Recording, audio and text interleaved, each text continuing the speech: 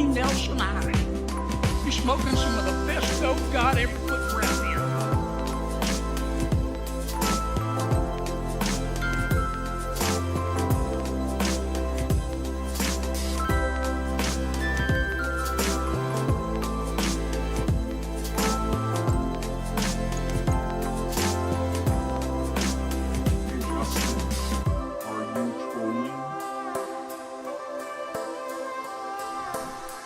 Justin FREAKIN is a formidable voice in the culture.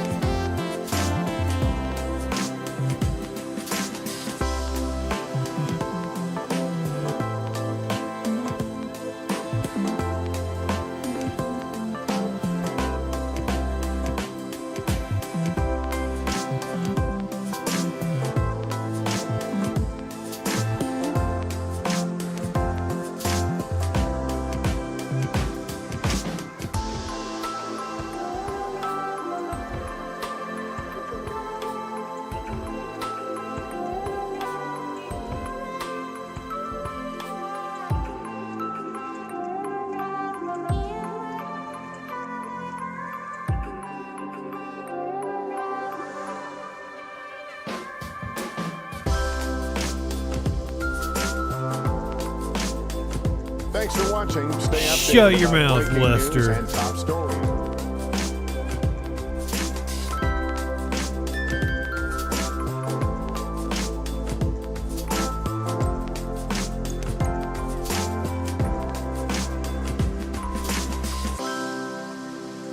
You live in sexual anarchy.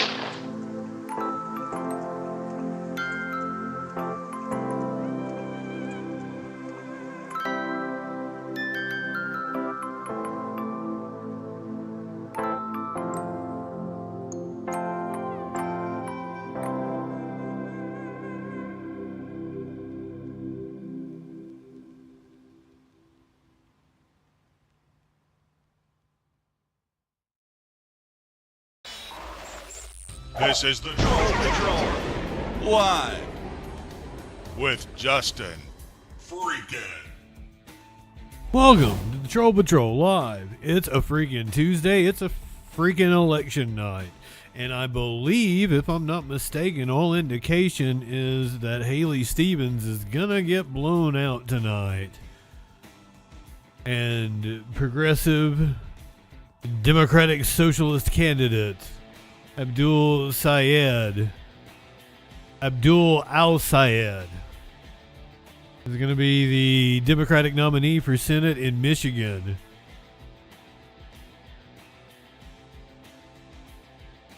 That is what all the Democratic strategists are saying. We'll see. There is a leaked report that came out that says that the Republicans actually fear al-Sayed more because they feel like a milquetoast candidate like Haley Stevens will depress the vote. If there's not somebody that will excite the base, they stand a better chance. I agree. Leslie, Cricks, clinically, DJ Dub, Warlord. Listen. They ain't gonna come out today, tomorrow, and say Mitch McConnell's dead. If they had been pulling the wool over our eyes, they're gonna wait until next week or something at least. They're not gonna be that obvious about it. It's not like they didn't kill Jeffrey Epstein, renamed him Palm Beach Pete, and sent him down to Florida, and he's just living his best life on TikTok. Yet a TikTok celebrity. There's no way they would do something that obvious. Well, the deadline has passed, so we're going to come out and announce that he is indeed dead. I don't think. Never be surprised.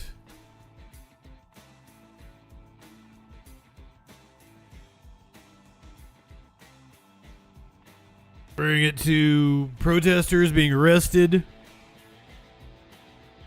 in Madison, Wisconsin, where man was shot by police a week and a half ago at this point. Protesters have been camped out ever since. We're going to hear from them. Wildfires destroying mass swaths of Washington state. We've got wild video. A man has been arrested and charged with arson, has already made a court appearance. Cyclosporiosis. I think I still fucked it up. Cyclosporiasis has claimed 2 lives. It is an election night. We're going to break down coverage in multiple states. Kansas, one of them. Republicans looking to flip a Democratic gubernatorial seat. Silent, 1011, clinically. Cricks. Leslie. DJ Dub. Good evening, friends. Now that all of you are here, we should totally get high. Did they shit themselves to death? That's a fair question. That's what Ebola does to you. It liquefies your guts and makes you shit them out. Now, I'm oversimplifying it, but pretty much.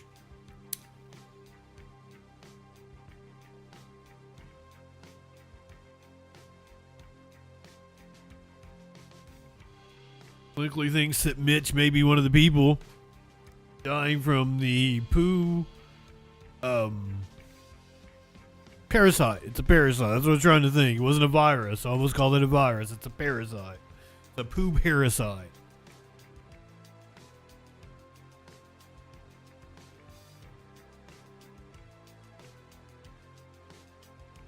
Ironically, we would have a problem with a shit parasite during the Trump administration.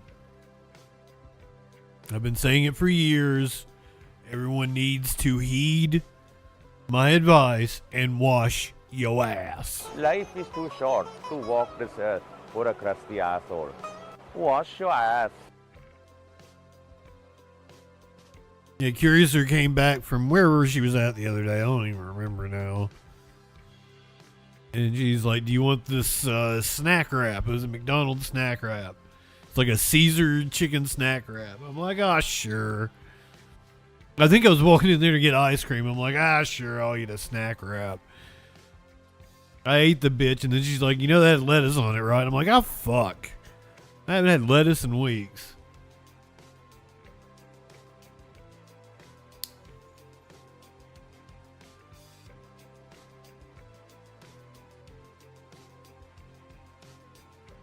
No, this morning I went, this is probably TMI, right? I have my BM. I look down. It is blood red. It is blood red all over the toilet paper. And I flip the fuck out. And then I realized I had Superman ice cream last night.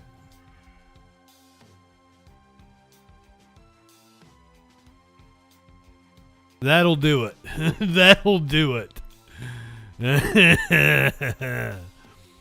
looked like so I was gonna make a clip of some of the crime scene photos they showed today in the Lindsay Clancy trial, and they're too graphic. They're too graphic for me to be able to show up. Like TikTok especially would ban me. That's what the toilet looked like this morning with the Superman ice cream. I didn't want the Superman ice cream specifically.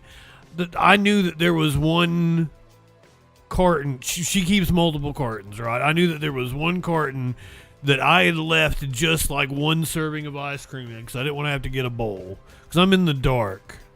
So I'm like reaching back there. I'm like 2 or 3 full things, and then I grab a thing that's, about one serving of ice cream. And I'm like, yeah. And it was supposed to be like fudge ripple.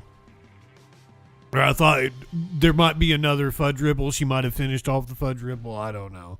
She got a new fudge ripple. I wanted the one that barely had anything in it, so I just get a spoon, go for it. I get back in here and I'm like, oh, it's super scoop. I'm still gonna eat it because I'm not gonna go back and exchange the ice creams and everything. But it was super scoop, which we always called it Superman ice cream at the restaurant that had it when I was a kid. But I guess, Superman's a trademark, so if you're mass producing it, it's probably got to be super scoop. How'd we even get on my shits? Life is too short to walk this earth for a crusty asshole. Wash your ass. Clinically, that's what I had a buddy that used to love making vodka and red Kool-Aid. And like the next day, I always thought, oh my God, there's something wrong with me. Oh no, it was the Kool-Aid. I mean, RFK might be onto something with the artificial dyes and shit. I try to stay away from them. But if somebody's going to make me a Kool-Aid vodka thing, I'm going to drink it. I can't wait to have your cock in my mouth. I'm going to give you the blowjob of your life. Then I want you inside of me. I need to relabel those because I got 2 different Kennedys, and that's the second time I've confused those. I meant to hit Robert Kennedy. I used to snort cocaine off of toilet seats.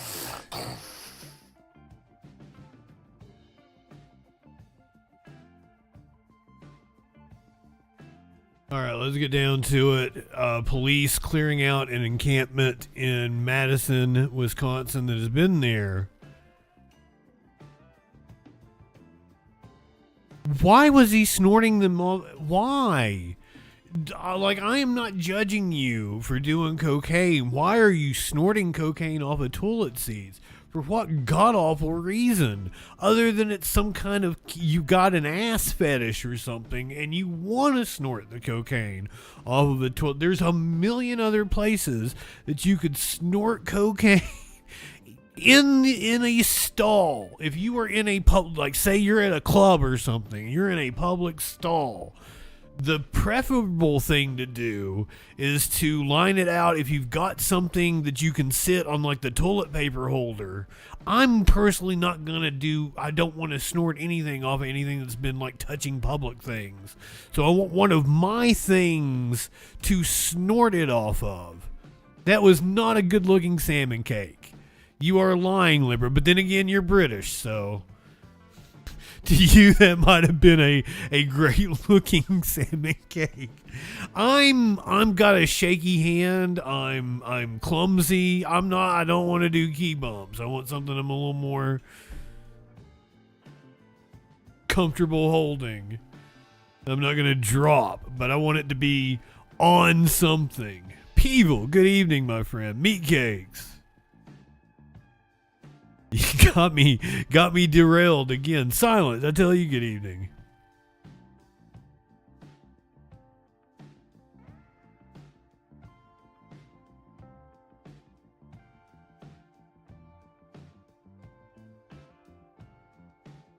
I prefer to have like a something, a tray, my thing was always clipboards. So when I worked as a portrait studio photographer, and we always had these little clipboards that have like sign-in sheets and blah blah blah blah blah, and they're like mini clipboards. We had them by like the dozens. So I just had these clipboards that I would take from work and shit, and I don't know how to describe them. They're fucking a foot long, maybe, if that, half foot, something like this big. And it was just like the perfect thing to snort anything off of.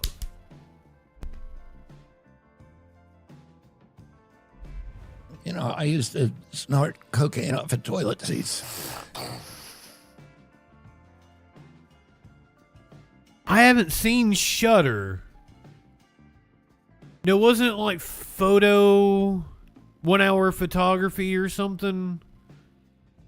8mm is a movie. Shudder is a movie. The one with Robin Williams where he develops photo, I do think I've seen that, and he's a creep. It was a good movie, but it wasn't 1 hour photo. Surgical tray. I don't know. I'm not sure, but I know the movie you're talking about, my lord. I saw it. It was all right. 25 photos. I didn't use cat. I would use, like, once again, I am very spoiled. I would make my own. Like, I would take a pen and I'd cut the pen in half so I'd have a little tutor, and then it would sit perfectly inside of the clipboard. And then in the truck I had at the time, this is a real drug head thing. My God. It is 1 hour photo. Okay, cool. So my truck had like up under the seat, it had like,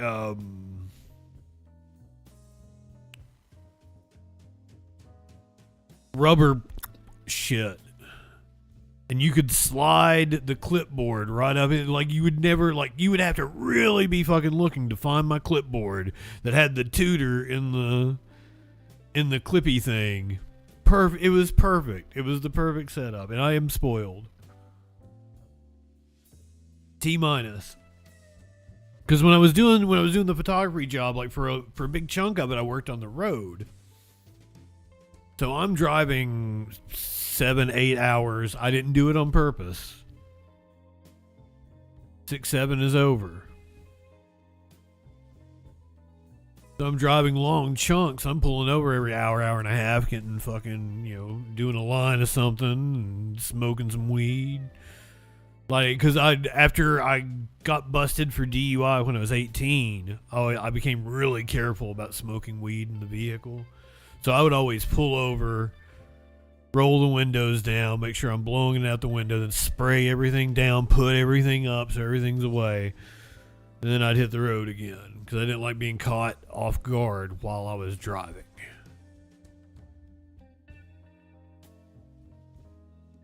Is it helping you, DJ Dub? I've always, anytime that I've been given a medication for whatever, I've felt that it's dulled my creativity, the thing that makes me me.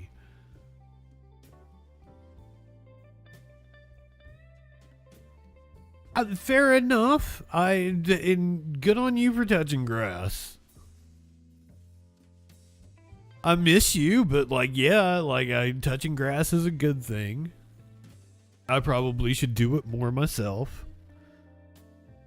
But also, I've lived a wild life. Like, somebody asked me if I had seen a sunset on it. Was it Winchy Poo asked me if I'd ever seen a West Coast sunset. And I'm like, I had my first kiss with a girl when I was in high school on the beach in Honolulu at sunset. It's been a wild life. But did the grass consent? That's exactly right, people. This grass consented to being smoked.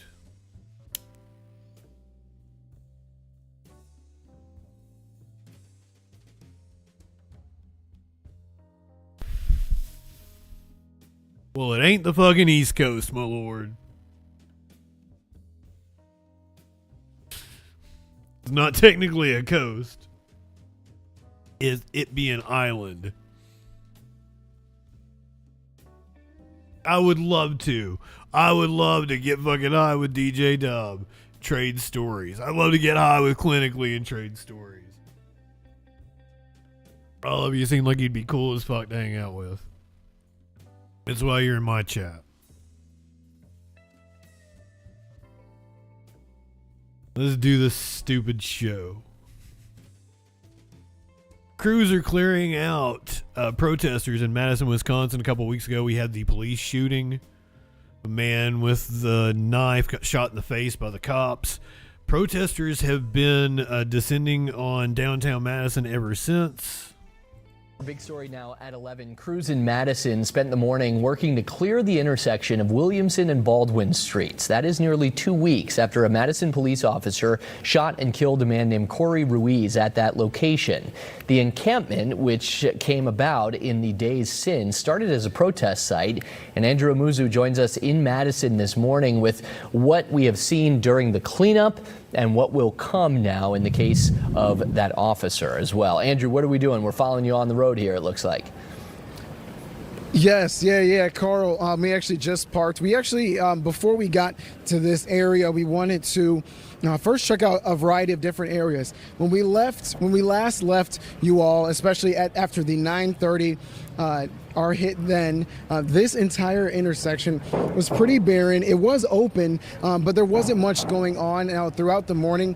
He's talking about the 9 o'clock news. They're on the 11 o'clock right now. Then things let up. So what we did was we went to 11 a.m. the mayor's neighborhood. That's where neighbors were telling us that there were protests. And then we also wanted to go to the Capitol. So we went to both, didn't really see anything. So now we are getting back here, and now the scene has grown. Let's take you more down over here where you can start to see at all four corners there's some type of presence, whether it's police officers here and there's protesters right across the way over here. Now, this was not here roughly an hour ago, so we don't know exactly what ensued or made it continue to rise. Now at 9:30 we were across the street where you see a lot of those people are. There is a memorial as well for 38-year-old Corey Ruiz, and so a lot of protesters still remain over there, but there is that line of law enforcement officers at this intersection. But overall, the biggest difference from now and early on this morning is that this is an open intersection as well. So, Carl, definitely a lot more presence, still relatively quiet, but this is the newest thing that we're seeing right here, right now. If people weren't watching this morning, Andrew, just give them a sense of how different a scene that is now than what it was before the sun came out, because there were fires at one point, and that whole intersection had to be cleared of a lot of different material.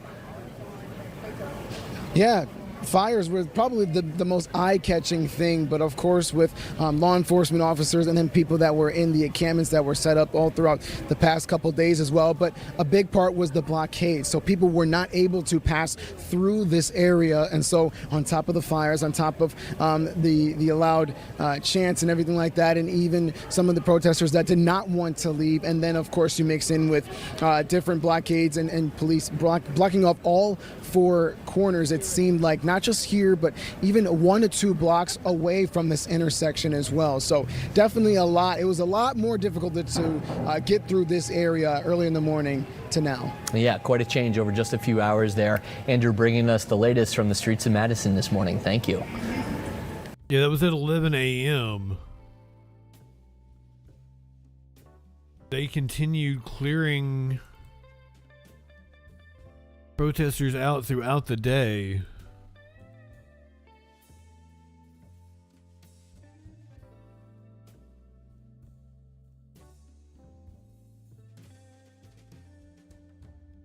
News. Thanks for joining us here on 15 News at 11. I'm Gabriella. This is also at 11. News that we've been following all morning. The intersection of Williamson and Baldwin Streets is now back open nearly 2 weeks after Madison, a police officer, shot and killed 38-year-old Corey Ruiz. We have team coverage in Madison. We'll start with WMTV's Tabitha Bland, who's been at this memorial site since City of Madison crews arrived just before 5 a.m. Tabitha, what does it look like now nearly 6 hours after those first warnings were given?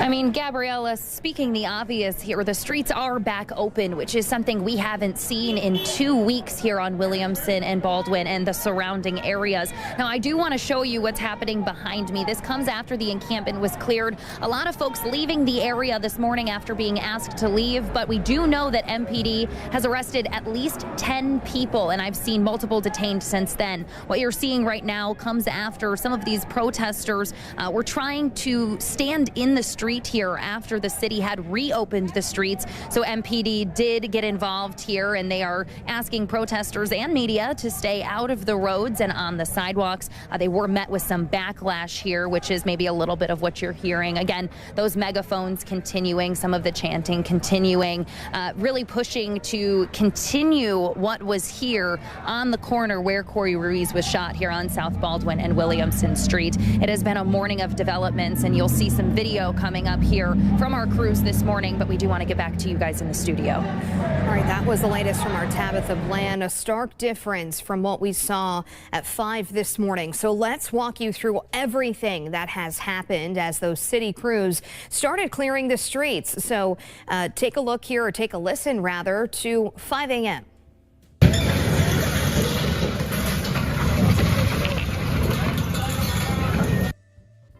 Our WMTV cameras were the only ones there when this all started unfolding on Williamson Street. Crews giving a warning to people verbally to get up, get their things and get out. And then pretty quickly after crews got to work, we saw those flames from the middle of the street. Police tell us that there were actually 3 separate fires, protesters using candles from the memorial site to light the fires. Firefighters, though, were quickly there to put those fires out.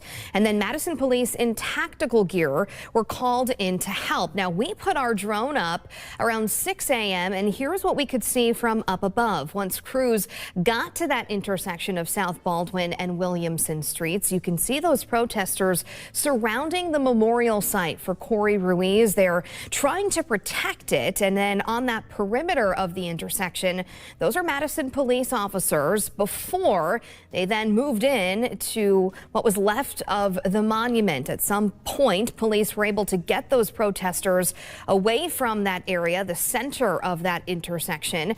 Madison police tell us that at least 10 people have been taken into custody so far. We don't know, though, who those people are or what charges they may face. We're working to get that information from city officials for you. And once police cleared the protesters from the intersection, this city street sweepers coming through, cleaning up debris that was left in the. This is apparently because local businesses demanded they do something about the protest. Officially reopened at 9 this morning, and a city official told our crews that unhoused people who were staying in the encampment were offered hotel rooms this morning. Madison Metro buses were nearby, available to take those people out of the area. And we spoke with one woman who was there as everything unfolded about what she saw. The homeless are used to getting pushed from park to park to park. Anytime we help, I'm with a group, we help set them up, do what we can for them, and they get pushed again. And it's a constant thing. So not long after the protesters were removed from the intersection, a group of people went here to the house of Madison Mayor Satya Rhodes Conway, putting up signs in her yard yelling for her to come out. The mayor, by the way, has not spoken publicly since July 23rd. That's the day after the deadly police shooting. Our team coverage continues as many people here are asking what's next. Now that the Willie Street intersection is back open, the city says that many of the things that were in the street at that encampment were taken to Demetral Park on Madison's east side, where we find our Ellie Pomerlew here this morning. Ellie, people can go right now to get their stuff. Now, she said we haven't heard from the mayor. That was as of 11 o'clock. The mayor has released a statement. I'm getting ready to play that for you.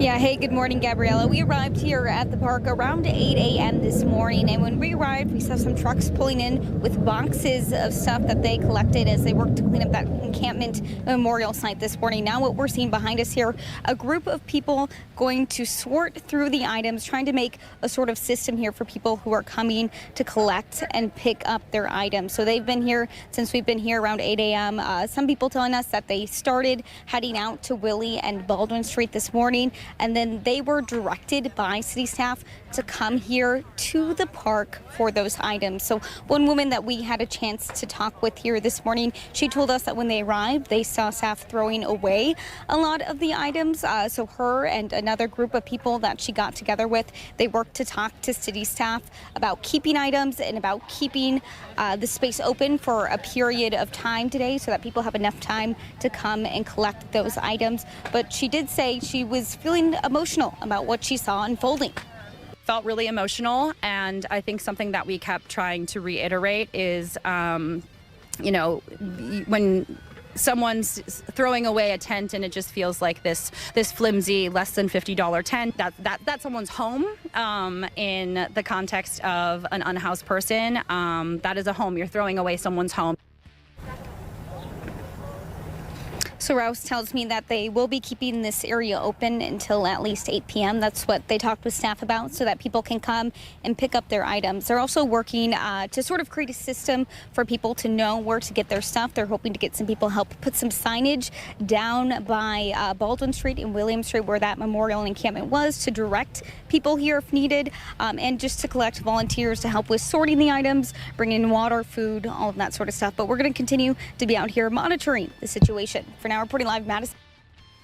So I believe unhoused is just the woke PC term for homeless. Up yours, woke moralists. We'll see who cancels who.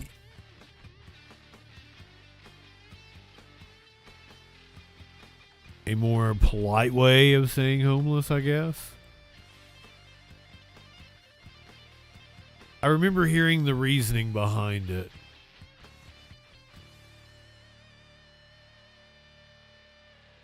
And I can't bring it to mind off the top of my head.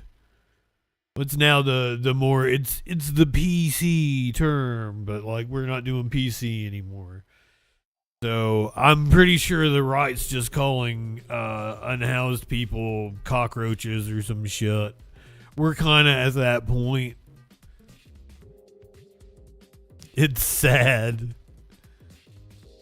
As I said, the mayor of Madison did issue a statement. She said she did not make the decision to uproot the encampment lightly. Well, just into our newsroom within the last 15 minutes, Madison Mayor Satya Rhodes Conway has released a recorded video statement after this morning's city operation to clear the encampment at the intersection of Williamson and Baldwin Streets. This video message coming after WMTV has requested multiple times to sit down ourselves with the Madison Mayor Satya Rhodes Conway. But in this video, again recorded by the city, she starts by saying that the death of Corey Ruiz is a wake-up call for the city of Madison, adding that the city is fully cooperating with the independent investigation happening with the Wisconsin. She apparently hasn't been seen in weeks. Wisconsin Department of Justice. Mayor Rhodes Conway going on to say that these processes and investigations do take time, adding that there are many decisions that are not in the city's government control. Again, the decision to invoke this option was not made lightly and was only made after almost 2 weeks of trying to resolve the situation peacefully and voluntarily with the people occupying the site. So the Madison mayor there talking about the decision to move in again at 5 this morning and clear out the encampment. The city of Madison is saying that this encampment site, now cleared, has since been reopened. It's been so since about 9 this morning. Crews removing all signs and barricades from the area too. You can see those street sweepers in this video after coming through to remove the debris that was left behind. And not long after protesters were removed from this intersection this morning, this group of people went to Mayor Rhodes Conway's house, putting signs in her yards and yelling at her for cute little house. Before this video message, the mayor had not spoken publicly on camera since July 23rd. That was the day after the shooting. Again, WMTV has requested Mayor Rhodes Conway sit down with us to answer more questions. We will continue to keep you posted if we are able to speak with the mayor ourselves. I don't think the mayor wants to talk to you. Let's get the perspective of the protesters, shall we? I think it was a different news station sat down with the protesters last night, asking them about why they are there. 12 days since a Madison police officer shot and killed Corey Ruiz on Madison's Near East Side, and Williamson Street is still blocked off. Thank you for staying with us. I'm Caroline Dade. And I'm Brandon Taylor in for Amber. Mayor Satya Rhodes Conway has asked demonstrators multiple times to voluntarily take down the barricades and leave the area, but they have so far not done that. Ryan Lynch spent the day down at the encampment, and she joins us live. Ryan, you went inside the barricades earlier today and spoke with several people there. What are they telling you about how long they plan to continue occupying that intersection? Yes, Caroline, Brandon, this is what Williamson Street looks like today. Tents still pitched, memorials still set up nearly 2 weeks after the shooting death of Corey Ruiz. Now, we've been out here all day having conversations with people. Right before we joined you at 4 o'clock, one person became confrontational with us, telling us to leave. Other people have been more open to conversations. Here's some of the conversations we had today. Some protesters vowing to stay until they feel justice is served, while others wanting to reach a compromise with the city. One woman telling me, while she disagrees with the city's stance, that the encampment is unsafe or unsustainable. I want to be here as long as it takes. It's hard to say until justice is served, because how do you get justice for a life taken? Like, it's hard to say that in confidence, but I feel like we will be here as long as we need to get the results that we're looking for. We asked about their plans in cooperating with the city, to which she told me they'll, quote, act accordingly if the city eventually intervenes. Another man I spoke with telling me while he wants to see Corey's life honored, he understands the mayor's stance. I think they kind of losing focus, but what this really about is not about the encampment and the homelessness, it's about Corey. And that's why I'm thinking people losing the focus of this, so she has a point in so many ways. And while protesters varied in their reactions, pretty much all continue to call for what they've called for since the beginning: justice and accountability. Now, the city did say they'd be giving tow notices starting today. We have not seen any cars being towed today as the encampment continues. For now, reporting live in Madison, I'm Ryan Lynch.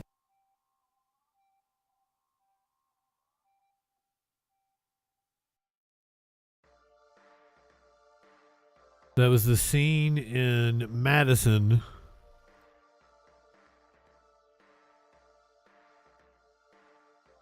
Police cleared out protesters earlier today. Malord, are you still here?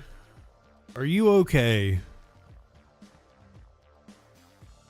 Gender fluid, Bagheera, Denonymously, Torchy, Textilian, Llama, T-. I'm asking my lord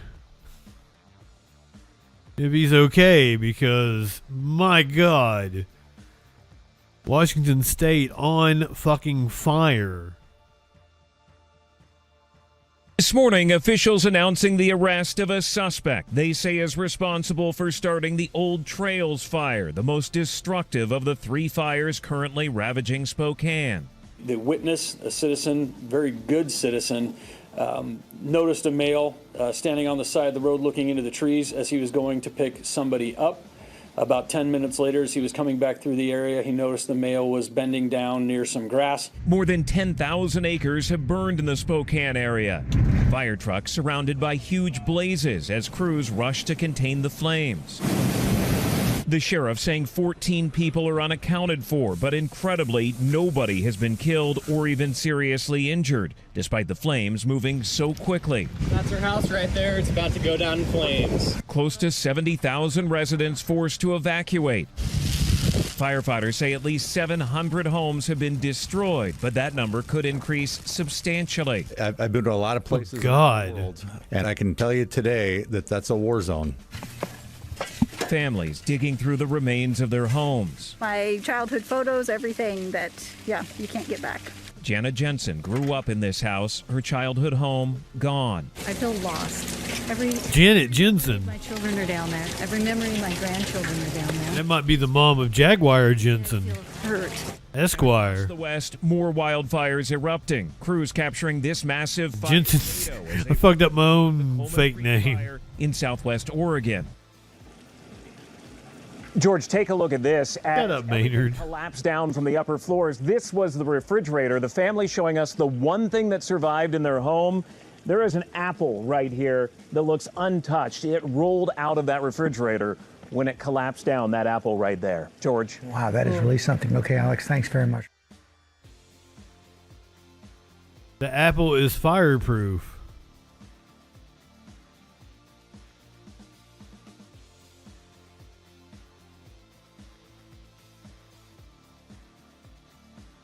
As long as we're talking about things on fire, let's go down to Guatemala.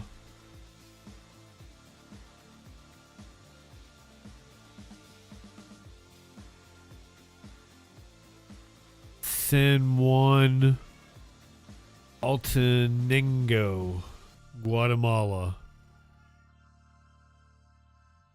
Here we have the Fuego volcano.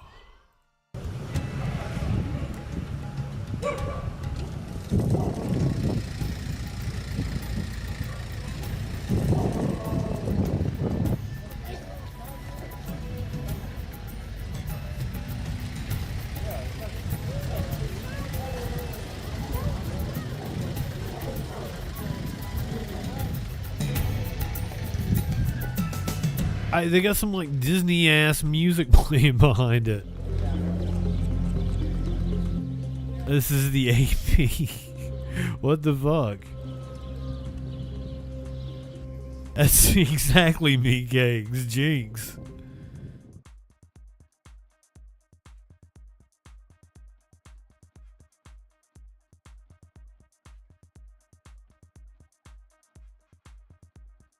Georgia is usually when like an area, like I've lived in multiple Tri-Cities areas. It's like when like cities grow together, kinda. They're close by. A lot of times it happens they're in different states. Like they'd be across the river from each other or some shit.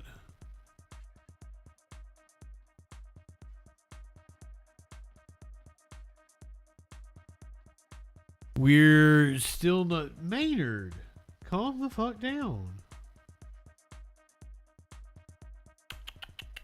Come here. Here.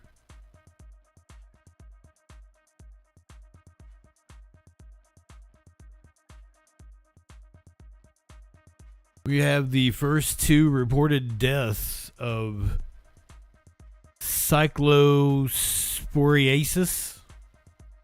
Probably closer than I've been other times. Well, the cyclosporiasis outbreak that has become Cyclosporiasis. foodborne illness outbreaks in U.S. history has now turned deadly. Apparently, 2 people have now died in Michigan from the parasitic stomach illness, and both individuals had significant underlying health conditions also that may have been impacted by the cyclosporiasis and dehydration. Those were the findings. Medical correspondent Dr. Most people in this country have significant underlying health issues. There were more than 18,000. This is back to the same thing with COVID.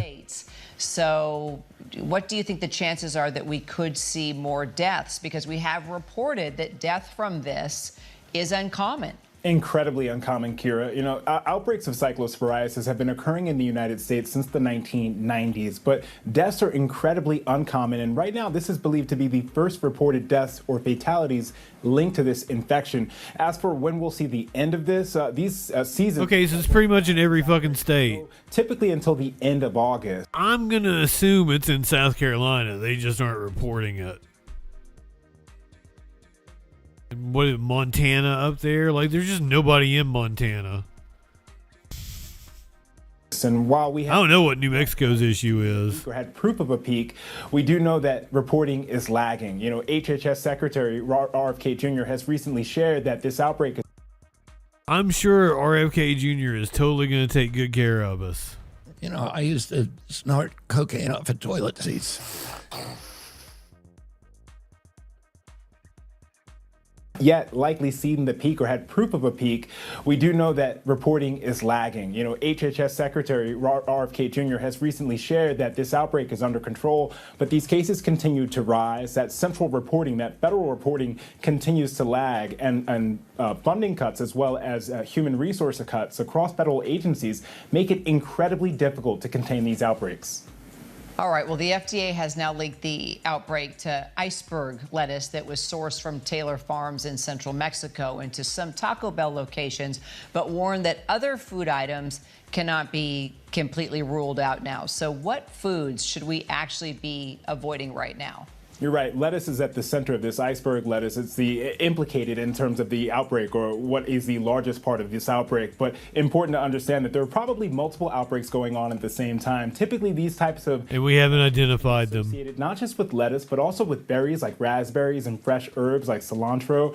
So it's important to be mindful about food safety in the kitchen. You want to make sure that you rinse and wash all vegetables before you prepare them, making sure that you're washing your hands, cleaning your surfaces, and also remembering that in order to kill this infection, if you really want to be sure, heating food above 158 degrees Fahrenheit is a surefire way to eliminate the risk. Although rinsing off those vegetables does reduce it, it doesn't get rid of it completely. So paying attention to your symptoms is key here, and seeking out guidance if you're in need of assistance is important to make sure that you get this infection under control before it becomes severe. Wash your hands and be sure to wash your ass. Life is too short to walk this earth for a crusty asshole. Wash your ass. Lenny, good evening, my friend. Avoid all food. Eat ass. Make sure your ass is washed, too.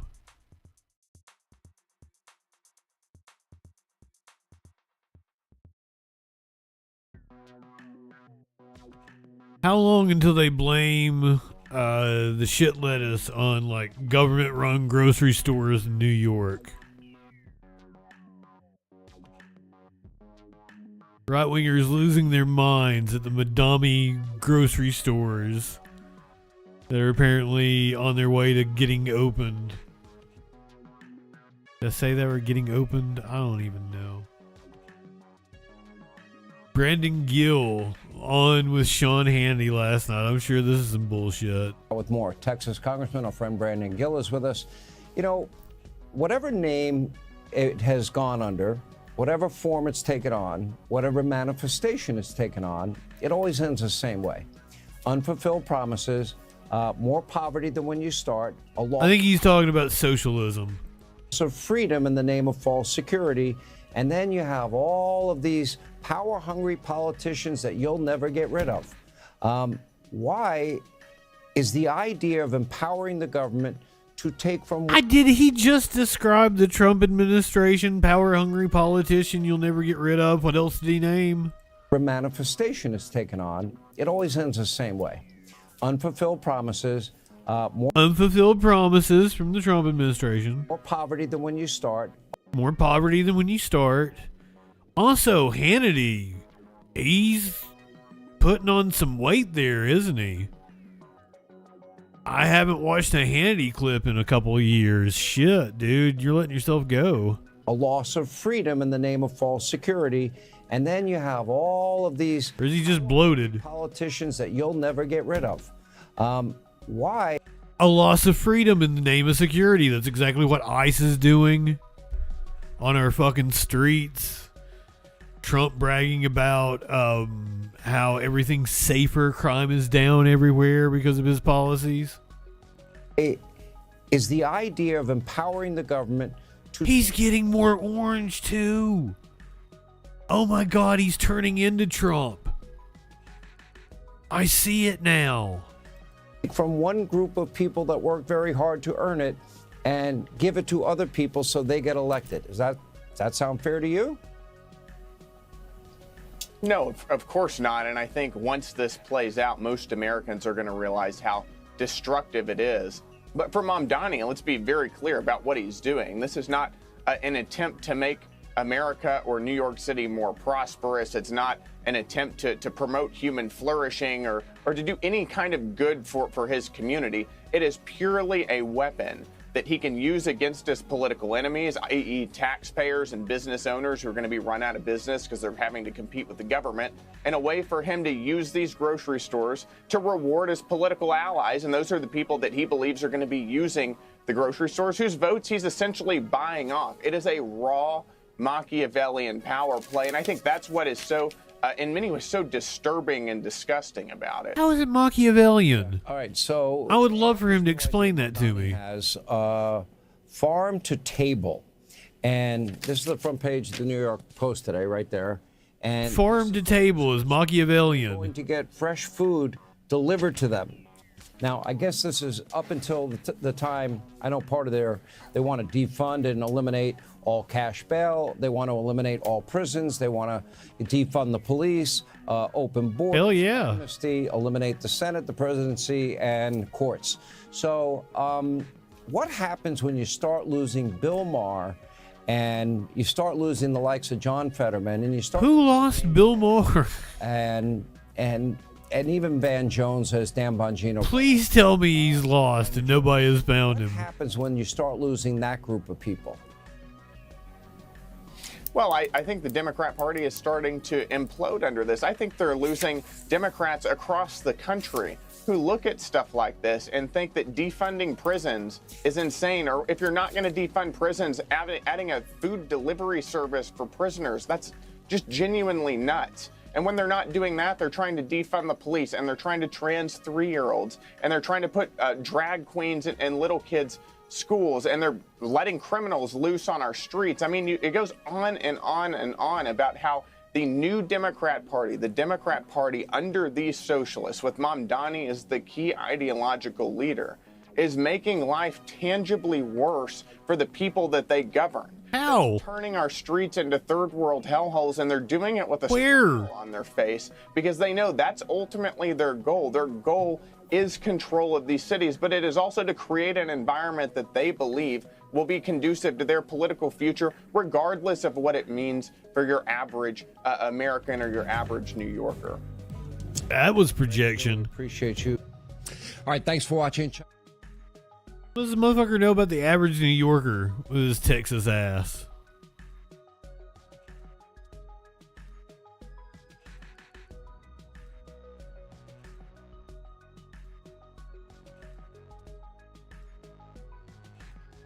The polls close in Michigan in an hour and 10 minutes.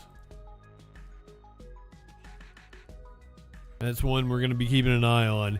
I'm gonna ask the question right now. I think I know what the answer is gonna be, but I'm gonna leave it up to you, the chat. They are doing a round 2 of the South Carolina Republican debate. No, please let me touch it. Please. Can I touch it? So if you were with me last night, Darlene Graham, Ray Fry, Mark Sanford, that other dude, I went over their names, I drilled their names, and I figured clinically would think it was boring and would not want to do second night of South Carolina Republican debate. So we will do news and pick up election coverage come 8 o'clock. Maynard, calm down. How about we check in on it, but we don't watch the whole thing like we did last night? Clinically's like, oh no, we can. Clinically's a masochist, is that it? A masochist? We're talking about prisons. Family of a man who died in ICE custody in New Jersey is Lenny, I don't know how to tell you this. The cat video you sent me was AI. I'm sorry, friend.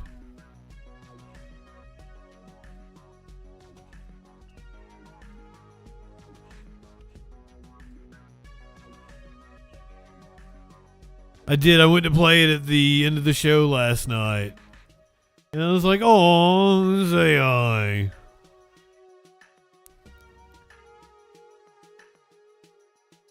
Maynard, chill. I mean, it's cool if you played it. You probably, you know, that's something you should disclose as AI. Gave away the talking cats. There's no talking. Like, I could see how someone could think that was real and cool.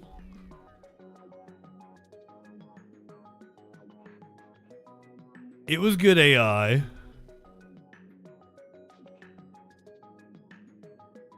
I might not have known if it wasn't for the fact, like, it was real small down in the corner, that it had a label that was AI.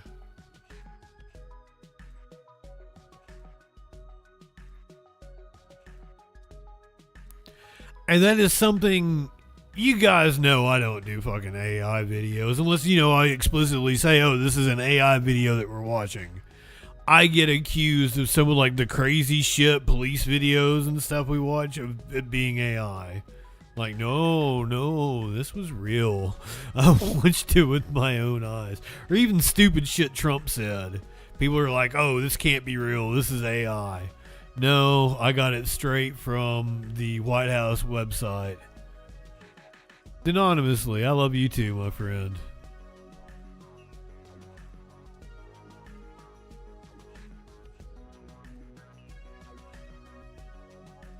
Not convinced I'm not AI. I thought that was the thing I had going for me. The White House does use a lot of AI, but, you know, I'm talking about press conferences and shit.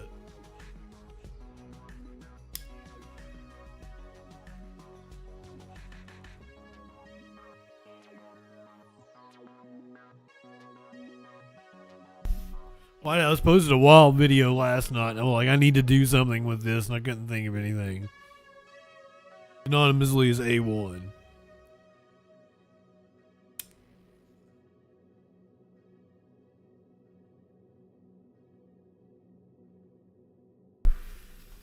Byronic, good evening.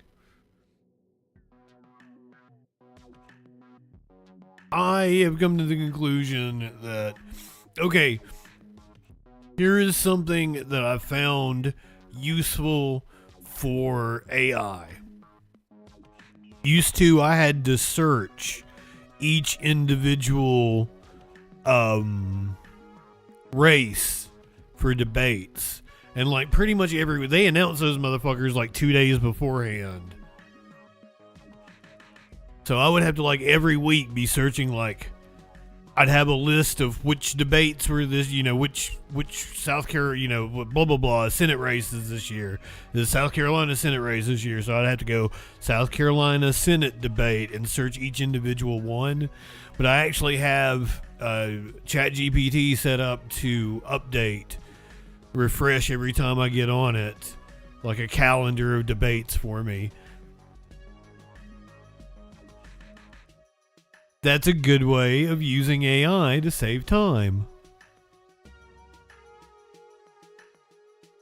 Do not ask AI to think for you.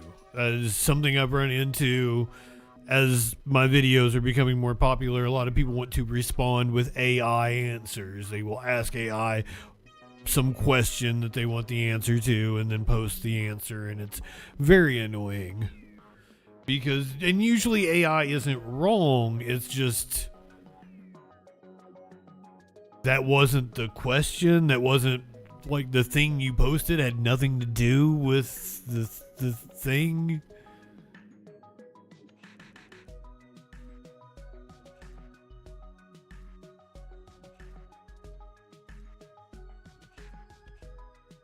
Okay, I could never use AI for porn because I'm into like people in a sketchy hotel with their cell phone video, like I'm into like as amateur shit as you can get. Can't do the AI. Okay, we're going to New Jersey where a family is demanding answers after a man died in ICE custody. He was treated horribly, and when I was on him, he always sounded calm and happy, though all of us were worried about him. And while he was detained, he lost 30 pounds. And when I saw those videos on the news about him, he would say stuff about how they were treating horribly and how his face and hands were numb, and how they had handcuffs on him every time they did point his hands would be purple. He had Phillips high blood pressure, he had diabetes, and they refused to give him his medication, and they brushed him off as complaining.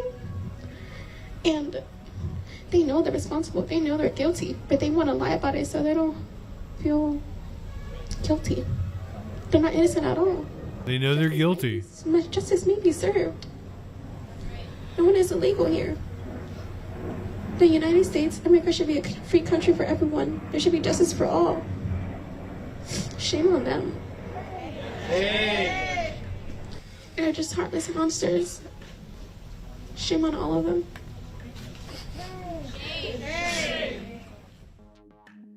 I do not get it. I've had so many people come at me and be like, oh, like the Muslims are going to invade your country. They're taking over. I'm like, are they? I barely know any Muslim people. What the fuck are you talking about? It's just rank racism. And even like, what would it to take over the country? You just are upset that people look different than you? Someone said that Islam is not compatible with Western values. And I was like, aren't Western values plural secularism? Which wouldn't it mean you're the one that is not compatible?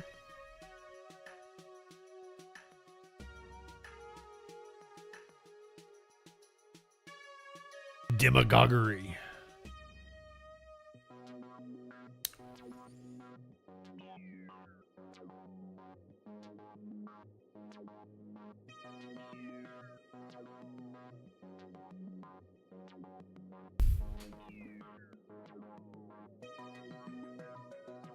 Never understand racism.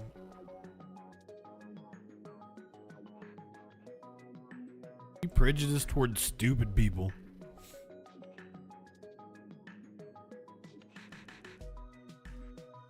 I didn't even get around to that. Yeah, I got the Nick Shirley video. Jake Lang got assaulted too. Yeah, I couldn't even fit it on the list tonight. I got so much other shit that's more important.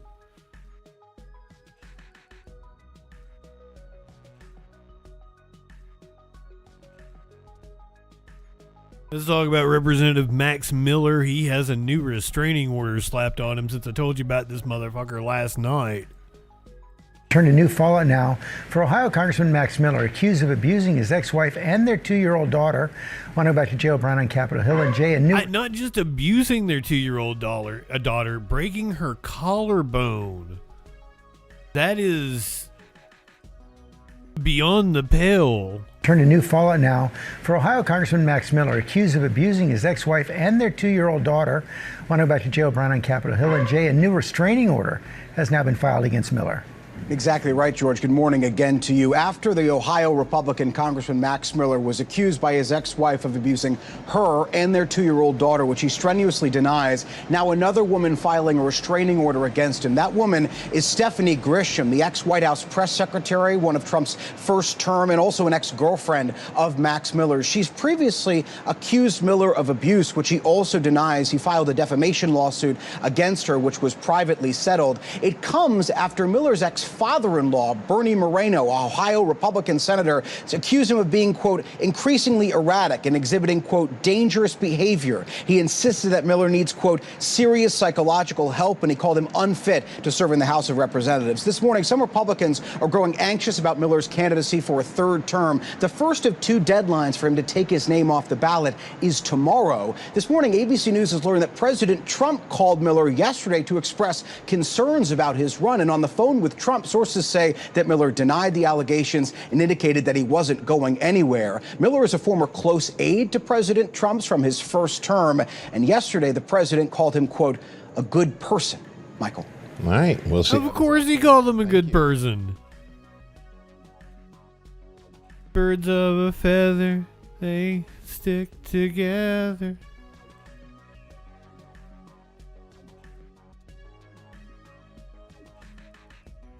Miller is requesting a probe by the House of Representatives into these allegations. As if you were with us last night, you will know that he released multiple pieces of damning evidence against himself, of him basically admitting to abusing his ex-wife, scalding her with hot water. Now, he said you couldn't scald somebody with hot water, but he absolutely did do what she accused him of.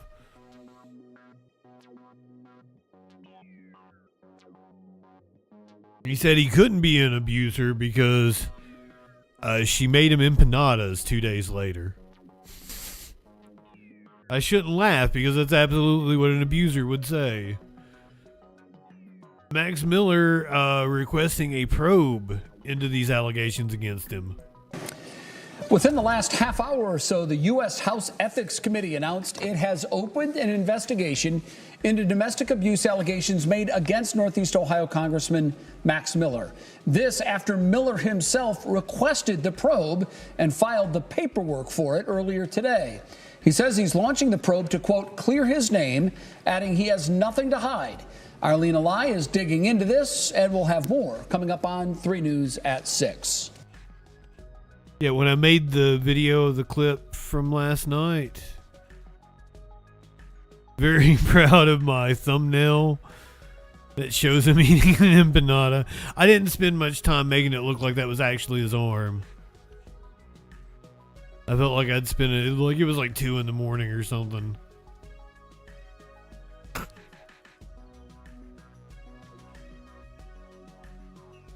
Couldn't really find a good empanada either.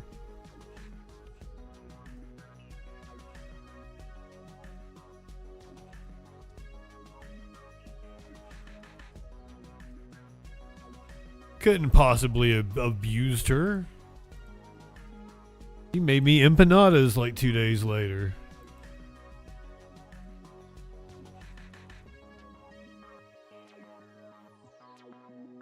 The House Ethics Panel also looking into Republican Representative Chuck Edwards of North Carolina. He has multiple allegations of abuse against him. The House Ethics Committee is recommending a censure resolution for Congressman Chuck Edwards after allegations of sexual harassment and a toxic work environment. Here's a tweet here from Bill Malhusian as this news came down with the committee releasing its report, saying, the House Ethics Committee is recommending that Representative Chuck Edwards, the Republican from North Carolina, be censured after their investigation found he created a hostile work environment for 2 female staffers due to sexual harassment and inappropriate behavior, including missing votes one evening to visit a female staffer's house to, quote, perform chores like yard work, decorate her Christmas tree, and pick her up and drop her off for events and activities with his driver. The committee found that Representative Edwards showered the staffers with lavish gifts, brought them on trips, texted inappropriately, and apparently deleted text messages that the committee was unable to recover. Some specific examples of the Ethics Committee found during their investigation. Now, here's some of the documents. I know this might be hard to read, but we can go through some of it right here, and I'll read it off to you.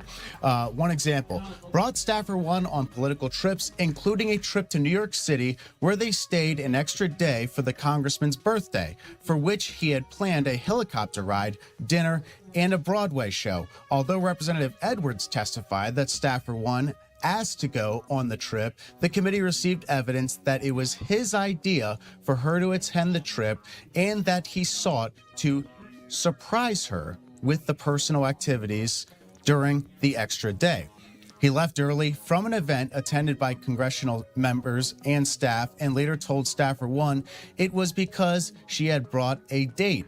When asked about this, Representative Edwards testified to the committee that he told Staffer One that he did not want to be in the way of something to that effect. Talked to Staffer One and other staffers about going to strip clubs in Washington, D.C., invited Staffer One and Staffer Two to private dinners, in at least one instance noting to Staffer Two that she should not have the scheduler put it should not have had the scheduler put it on his calendar.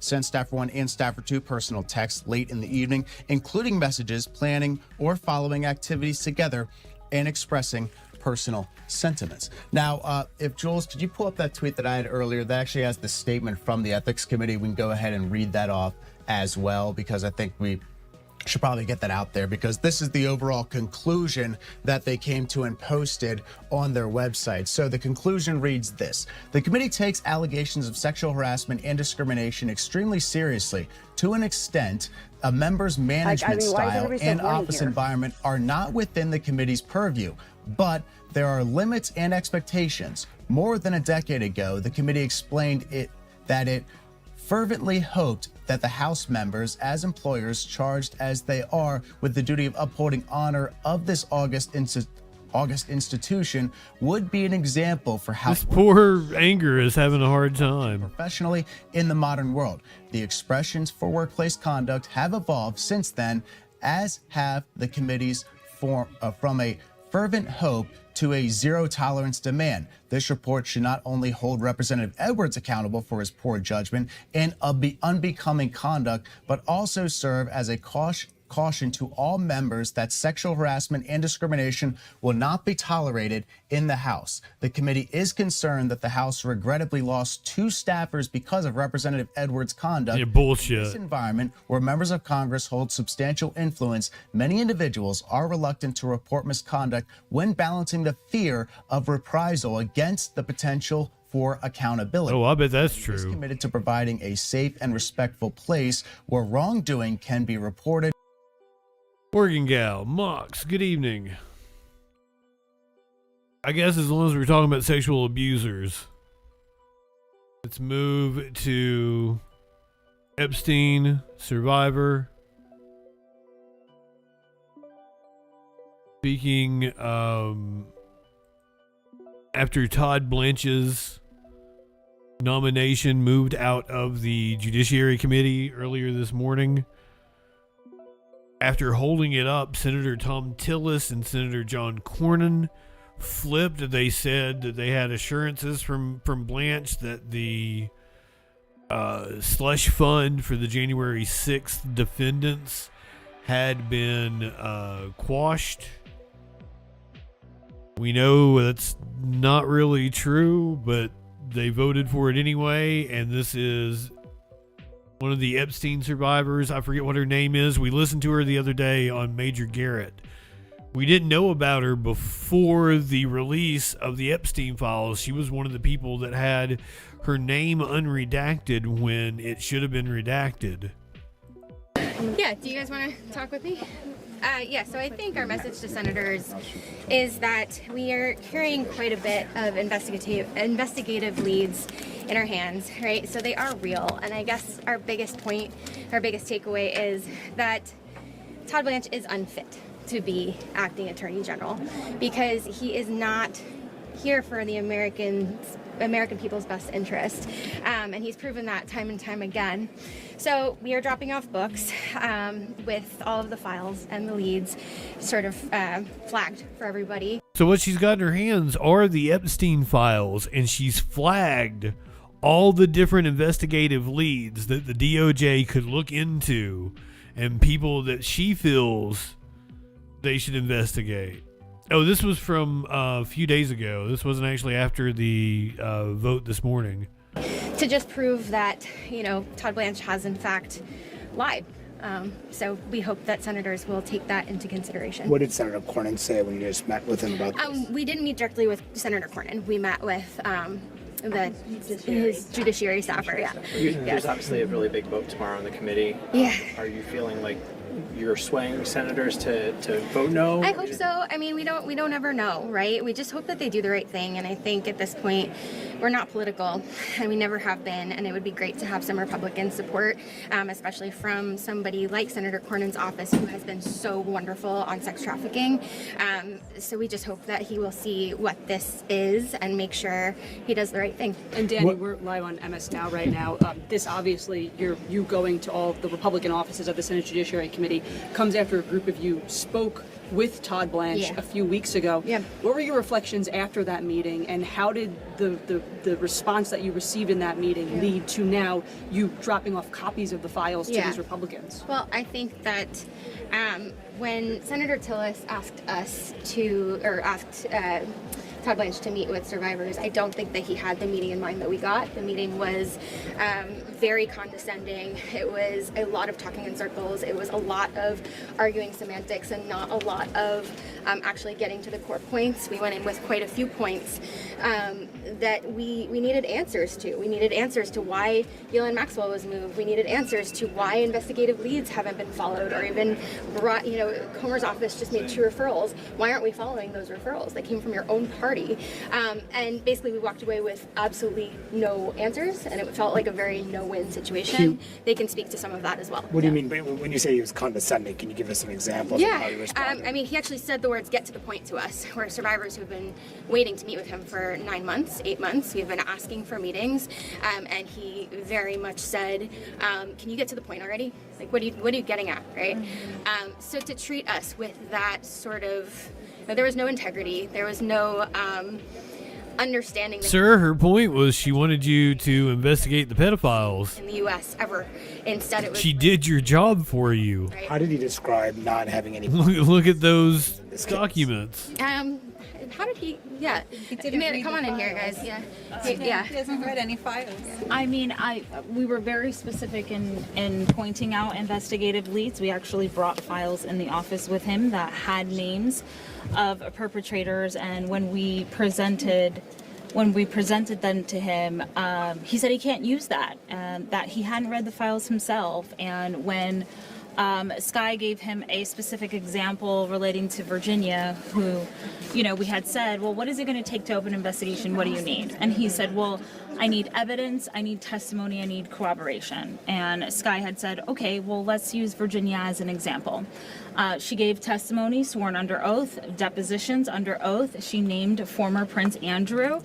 She provided a photo document of Andrew, and then they were corroborated in the files by Ghislaine Maxwell as being real, that Virginia was present and did meet Prince Andrew. Is that not an investigative lead?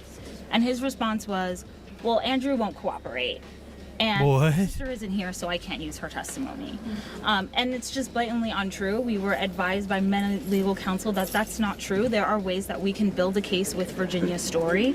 And so it just was the complete unwillingness to pursue actual leads here. You are asking for a promotion to be and provide justice to the American people, and he has displayed that he's unwilling to do that. And I understand that after that meeting with Todd Blanche, a group of Epstein survivors sent a letter to Senator Cornyn, to Senator Tillis, asking that they oppose Todd Blanche's nomination. Did you guys ever receive a response from Tillis or Cornyn? Probably not. We've now, since today, been in touch with the offices. So we are really hoping that they will work with us. If Todd Blanche makes it out of committee tomorrow, what message does that send you guys, to your group? I think it's a massive chilling effect to all survivors across the U.S. I think it is absolutely a vote against survivors in this country, not just Epstein and Maxwell, but I think it sends a huge message to who you can trust in this country. What did you talk to Tillis? Tell you guys in there? What did the senator's staff tell you guys in there? They were very pleasant and wonderful. very open and willing to hear our argument in our cases. We talked about the meeting, we talked about the hopes, and we really respected the senator for building his career on standing with survivors, and we hope that he will end his career doing the same thing and standing with survivors all over this country. It was a productive meeting, and they were... Bagheera, they didn't read all the pages. They lived them. That's all we can do is reach across the aisle. And you spoke to Senator Tillis this morning as well. How did that? What happened there? Yeah, he was coming what off did the he say? elevator. I think we were both pretty surprised to see each other. But yeah, he said that he would love to meet with survivors. So we're hoping that Because he sounded positive that Blanche had met with the survivors. Well, I just hope that he understands what that meeting was, right? I think that it was very much a check-the-box meeting. His information that he got was probably that, yeah, Blanche met with survivors, and I'm sure that looks great for Blanche. But what he doesn't know is what it felt like in that meeting, and also... Oh, yeah, I'm sure they had plenty of paralegals. Had lied under oath when he gave testimony, because he had said that all of the things that needed to, or that were misredacted, needed to be taken down, and that they were put But back. it's literally their stories. Wholeheartedly untrue. My personal information was out there 3 times, 3 batches, right? And this is out there. We've talked about all of these things a lot, but there are many lies that you can catch him in. And so I just think we all think that, you know, he can't be Attorney General. We are one day away from this very critical vote tomorrow in the Senate Judiciary Committee. If just one Republican votes no, that nomination is... Well, that vote happened, and he is going to the full floor. I would assume he makes it through. I don't know.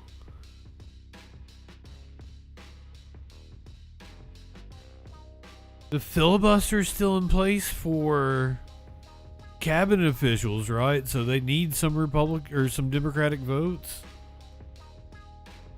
Trump says they had to have done away with the filibuster then. So they only need 50 votes for him. There's no way that they would get enough Democrats to vote for him. I would hope every Democrat would vote against him.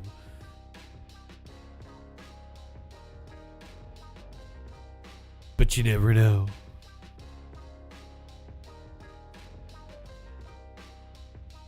Gonna need a new U.S. attorney for Washington, D.C. Apparently Trump is going to give Judge Jeanine the boot. And questions about Jeanine Pirro's future as U.S. Attorney for Washington, D.C. after sources say President Trump had discussed firing her after she dropped a case on Friday. President Trump says Pirro, quote, choked. Here's ABC's Olivia Rubin. Today, sources say President Trump has privately weighed firing his handpicked attorney in Washington, D.C., Jeanine Pirro. And frankly, I think she choked. Trump furious, meeting with Pirro at the White House yesterday, sources say, after she dropped the felony criminal charges she filed against 3-time Olympian David Hearn, who the administration accused of vandalizing the newly renovated reflecting pool. Seriously, like, we're lucky that the fascists are fucking stupid. They charged a 3-time Olympian. God, you fucking idiots. And frankly, I think she choked. Trump furious, meeting with Pirro at the White House yesterday, sources say, after she dropped the felony criminal charges she filed against 3-time Olympian David Hearn, who the administration accused of vandalizing the newly renovated reflecting pool. I was disappointed with Jeanine Pirro, really disappointed with Jeanine Pirro. She folded like an umbrella. Trump greenlit nearly $15 million in taxpayer dollars to restore and repaint the pool. But just weeks later, it turned green from algae, and that paint peeling right up.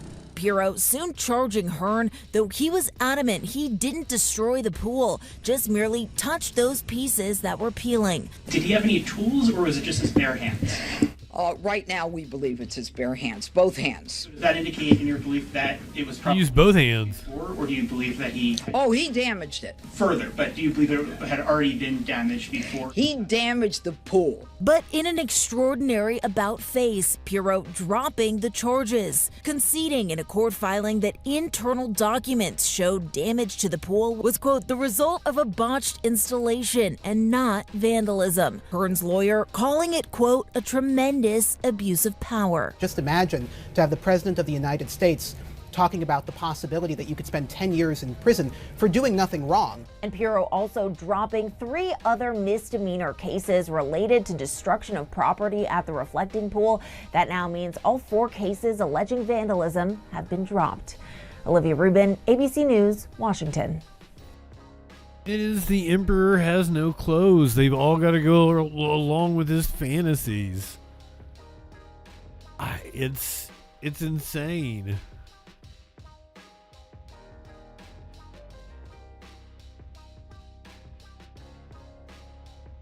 Let's check in South Carolina. Fuzzy Simba, welcome in.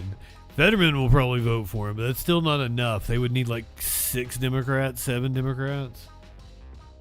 God damn it, again. It just keeps coming up in the wild.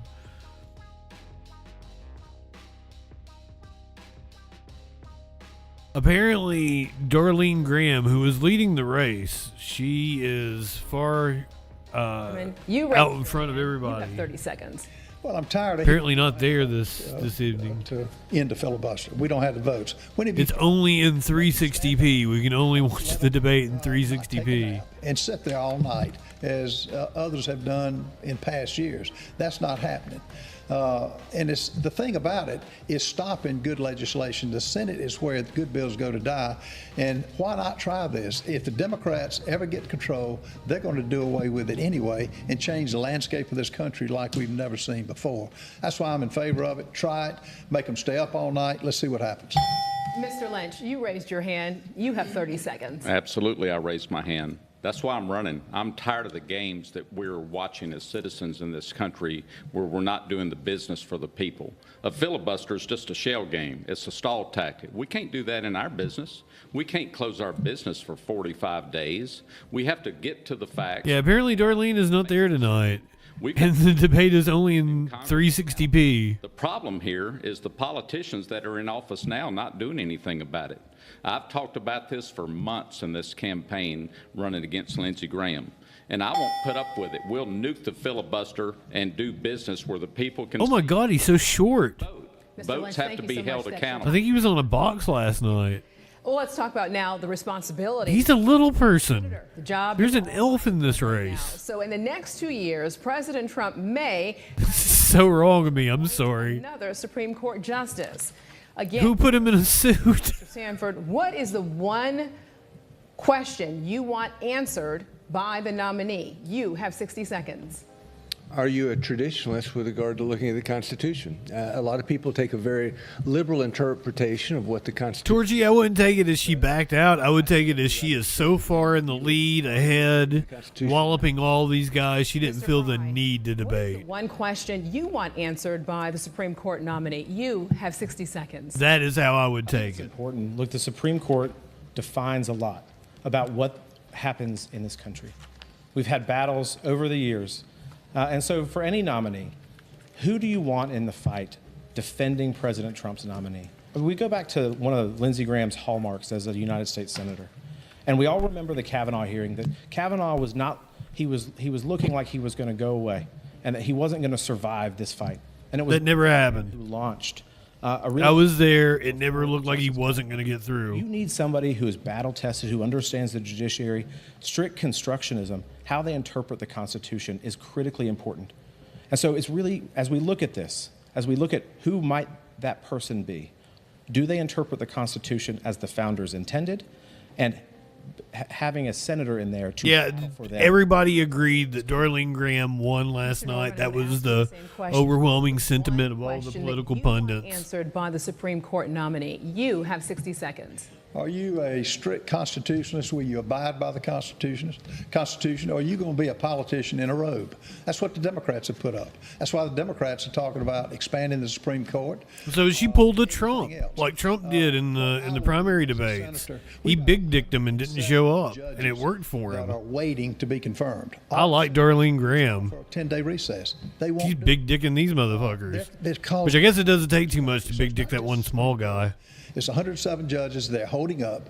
Call it. Let the president. Gender fluid. Let me throw this at you. Somebody said this the other day, that's not and it's probably fucking true. If we ever get a woman president, it's gonna probably be a conservative. And it's what the American people need to know. The first woman president will be just like Margaret fucking Thatcher. I'm not at odds with Republicans. We've got to replace the Democrats who have gone off the rails with their socialistic ideas. We can't abide by it. Mr. Lynch, I'm going to ask you the same question. What is the one question you want answered by the Supreme Court nominee? You have 60 seconds. Yes. My main question is, does the judge love Jesus? When our country was founded, it was based on biblical values. We came here to worship the one true God. Our laws have to equal God's laws. So I got to know where this judge is on his biblical values. The Constitution was written from that, to protect our God-given, unalienable rights. And Russell, you know, that's good to talk about Kavanaugh, but all the other judges Lindsey picked have blocked all of President Trump's agenda, like Judge Sotomayor, Kagan, Judge Herson blocked Trump's executive order when he first got back into office again to end child mutilation surgeries, to stop the transgender surgeries of our children. And Judge Herson blocked that. And Lindsey was one of the several Republicans that voted for Judge Herson. And he picked all the judges that Obama and Biden wanted, and we're dealing with the consequences. Hoisin sauce? Candidates, we now want to turn to the topic of foreign policy. Carolyn? I think that might be about all of that I can take. Are you ready for the breakdown? You want to get in election mode? Do we need to put our election hats on? We've got polls closing in Michigan in 30 minutes. That's the big race we're looking at. There's a couple other states also going to be giving us results. Let's do Kornacki first here. Set the stage here. Let's talk about the big race in Michigan. What are the various different paths to victory for Al Sayed and for Stevens? What are you watching for? Yeah, well, in a few hours, the map is going to start like. As far as I can tell, it's going to be a trouncing in favor of Al Sayed. That seems to be what the polling is. It seems to be the sentiment. Can't ever really trust it, but it seems that Al Sayed is going to absolutely trounce Stevens. So we'll see. Up, and I think one thing to keep in mind here, so much of the vote as it comes into tonight in Michigan in this Democratic primary is going to come from the southeast part of the state, particularly right here, the state's biggest county, where its biggest city, Detroit, is. That's Wayne County, right next door, Washtenaw County, Ann Arbor, University of Michigan, and the two big bedroom suburban communities here, counties, Oakland and Macomb. Together, just these four counties, you're probably looking at about half the vote that's going to be cast in this primary tonight. I think you can expect, take a look in Washtenaw. The question there is going to be not who wins the county, but how much does Al Sayed win it by? Demographically, again, you know, big college area, Ann Arbor, University of Michigan. This is where he's expected to do very well. Can he run up a big score right there? Meanwhile, for Stevens, I think Oakland County, her political base, into Macomb County, she wants to be doing well there. And the real wild card here is going to be Wayne County, because we say Detroit, but Wayne is also much bigger than Detroit. Wayne County, in fact, itself is 20% of all the votes that are going to be cast tonight in the primary. And there's a bit of a split there. When you get outside of Wayne, you got other cities in Wayne County like Dearborn, like Dearborn Heights, like Hamtramck. Dearborn, the first a majority Arab American city in the United States of America. You can expect in places like that, Al Sayed potentially to be posting some very big numbers. In the city of Detroit, though, Detroit itself is 75% black. And actually, Al Sayed did not do that well there when he ran for governor in 2018. Polls have suggested Stevens is doing substantially better than Al Sayed with black voters. So can Stevens run up big numbers in Detroit? But Wayne County, does she have a big butt? The biggest wild card in this. It's the biggest piece of the puzzle. The bad news. That's the only explanation. Wayne is also the slowest at putting its results out there. So if this is a close race, we could be waiting late into the night for Wayne County.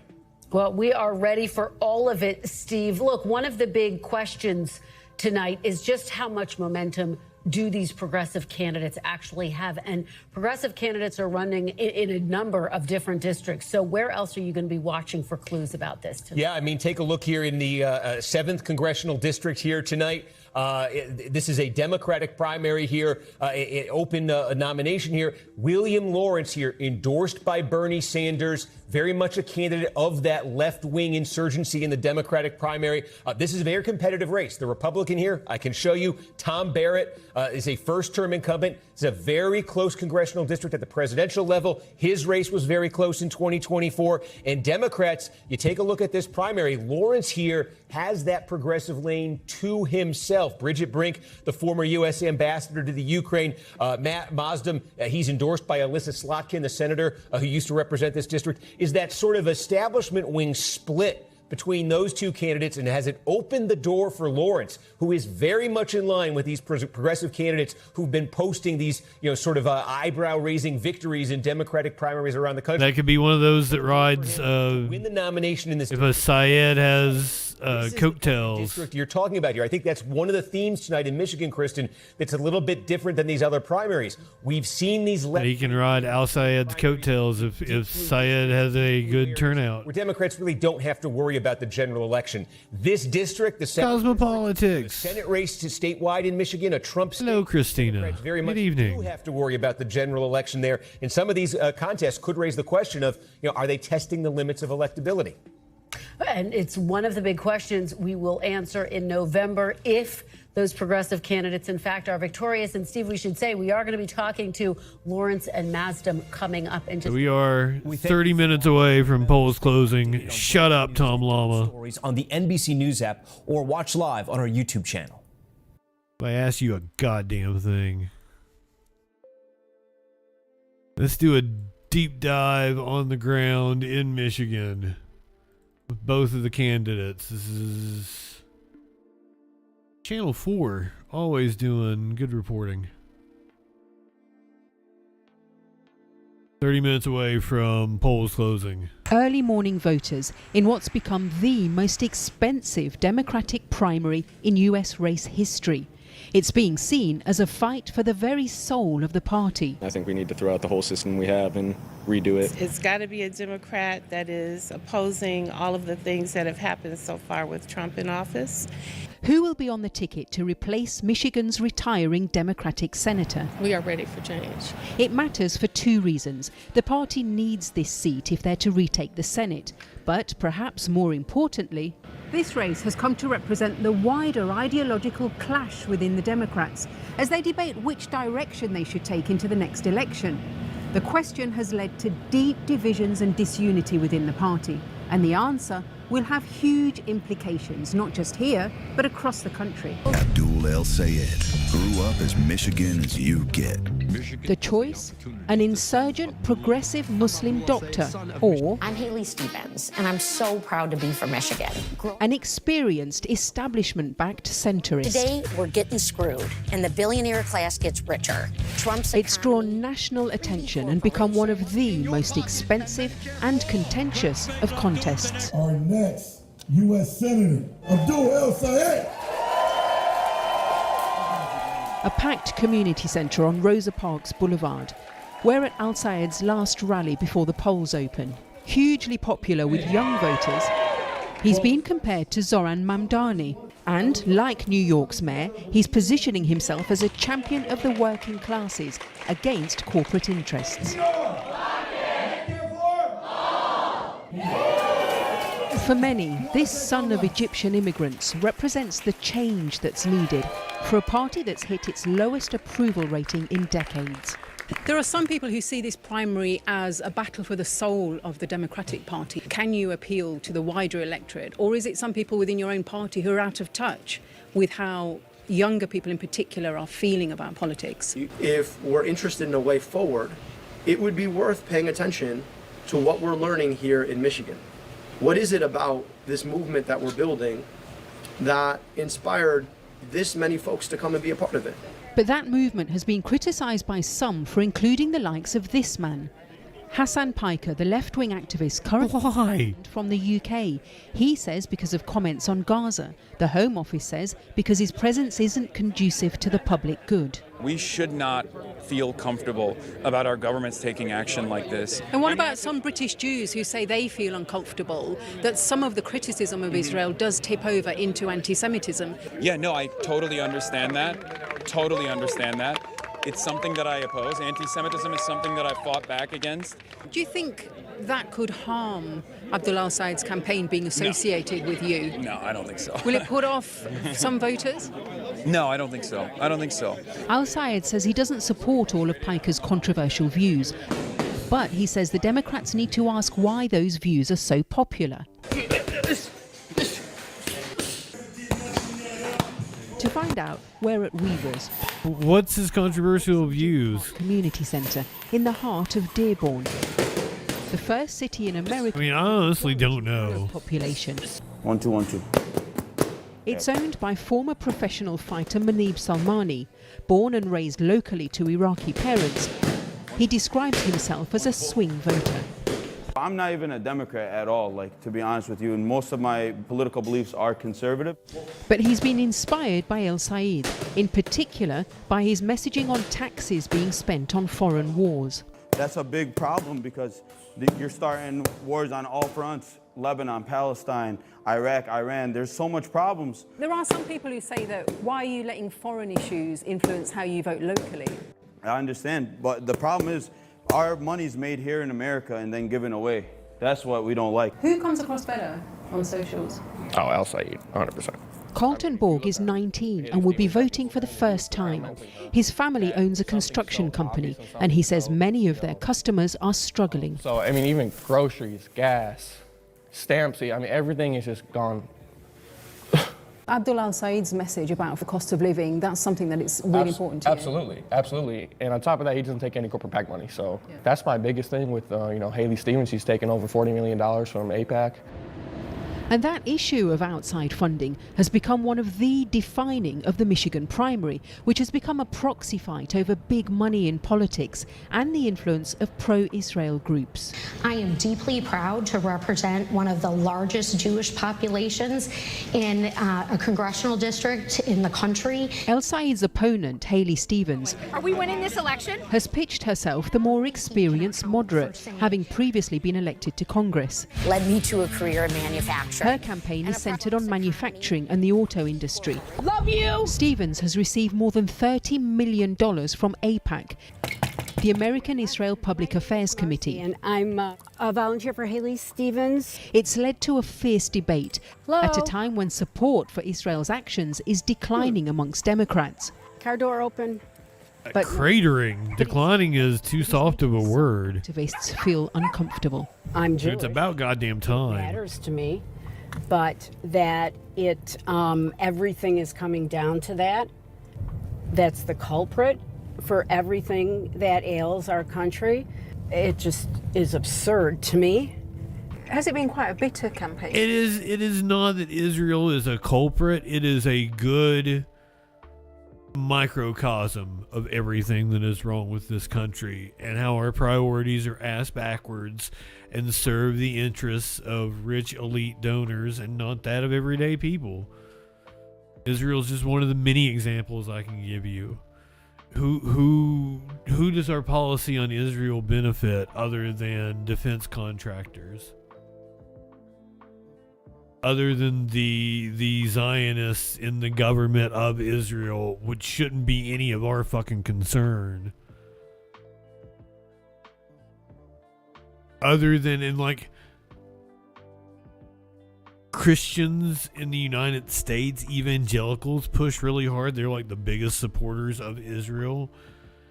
And I don't even understand what they get out of the situation. They just think it makes Jeebus come back. Honest to God. This is part of the prophecy. Anonymously about Hong. I've posted some clips about her. I've watched a few of her clips. I will agree with, I can't remember who it was on Twitter that said it. The biggest thing about Hong was like she gave this interview to CNN that's gone viral because she was talking about being a chef. And she's like in bad lighting up against a fucking barren wall with like one shitty campaign poster behind her, like shooting up her nose. She looks horrible, and it's just bad. It's bad press strategy, and if the DSA is going to be insurgent and be able to succeed, you gotta have a much better press strategy. You gotta look better on camera. You gotta sound better. You gotta be way more polished. You gotta be Mamdani. I mean, nobody's gonna be able to be Mamdani, but that should be the mold that they're shooting for in terms of social media and presence on camera.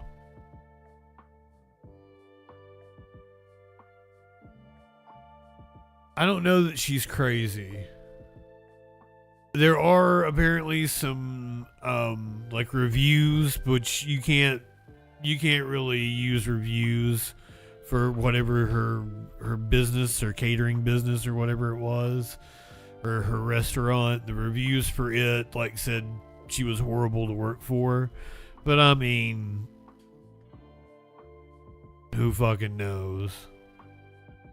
But it's a debate that is making some activists feel uncomfortable. The left does not have the cash. It matters to me, but that it everything is coming down to that. That's the culprit for everything that ails our country. It just is absurd to me. Has it been quite a bitter campaign? Absolutely. Whichever candidate wins here may influence the future direction of this party and perhaps this country. The Democrats are confident they can keep this seat blue. What may be much harder is healing the splits within their own party.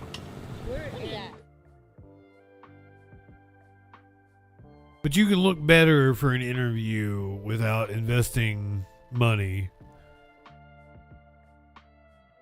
That was the thing that I agreed with on Hong.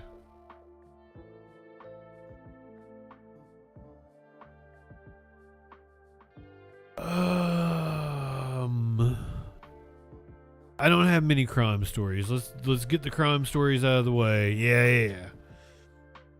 And then we will move to results in the Michigan Democratic primary coming up at the top of the hour. Last night or night before last, I told you, it might have been last week, I don't know. Time's dilated. Ryan Koberger in Idaho that killed those 4 college students, 3 girls and a boy, in their little off-campus home. He has wanted to change his guilty plea after being in prison for 2 months? The family of one of the victims is speaking out. We're joined now by Kaylee Gonsalves' family, her parents, Christy and Steve, and her sister Aubrey is with us this morning as well. Welcome back. Welcome back. We were talking just a few minutes ago about the documentary itself, and one of the things that I found interesting was that it didn't focus. Yeah, there's apparently a Netflix documentary. Focused on the victims, focused on their stories as well. Did you find participating in it to be cathartic? Did it help with the grieving process?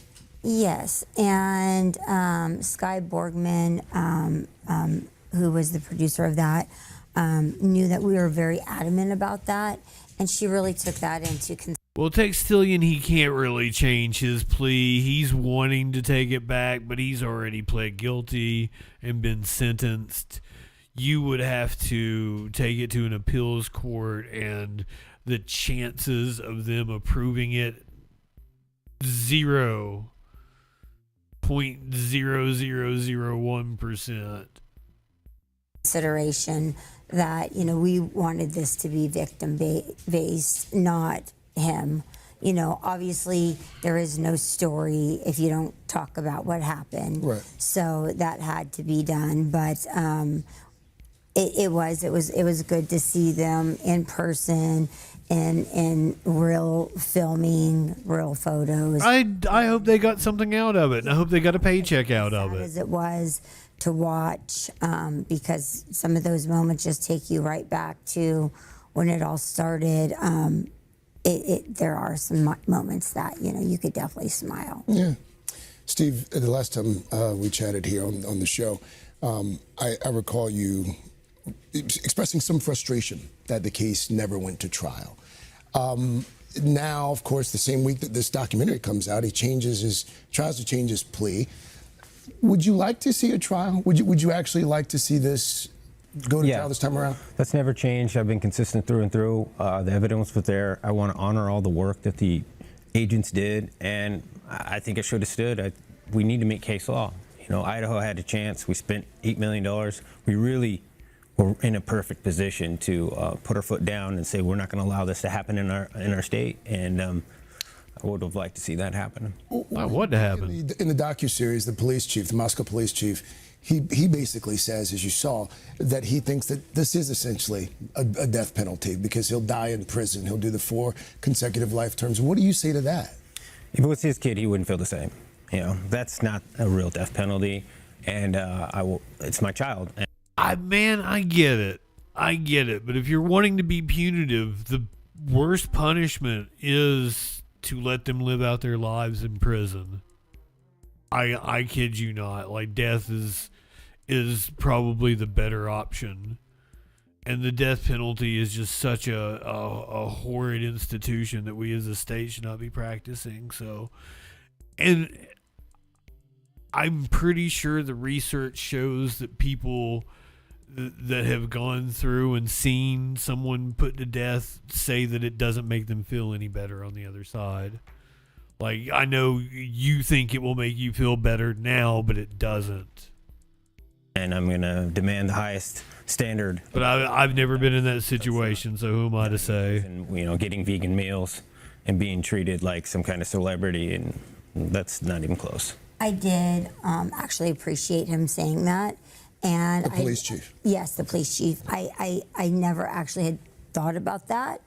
But death row is different than, you know, in which he is not on death row. So the life that he would live up until the time he would die is different. So that is, you know, a small factor there, or a big factor. We shouldn't pay for his PhD. And he's going to get a PhD in prison. Why? Because our system is questionable. Somebody like that should not keep going to school. Aubrey, mom and dad have sort of been out here. I don't know that that's true. Beloved daughter for a number of years now. We saw your sister there in the story. I would assume it's different every state, every facility. Like, there are ways to get education, and I would encourage that as well with somebody being in lockup. What better way to spend your time? But I don't know that you could do a PhD. Because, like, there's restrictions on what you can do. So I mean, I assume he would have looked into this. He read the victim impact statement last year as well. This is the first time we've seen and heard from you. Why did you decide that now was the time to speak out? Yeah, so when everything happened, I was a sophomore in high school. I was only 16 years old, and at the time, I kind of just decided that no words were going to bring back either one of my sisters, so I didn't feel like saying anything. And now that I've gotten older, you know, almost 4 years has passed, I realize still that no words are going to bring back my sisters, but words are what's going to keep their memories alive. And I'm not really one to put myself in a situation like this. I don't really like to, but I know that I have to keep Maddie and Kaylee's name alive, and that's why I'm here today. Let's talk about Kaylee for a second. What do you want the world to know about your big sister? Maybe things that we haven't heard, or maybe things that we don't know. I think you could see exactly how Kaylee was as a person just by looking at pictures of her. She was like Thank you for the resub anonymously. Human ever. She was always down to have a fun time. She was always, you know, looking at the positives. She was one of the hardest workers I've ever met. And to this day, that is a huge thing that provides me with like a constant need to keep going, because I know that Kaylee would be doing the same thing had she still been here. And I really am just trying to do half as much as I know that she would have. How are you guys? I want to try to get as many stories as I can in here in the next 10 minutes. Remember the badass that we saw shooting at the gunman in Idaho? Let's hear from him. We're getting new details on the deadly shooting at an In-N-Out restaurant in Idaho. 3 people were killed, including 2 from California. And tonight, the dramatic video showing armed bystanders opening fire to try to get the gunman to stop. Here's ABC's Trevor Ault. Tonight, investigators are searching for the motive in this Idaho mass shooting. What's happening? What happened? What's happening? Shoot. 3 people killed, 7 injured outside an In-N-Out restaurant in this crowded shopping center. Get out of here, get out of here. Police have identified the suspect as 24-year-old Chad Williams, seen here dressed in black, armed with a long gun. Report multiple people down. Hundreds of people running for cover as the shots rang out, but investigators say 2 men, an off-duty state trooper and this man, 35-year-old Jordan Salinas, fired back. I peeked around the right-hand side of that sign closest to the road, and that's where I saw the individual with his rifle pointed at the vehicles. Authorities believe those heroic actions drove the shooter from the scene and likely saved lives. He seemed unusually comfortable aiming that rifle at those cars, and then as soon as some rounds started coming at him, everything changed. Immediately, all that bravado he had immediately crumbled. This In-N-Out. Yeah, that dude's cool. A week prior, the company says one of their workers was killed while caring for customers. Christopher Claunch was also killed. His sister telling the New York Times he'd worked at a recovery center helping people with addiction, and his partner said he loved traveling, cooking, and the outdoors. We also spoke to Lindsay Tangy, who found several of the victims at the scene. This is just not our community. None of us expected this. And that hero civilian Jordan told me he had been preparing and training on how to respond to a potential mass shooting for 5 years now. But he says on top of his actions, dozens He's a of other prepper. people also rushed in to help with first aid. And all of that together very likely saved lives. Trevor Ault, ABC News, Twin Falls. Flash, are you in here? Is he one of ours or is he one of theirs? I can't tell. It could go either way. It's Idaho. So I would assume one of theirs, but dude's got swagger. Which gun club does he belong to?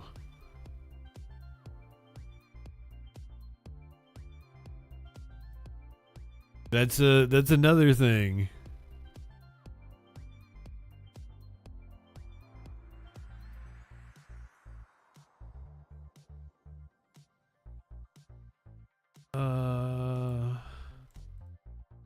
Go to another Good Samaritan that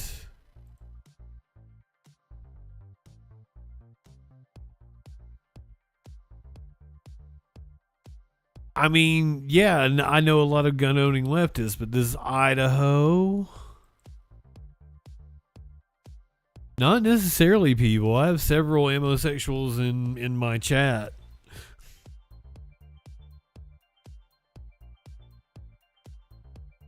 I know a lot of trans people that are homosexuals. And I'm going to show you a nurse that knows jujitsu. Watch this fucking shit.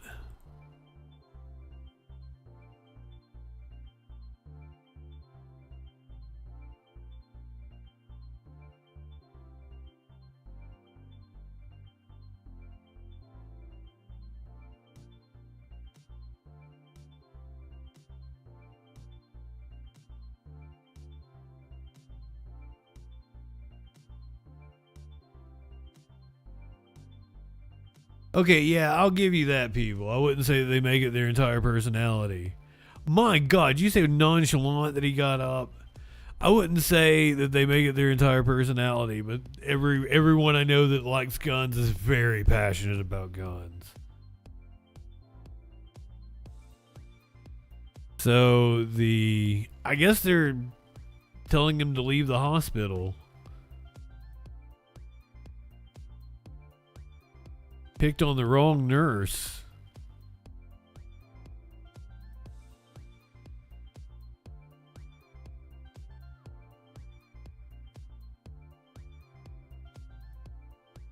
Took his back, got him in a choke. When security arrives, just put him down. Walked off like nothing happened. Jesus.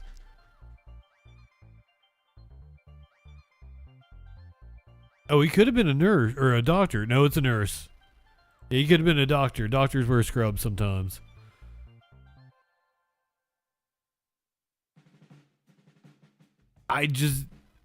How fucking badass.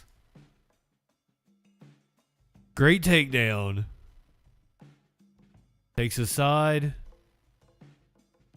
Takes his back here. Locks in the choke.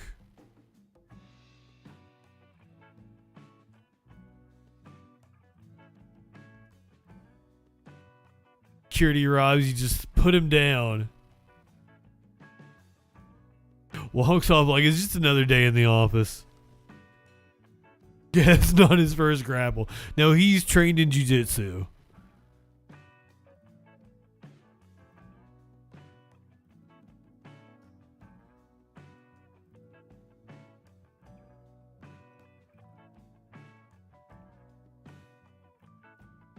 What a badass.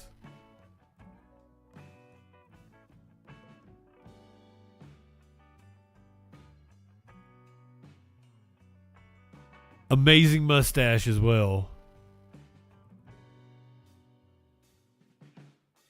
That young lady walked in and was like, hey, what did I miss?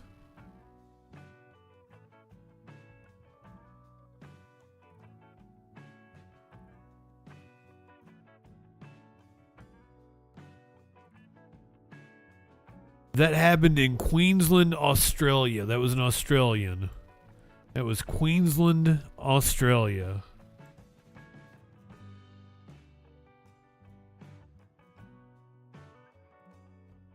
Let's go to Nashville.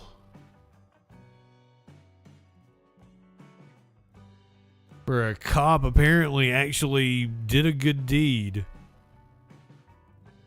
Police lieutenant is used to being the person people call when someone's life is in danger.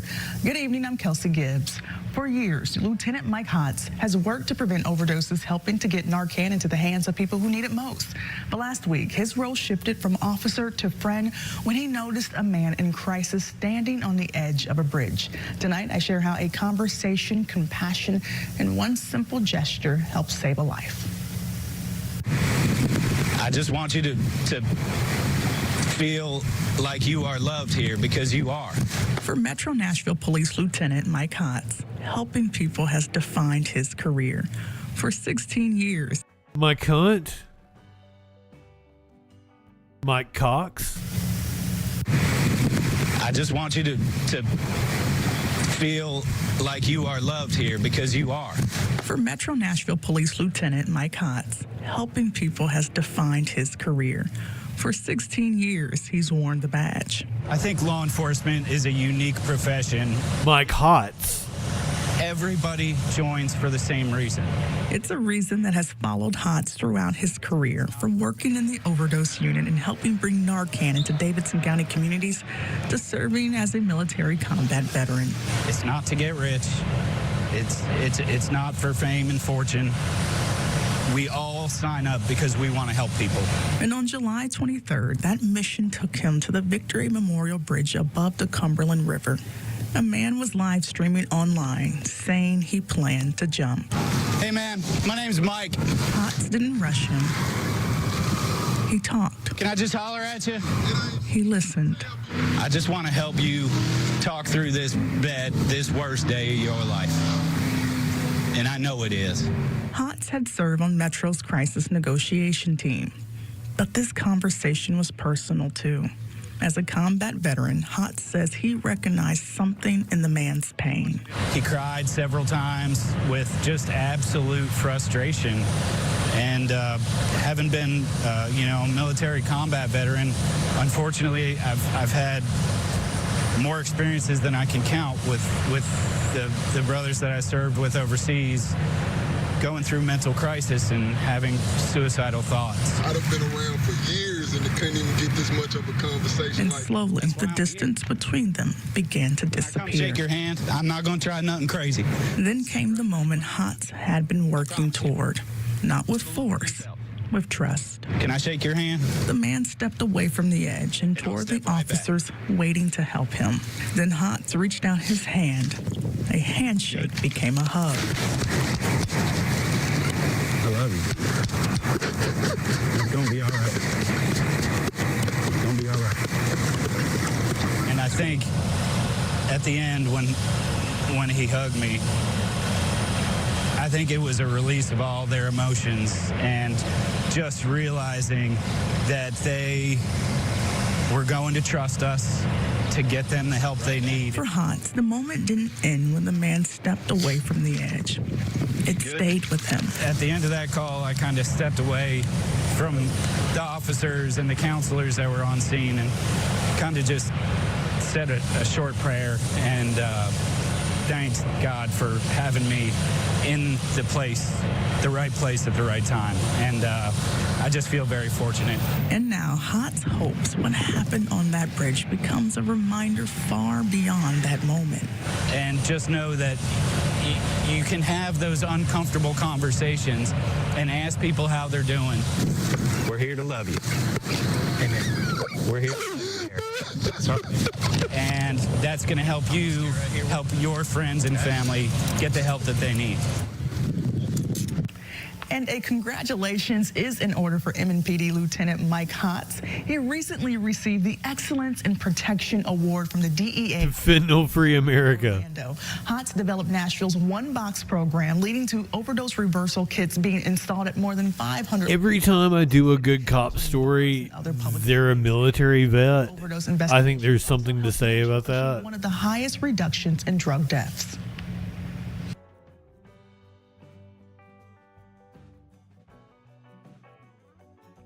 I guess it would make sense that a soldier would exhibit more courage than somebody who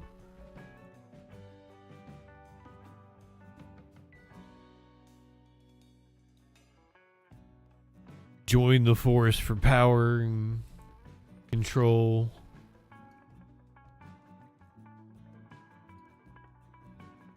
Go to C-SPAN. We have polls closing in Michigan. No, Paxton definitely wants that money. All right. Well, manhood seems to be on the line in this Texas Senate race, too. Yeah. Manhood. Certainly something that Ken Paxton wants to talk about. Tallarico's had to talk about it. And, you know, somebody got the New York Post to write a whole story about Tallarico's girlfriend.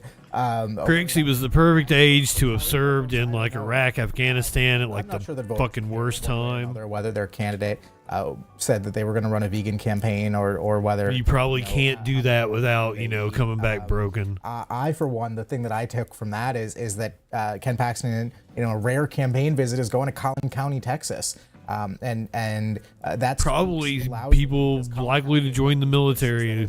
Driven the state leftward over. Last Michigan. I bet there's part of Michigan in Central Time Zone. K. Billy Hutchinson. I didn't even think about that. 80 to 17%.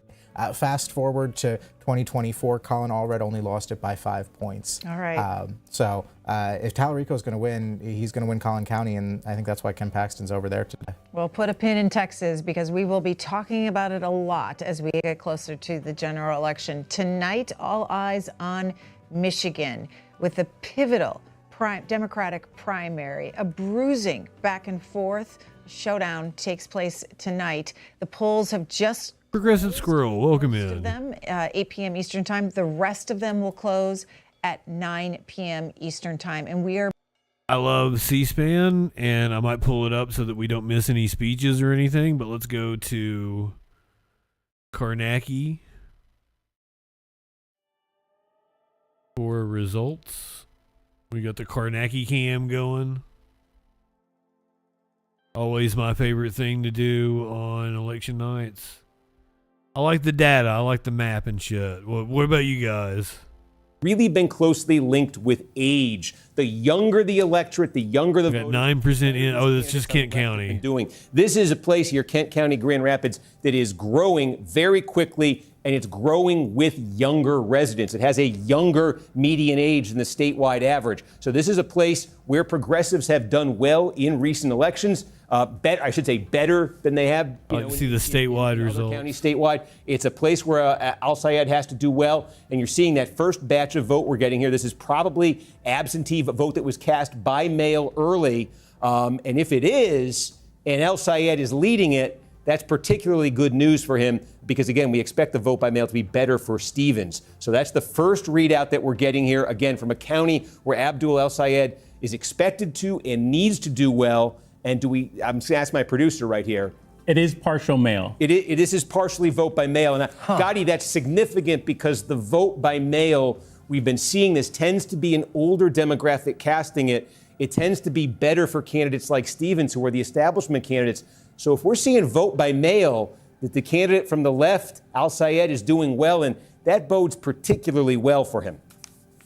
Interesting. It's so fascinating to hear you talk about vote by mail versus same-day voting, because, I mean, this is really a race between kind of a very online Twitch-like electorate and then the very moderate, maybe more like cable news watching electorate. Do you think that that's probably a good breakdown? The same trends in terms of urban versus rural voters that we do in like the same day voters versus the mail-in ballots? Yeah, it's a wonky conversation, but it's an important one because it really has been clinically, I think primaries. It's just been areas where you find younger above our age. Find younger still do watch cable news. Younger college-educated female voters, single. I'm layering these different demographic categories on top of each other. There's about 3 million people that watch cable news like every fucking night. Taken root, and where there tends to have been resistance to them is places where the electorate skews older. It just becomes a more sort of moderate electorate. An electorate that's more friendly to a candidate like Stevens. So again, just based it's on the late Gen X.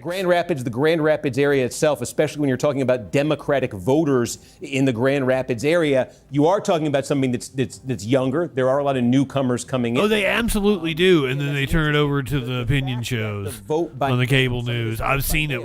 My dad was like that. Demographically, that tends to be more used by old. Motherfucker had to watch the 6 o'clock news, and then he would watch the NBC news or whatever the fucking main news was, and then he'd flip it over and he would be on the opinion shows. Remind us of like the when it wasn't, CSI night or whatever the fuck he was watching. Back to Bernie versus Hillary. What does this state sometimes skew?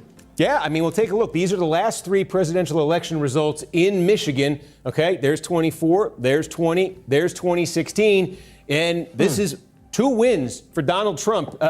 I'm sorry, this is Kent County. I needed to go to the statewide. Yeah. After 6 months, I would know how to use this thing. No, I was impressed that you were just pulling these out of like thin air and the big board. Of course, you have all of these things at your fingertips. This is wild to just see you work here. This is it. Look, Trump has won this 2 out but of 3 times. Remember, look at Trump's margin. No Republican had won Michigan. It's about turnout. Election since 1988. Now he's done it 2 out of 3 times, and that really is part of the story here in this Senate. Democrats have to give people something to vote for. Her supporters have been saying to Democrats, look, Al-Sayed is too far to the left to win in a state that went for Donald Trump 2 out of 3 times. Well, those people don't know what the fuck they're doing. Candidacies have done really well in Philadelphia, Washington, D.C., Denver, New York City, places like this, where the general election is going to be a cakewalk for any Democrat. And guess what? Biden talked like a progressive. And this has been the pitch that Stevens has been making to voters. They're saying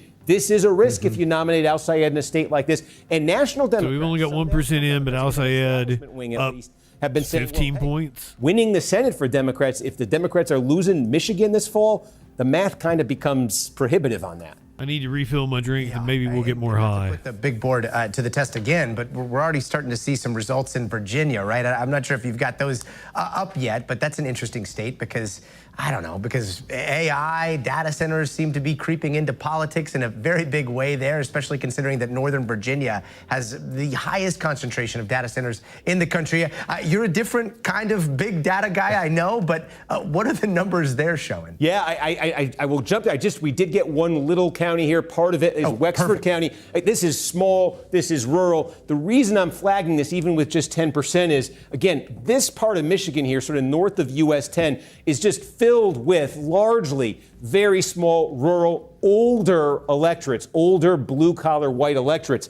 The expectation here is that Stevens isn't just winning up here, but for a few places. She is cleaning up here. And at least in this initial batch, in one county up here, they're kind of close to even. So again, these are oh wow, we just got some Wayne County. What did we get in Wayne? Okay, I couldn't tell you much about it. We just got about Wayne is the biggest. Just a couple hundred votes. This is like 300 votes. But boy, that's quite a tease to get Wayne. Again, we've got We get cock teased. small little, pieces of clues here that we've gotten from Kent. We got Kansas polls closing in 50 minutes. That's another one where Democrats actually hold the governorship there. Things that Al Sayed would want to see more than Stevens would want to see. Got it. Any sizable votes coming in from places like Virginia right now? Yeah. Oh, sorry. You had asked about that, and I went. Okay, let's go over to Virginia because we do have a call. I want to show you this in the 2nd District here. 2nd District is around Virginia Beach here. This is the district.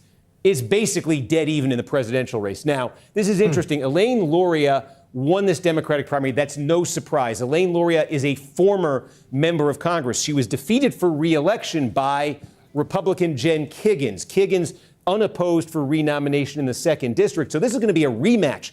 Two candidates who've represented this district in Congress. And again, the backdrop. Two candidates? Even as they come, this is going to be one of the most closely watched congressional races in America this November. This is going to be, kind of one of those bellwether districts. We're talking about, are Democrats going to have a big night, win the House, win it by a big margin? Are Republicans going to actually have a chance of holding on to the House? This is going to be one of those districts this November. Again, it's right there in the Hampton Roads, Virginia Beach area, big military presence, Navy presence down there. This is going to be one of those places we are looking to on election night as an early clue this November. So put that one in your heads. Virginia's 2nd District, Kiggins versus Luria.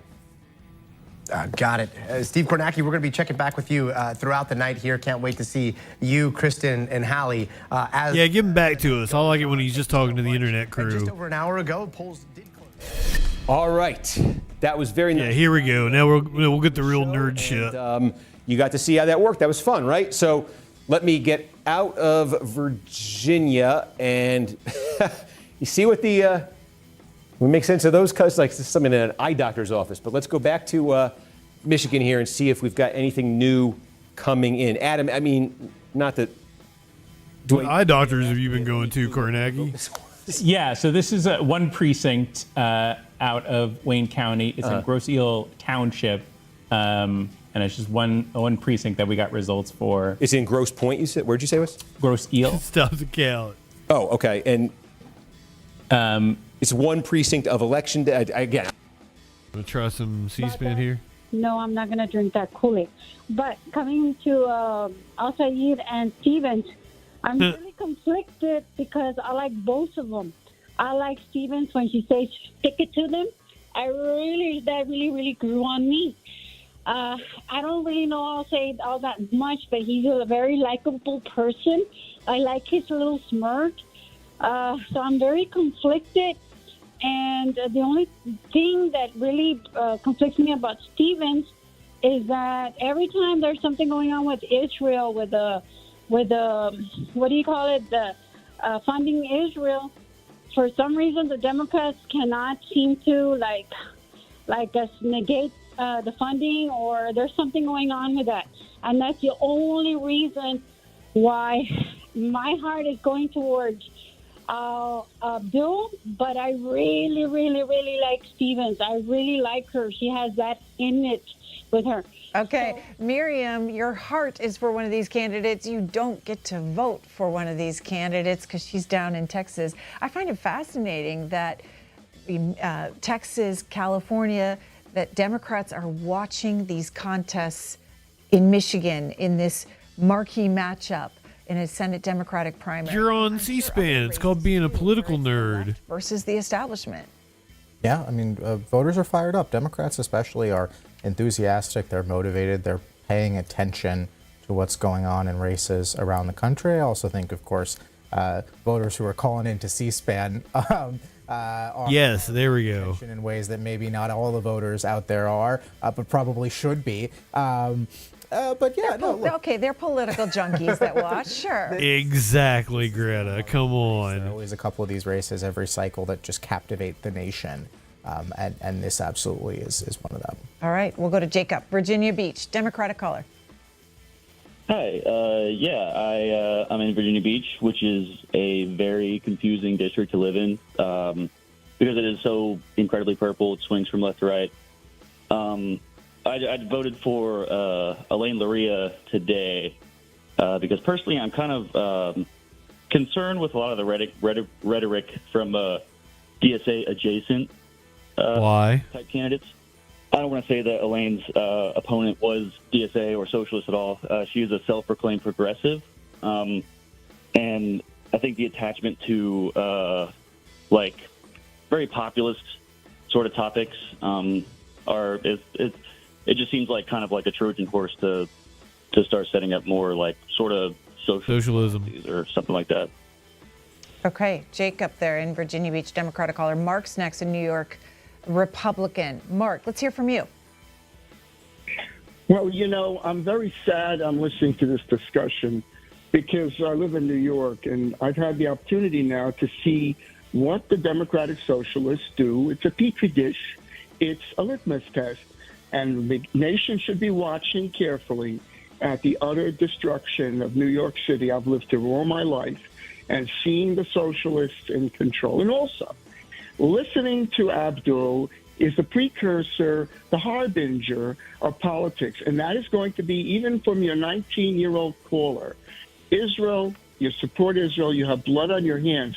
This is what this Abdul and our mayor and others are fomenting, the central issue in their campaign. You can talk about this till tomorrow, but this idea, AIPAC, is now tainted after years and years of politicians being supported by AIPAC and other groups. That's our political... Yeah, it's been a problem. It's been a real problem in this country. Has never passed a bill in the Senate.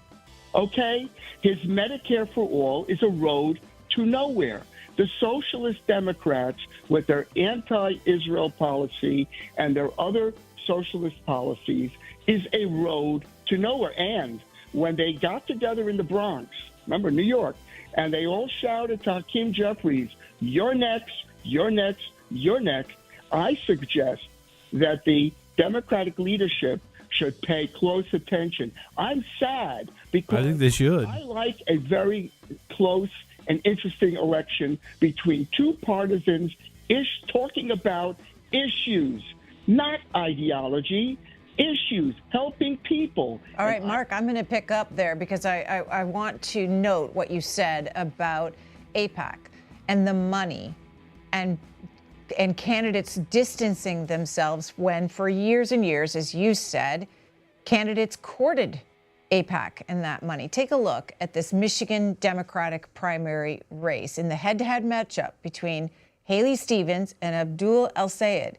$30 million has been spent by AIPAC in support of Haley Stevens. $50 million spent by anti-El-Sayed organizations since May. $4.7 million anti-El-Sayed and $2.1 organizations by Stevens. Erica Filter.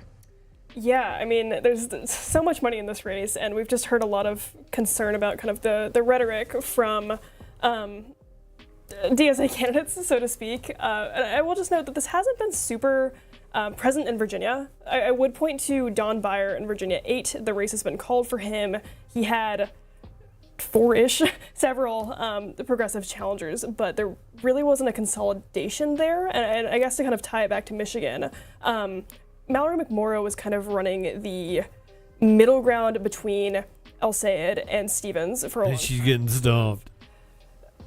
Progressive curious while still having some progressive curious. Quite a few national Democrats who shifted their support from McMorrow to Stevens after she dropped out. So El-Sayed's kind of been able to consolidate this leftward movement. It's become a very classic progressive versus moderate debate here. Progressive curious. Jacob Rubeshkin. Yeah, look, I think, they might jack off with the progressive in a hot tub, race, but I think that understates the other axis on which Democratic primaries are still playing out, which is anger, frustration, willingness to stand up to Donald Trump, willingness to go in and start flipping over tables. I mean, we heard from our caller earlier, Abby in Michigan, that she wanted somebody who was going to go to Washington and fight the Trump agenda, and she thought that Abdul was going to be more aggressive against the Republicans in D.C. than Haley Stevens would be.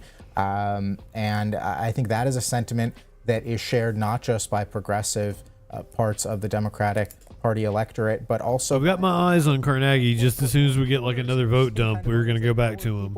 like Haley Stevens to victory back in 2018 when they were so upset after Trump won in 2016 and are now not only upset at Trump, but they're upset at the Democrats that they see as having enabled Trump to return for a second term. And if you can tap into that anger, you're not just restricted to the 30% of the vote that you get. We might have something here. You're running a Bernie-backed. A lot of interest in it I want to make sure we get to. So okay, but take a look here at the Republican gubernatorial primary in Kansas. And I don't think it's a surprise what we're looking at. We've got, that's going to boost Masterson. Wichita, we just got Sedgwick County, a big chunk of it. Masterson is his state Senate district. He's from Butler, which is right next door. This is his neck of the woods. Again, Ty Masterson is running in this gubernatorial primary with the endorsement of Donald Trump. And you could see in Sedgwick, no surprise he's running up the score there, but it appears he's doing it elsewhere. Johnson County, there it is. This is 35% of the vote on the Democratic side. In a Republican primary, a quarter of the vote, 25% of the vote in Kansas, Republican primary is coming out of here. And Masterson's winning it 2-1. Okay? So he's posting landslide numbers. And Wichita's big. Wichita's a city of 400,000 people here. Okay? This is a big area. His neck of the woods. He's posting landslide margins there. He's posting a landslide in Johnson County where a quarter of the vote is going to come out of. Take a look here. He is losing in Shawnee County to Vicki Schmidt barely. And next, this is small. So it adds up to, these are exactly the numbers that Masterson wants to see early. Democratic primary. Now, this is interesting. Okay, we've got Cindy Holscher leading Ethan Corson. Ethan Corson has the endorsement of the outgoing Democratic governor here. Kurt Skoog is the mayor of Overland Park. That's in Johnson County. They're all from Johnson County. And here's how Johnson County is ranking the candidates. Corson is leading there by a small amount there. But Johnson County is basically driving the results that you're seeing right now. And then Holscher, interestingly, though, outside of Johnson, Holscher with an 18-point advantage. These are small. Oh, Wichita's what we want to see, of course. Now, this is interesting. This is sort of like Michigan. We don't have a ton of evidence to point to, but this is the biggie. As we said, 35% of the vote in a Democratic primary is going to come right out of Johnson County. Put the numbers up on the screen for you. 35% of the vote's going to come there. 15% or so is going to come out of Wichita. About half the vote is going to come from those two counties. Yeah. But back to Michigan. We got Michigan. We do have results in Eaton County. Okay, that's big. Put it just a way of saying this here. It's interesting that Holscher's support, at least in the big counties we've seen, getting away from Johnson County, she is running ahead of Corson, not by much, but she is running ahead of him in both those counties. That might be significant. But we want to go back to Michigan. I got to click on one of these House races, go to the Senate race. What did I just do here? Michigan. Go to the Senate race. Okay, this is significant. Okay, wow. Now we think this is vote by mail in Eaton, right? Yes. Okay, here's the story on Eaton, and the number is crushing. An El Sayed supporter. Let me clarify. I see mixed returns in these vote. It looks like I see some mail in here, mostly election day, and some early in person. Mostly election day. Yes, it looks like it's about 1,500 pre-advanced votes and 3,000. Okay, 2/3, 1/3. Well, early election day votes. This is interesting because we're using this. I'm using Whitmer's 2018 primary as a rough. I stress rough model here for trying to set some benchmarks for Stevens. The area right around here is where Whitmer massively overperformed in 2018. Why? Because that's her political base. She was the county prosecutor in Ingham County. She was a state legislator from this area. She did really well in Ingham County. She did really well in Eaton County, in Clinton County, Shiawassee County, Livingston County. She did really well. So long way of saying we're using those three benchmarks. I'll give you a sense of Eaton, right? Clinton, we say the establishment candidate of 2016, got 44% of the vote in Eaton County. Biden in 2020 got 52% in this county. And then Whitmer, we say she overperformed. When I say she overperformed in that race, I lost my place here. You're looking at 65% of the vote. She got 65% 65% of the vote here in, I can't make a 5, can I? 65% of the vote here in Eaton County. And Stevens is running 28 points less than that. As Adam says, a mix here of the presumably Stevens-friendly vote by mail and the Al-Sayed friendly election day vote here. But look at that. That's lower, that's lower obviously than Whitmer. We knew it was going to come down, but that's significantly lower than Clinton got. Any of these establishment candidates here, okay, 2 of them won. Whitmer won, Biden won, Clinton lost by a point. Any of these establishment candidates, Stevens is running right now with the vote we just got, a third of the vote in Eaton County. She's running lower than their total there. So this is, it continues, small pieces of evidence here, but that's if you're Stevens, not Al-Sayed is going to trounce. These are tiny. I warn you in advance, but I want to take a look. Delta County, okay, but the significance here, it's only 4%, but you're looking for, if Al-Sayed is close, if he's close, it's only 5 anything votes. Essentially north here of north of Saginaw, if he's close in any of those counties, that's like a bonus for him. That's like, cherry on the cake. He's close in the little bit we have in Wexford. He's close in the tiny bit we have in Delta. Again, these are small. Okay, he's winning in algebra. This is actually a bit of an outlier. Marquette here. Marquette is right here. That's sort of the capital of the UP. That's where Northern Michigan University is. He actually did okay up here in 2018. The progressives do a little bit better here. But again, anything that's competitive for Al-Sayed up here is encouraging news for him. I think, Adam, you have something. Well, I just wanted to note Eaton gives us our first result out of Michigan 7 as well in the Democratic primary there. Let's check in there. Okay. And this is, let's just call this up on the screen right here. So Michigan 7th District, this is Republican Tom Bear. Alyssa Slotkin had represented this district. She left to Let's take Mallory McMorrow speaking over here on Are you ready to C-SPAN. Jocelyn Benson as our next governor? We've got 13 weeks left, Michigan. Let's go show the rest of the country how we do it here. Thank you and good night. Oh. At the Jocelyn Benson for Governor's headquarters tonight, we've got some early results in that contest as well. Jacob Rubashkin, 1% of the vote in. Is Jocelyn Benson the front runner here? I think she's got her work cut out. This is a nail biter. We're going to be here all night. No, Jocelyn Benson is going to be the Democratic nominee for governor in Michigan. She, more likely than not, probably going to be the next governor of Michigan. Depending on how this next couple weeks goes, I think she's in a good spot there, especially ever since former Detroit Mayor Mike Duggan dropped his independent bid that was giving Democrats a lot of heartburn in the Wolverine state. Is this contest then lean? Is it solid Democrat, lean Democrat in the general election? No, it's still going to be very competitive. I think she has a slight edge here, regardless of who comes out of the Republican primary tonight. Probably John James, who has struggled to win statewide before. He's run for Senate twice in 2018 and 2020 as a statewide candidate, hasn't been able to get across the finish line. Jocelyn Benson, statewide candidate 2 times over, successful both times. Current Secretary of State. She also withstood protests for her to overturn the 2020 election. So she's been in the national spotlight. Yes, very much so. All right, so John James, as you were talking about there, Perry Johnson, facing off against Perry Johnson in this Republican primary for the governor's seat. Yes, there's something interesting happening. Oh my God, this dude again. President Trump's endorsement. However, Perry Johnson has tried to align himself with Trump as closely as he can.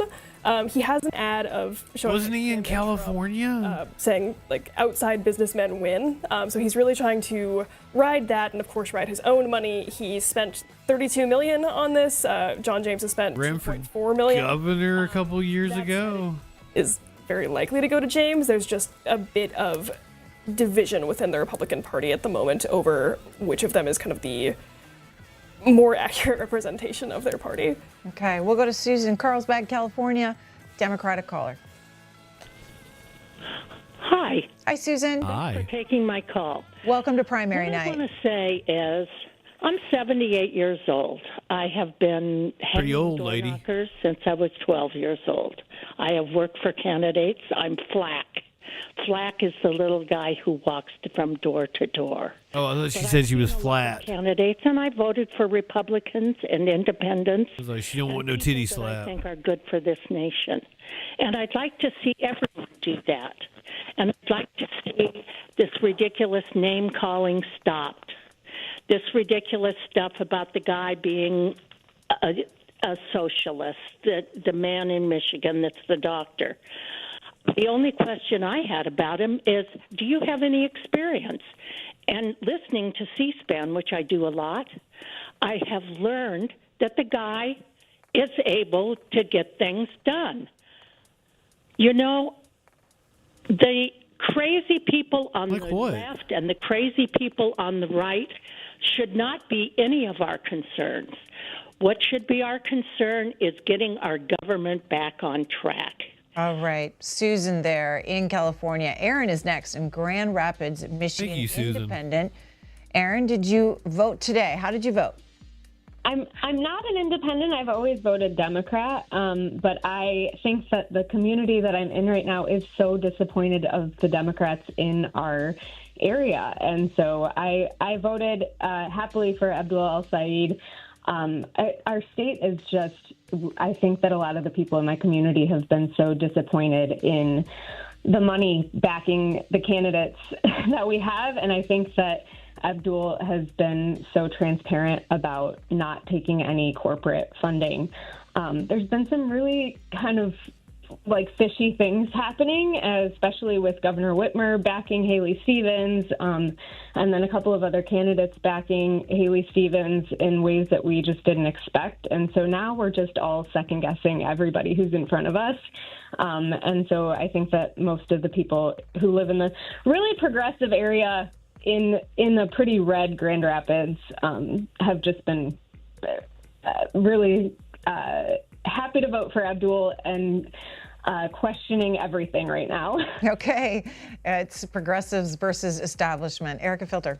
Yeah, I think it's interesting that you point to the money in this race. It's something that I think a lot of the political junkies have been talking about, given that AIPAC and its spending are a bit. Yeah, how much does that resonate with a normie? It's interesting to hear that that's kind of resonating on the ground.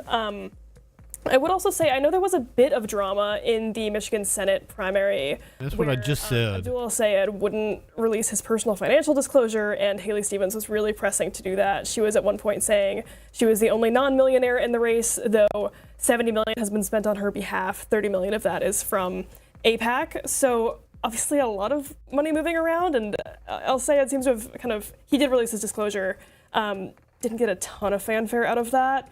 So it seems like he is successfully keeping that like money in politics criticism going.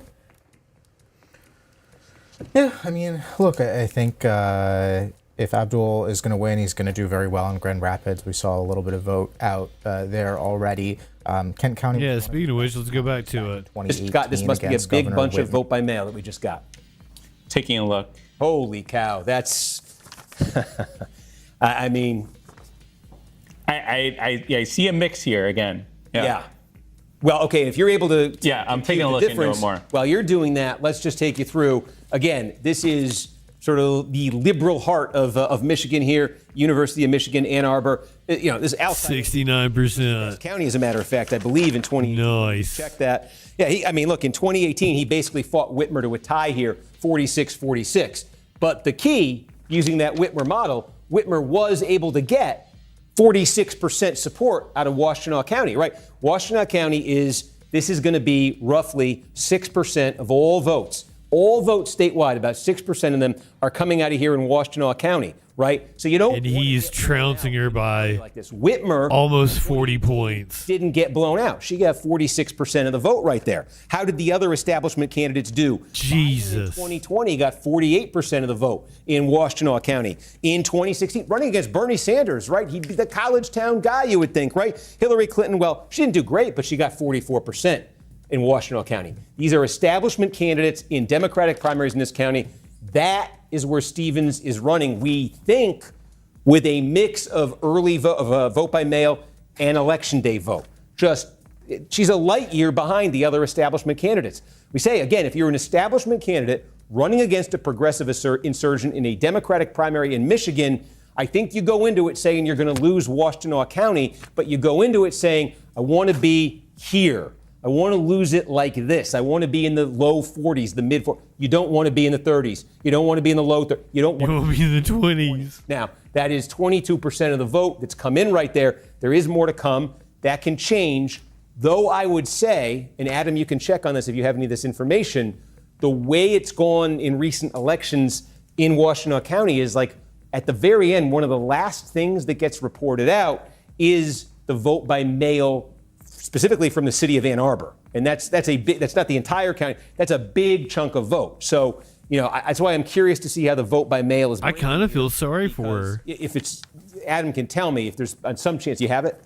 Yeah, so right now I see in the vote that just came in, we have 39, according to our estimates, 39% of the election day vote in this mix, and we have 11% of the advance vote in this mix, which includes some mail. But as you're saying, I think you're right that we would get more advance vote and more mail vote specifically later on in the night. Looking at the county results site, it's also a pretty broad-based precinct results, but I do see precincts with zeros in Ann Arbor and Ypsilanti, so we're getting more from those populated Do we have a sense towns. how that advance early is breaking? Yes. So in the early vote right now, it's breaking for El Sayed 74-24, right, or 25.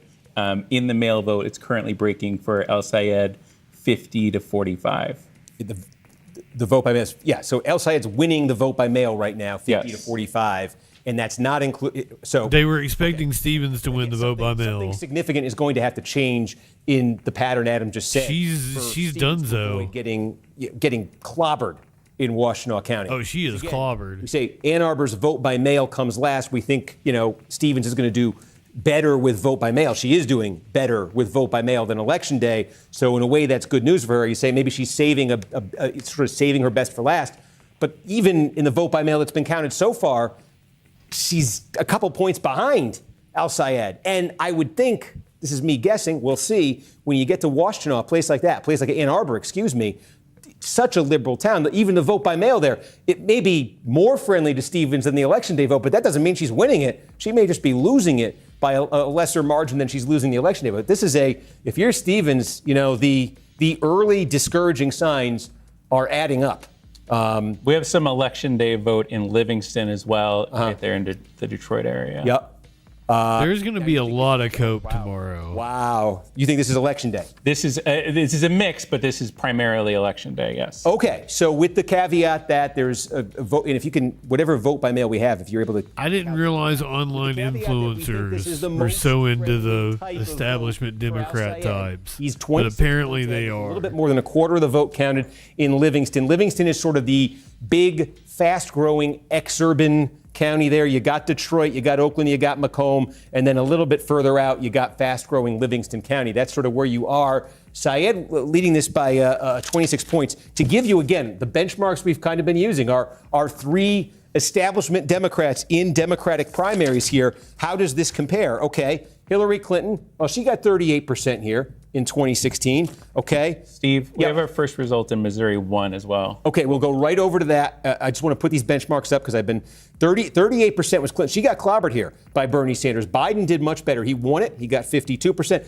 Whitmer, remember, this is in that area where Whitmer really overperformed. She got 61%. So we knew that the Stevens number was coming down from 61. Clinton was really low. Why the fuck was Whitmer so popular? Stevens, I think you're looking at this number and you're saying, okay, Clinton was competitive statewide, getting 38 in this county. Gretch. This is primarily election day vote. That should be more friendly for Syed. Is there vote by mail that's going to boost this number and put it somewhere between the 38 and 52? That's where Stevens would want to land here. So put a pin in this one here. If you're El Sayed, that's a good start for you. But you can see a scenario here where Stevens could get into a range here that's a little bit more comfortable for her. That's Livingston right now. Adam says we've got a little bit of Missouri 1.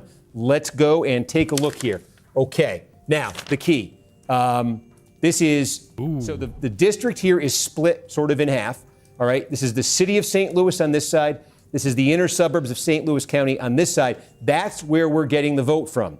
Bell here, and what you're seeing, 30%, that is their early vote. That's being released in one batch. So we said two things coming into this. that we expected that Bell was going to do better, much better in St. Louis County, and he was going to do much better with the early vote. So this is as good as it can get for Bell, just in terms of the type of vote we're talking about. We're talking about early vote in St. Louis County, but we're talking about nearly a 60-point margin over Cori Bush. That is significantly better than Bell was able to get out of the St. Louis County port. He won this narrowly by a couple points over Bush in 2024. That is significantly better than what he was able to win the county by in the primary in 2024. So that is initially, and what that basically takes us to, 30% of the vote, that's the early vote from St. Louis County, gets us to about a sixth of the vote in now district-wide. That's an awfully good start if you're Wesley Bell. That's an awfully good start. Now, obviously, it raises the question, since we know there is a county-city divide in these results, and Bush did much better on the city side. Looks, at least from this vantage point, well, it looks like Bell might be doing significantly better in St. Louis County than he did last time against Bush. Can Bush do significantly better in the city of St. Louis than she did last time against Bell? Also, again, we want to start to see what the election day vote looks like, because there have been some wild differences between how the early and the election day vote looks in these Democratic primaries with these candidates on the left. So is the remaining vote, does it really change dramatically there to bring that county? So it's a big gap, if though. you're Bell, obviously, that's about as much as you could expect to get out of that first batch there. But those are the questions that remain after seeing that first batch there in the first district of Missouri. So, Adam, thank you for keeping me honest. If we get more there, we'll go right back to it. We're not going to miss it. Keep Kornacki honest. I will just check in here on the Republican gubernatorial primary in Kansas. Masterson continuing to lead there. In the Democratic primary, continues to be an extremely close race right here. Ethan Corson, less than 1,000 votes behind Cindy Holscher. We've got this is where Kansas City, the city of Kansas City, Kansas is, the place where the Chiefs are going to be playing starting in 2030. Corson is leading there. He is leading narrowly. The Affordable Care Act, when they... Oh, I thought we had Stevens speaking. ...subsidies was really devastating. It was just B-roll. I'm also worried about the people on Medicaid and the people on Medicare. And when I looked at El Sayed's both his medical experience as a doctor and a public health official, but also his stance on different things, Medicare for all, more money in your pocket, money out of politics. Those were really big things in his favor. But in the end, I'm trying to play the long game as to who I think can beat Mike Rogers in this very purple state. And I felt that Haley Stevens, being more moderate and already having connections because she was a representative for 8 years here, that she'd already... that video, she is just begging for it. Although she's not for Medicare for all, she is for universal health care. And I felt that she could make more incremental changes, but if the Democrats put a bill on the table for the Affordable Care Act and Medicaid, I know she'll vote with them. But my heart was in large part with El Sayed just because he doesn't take any corporate PAC money. And I also worry, like a lot of the callers have said, about who are people representing? Are they representing us or are they representing their corporate donors? But healthcare really is what I was looking at in this particular contest. She's more titty slappable. Okay, and there in... That's just a fact. Heart was torn. Jacob Rubashkin, I just want to note 5% of the vote... She's kind of funny when she says shit. And Abdul El Sayed, 62.7% of the vote. I feel like she'd make a great sitcom character. Very, very early. And he's got a lead now, but we're expecting that this tightens. Yeah, I mean... She's like the comedic relief on talking to the wacky neighbor that comes over. That we've got right now when we're talking about a fraction of the vote counted here. Yeah. But I think this caller was interesting because... as is often the case, you're so mean to her. Coverage in kind of online coverage of race. She's got nice titties, and she amuses me. Just people get into their camps and they can't. She said, like, stop it. She's already dead. It's The Simpsons. On the other side of the election, and that's just not. Like she's getting her teeth knocked in when they're looking at an election here. Most voters in Michigan like these. You don't have to keep piling on. And so I think what our caller was expressing is I don't think they were the only ones who felt that way, who felt torn, who felt like they could go either way in this race. And ultimately, if you vote for both candidates, I'm Haley Stevens. I'm sorry, clinically. You have to pick. But for a lot of these Democrats, it's a more difficult choice than perhaps. I kind of like the voice. Kind of hearing the loudest voices talk about these two candidates. Well, let's hear from another Democrat in Michigan, Barbara in West Bloomfield. Barbara, were you torn over who to vote for in this Senate Democratic primary contest? Why is everybody so horny here? Are you expecting me to comment now? I thought it was by recording. Yeah. No, I was not torn, and not at all. I didn't believe a lot of the Sayed's propaganda, for example, casting aspersions at Haley because of receiving corporate funds or big. What did I say that was wrong clinically? Those are a nice set of titties. Smear Haley, and they were smear tactics. This is not a holier-than-thou approach. In addition, she is pure experience, dedication. I have never in all her years of service caught her in one lie, and that speaks very highly for me. Her energy for the people of Michigan is incredible. Okay, Barbara there. One of the things that I learned I think we're talking a lot about the kind of messy from How to Win Friends and Influence People was you take one thing you like about a person, you compliment them on it. It's got to be genuine, though. You got to genuinely like that one thing. In this race, I think we mentioned That's what I do. Rogers probably wants to see Abdul El Sayed.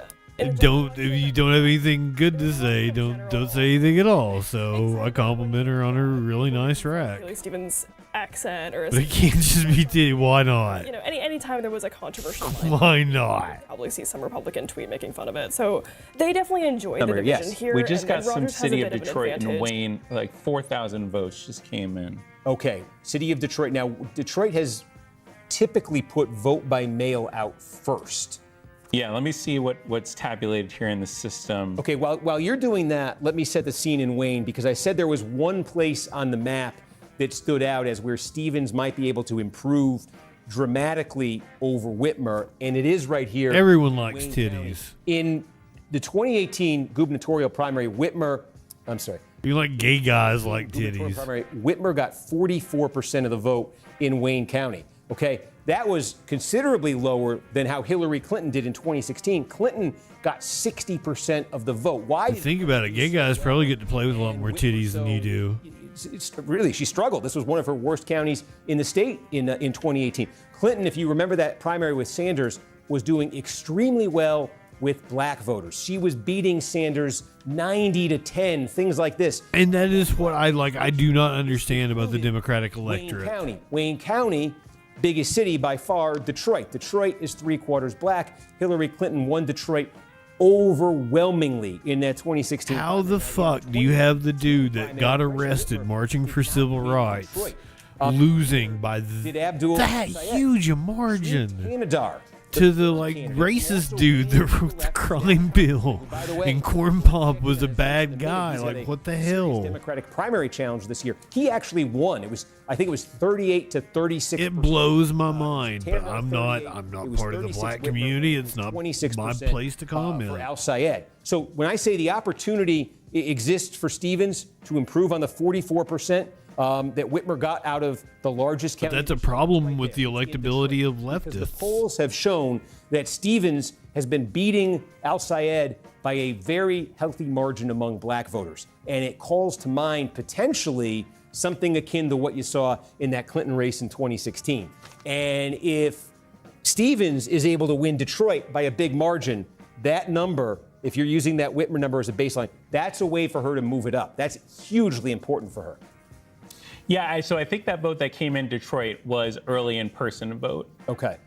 And again, this is a couple thousand votes here, so we're still waiting it's not much. On much more. But it does speak to that being Stevens friendly, at least to have her ahead there early. Again, from Detroit, though. from Detroit. And just a reminder, we're about 10 minutes out from the top of the hour. We'll be rejoining News Now for some hits, and we'll have all of Michigan close excitingly at the top of the hour. Okay, I see we just got a little scatter in Grand Traverse County. This is the one area just to, again, there's not a ton of vote up here. There's very, little vote up here. This is actually one of the more populated areas, sort of north there of Saginaw. This is where Traverse City is. Traverse City, Leelanau, Charlevoix, this sort of area up here is different. It's demographically different than the rest of the lower peninsula. And the upper peninsula, this is sort of, it's vacation land, it's retirement. What are you trying land, to say? Not just for Michiganders, for a lot of folks around the Midwest. They call it the Midwest Coast. There's actually some wineries in Leelanau. Oh, I see. Incomes here.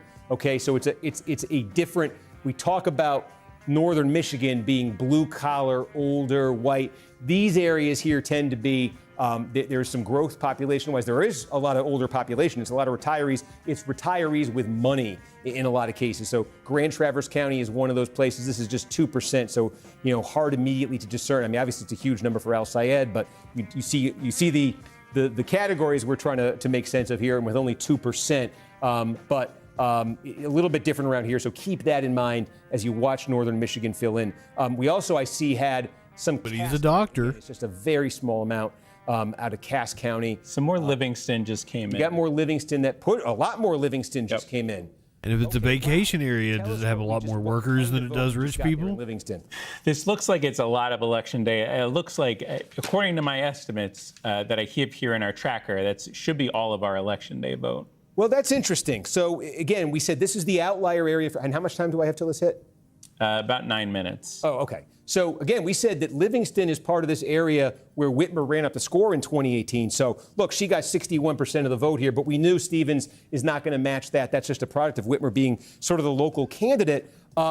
Okay, the other two, we put this up a minute ago. We'll put it up again. Biden in Livingston County got 52% of the vote. Remember, he won statewide. Clinton only got 38% of the vote statewide. Now, Clinton was able to get away with that. Well, she lost, but it was this close. She was able to almost win statewide, even only getting 38% of the vote in Livingston, because she did so well in Wayne County, which is like the mother lode of votes. She was able to compensate for it. So I say that if that Clinton is a benchmark for Stevens, it would require Stevens to get a Clinton-like number out of Wayne County. I don't know if that's in the offing because there are other parts of Wayne County that are not as demographically friendly to Stevens. We'll talk about that as the night goes on. I think Stevens could perform better potentially than Whitmer did in Wayne County, but that doesn't necessarily mean she's going to reach the Clinton. See, that's what would lead me to believe that they might not be voting in that area, and there's a lot of service workers. If you're using the Clinton example, I think she wants to be higher, but she is higher right now. She's a point higher, and this is what we've seen now in Eaton and what we're seeing now in Livingston. It's the election day vote. It's the Al Sayed vote that's really kind of overwhelmingly making up this. So is there room here for Stevens to move this number up? Is there room here for her to move it up substantially? In fact, probably not. What the vote by mail is breaking by here. In Livingston? Yeah. I was just taking a look. We just got Shelby Township in Macomb as well. Okay. But before we get there, let me take a look at Livingston right here. So the vote by mail currently is breaking 39% for El Sayed and 57% for Stevens. So she's winning it by 18 points. Yeah. And how much vote by mail is left? Like how many votes? Just give me a rough number. Taking a look here, 13,000. 13,000. So if she wins it by 20 points, that's give or take 2,600, 25. I mean, at that pace, she could net 2,500 votes or so. She's down by 2,032 right now. So there's some opportunity there for Stevens to get something to come away from Livingston with something closer to what she wants. Okay, Livingston, Eaton, we've got Grand Rapids, we've got nothing more. Wexford is still at 10. We told you Grand Traverse, it's almost nothing.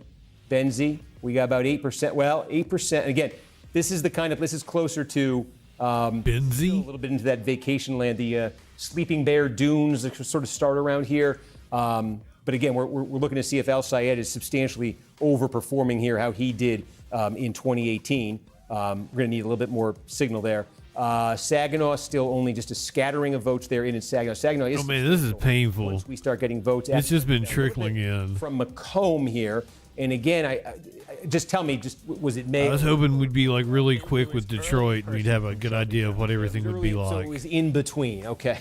Most complicated. Yes. Yes, and we also got all of the election day vote in St. Joseph down there at the border. Okay, so what we got all the election day vote here. Yes. And Stevens is okay. So this is interesting. The more than half the vote is in. This is the most Al Sayed friendly. Okay, St. Joseph County to put you in terms of where you are. Kalamazoo, a little bit north there. If you went south. West, you'd be in South Bend, Indiana. You know, you're kind of getting to that part of that's that Dutch Western Michigan right there, kind of getting closer a little bit to the distant Chicago area. So anyway, St. Joseph County, we got our benchmarks. Let me get them here. Okay, so Clinton got 38% of the vote here in 2016, the establishment candidate. Biden got 53% of the vote here in 2020, and Whitmer got 52% of the vote here in 2018. And there's Stevens just getting through the worst batch, we think, the worst type of vote that she's got to deal with, the election day vote, and she's sitting at 48%, already 10 points north of Clinton in 2016. Again, that Clinton model in 2016 really leaned on running up the number in Wayne County. That's why she could almost get away with numbers that low in places like this. So Stevens is well ahead of that. Clinton ran a really dumb race. Establishment candidates. And the rest of the way now, we're talking about largely a pre-election vote. So that, if you're Stevens, you have a chance there to exceed potentially how those others did. And not to lose it before we get to the top of the hour here, that most recent update in Wayne County got us our first results out of Michigan 13 as well. Yeah, if you want to check in on that House race. Yeah, this is in Detroit right here, Wayne County. So the dynamic here, we told you Sri Tanadar ran for governor in 2018, ran as a very progressive candidate, came in third in that primary with Whitner and Al Sayed. He got elected. He later got elected to Congress. He affiliated with the Democratic Socialists of America, and then he left the Democratic Socialists of America. This was in response to the reaction he said he saw from the left. That motherfucker has said some of the dumbest shit. Like, how is he not a Republican? In 2023, and he left the DSA. So now, I had no idea he was going to run as a Republican. And has their own candidate. That makes way more sense. Against him. So this is ex-DSA against DSA in a deeply Democratic district here. And again, it's just 2,500 votes or so that have come in.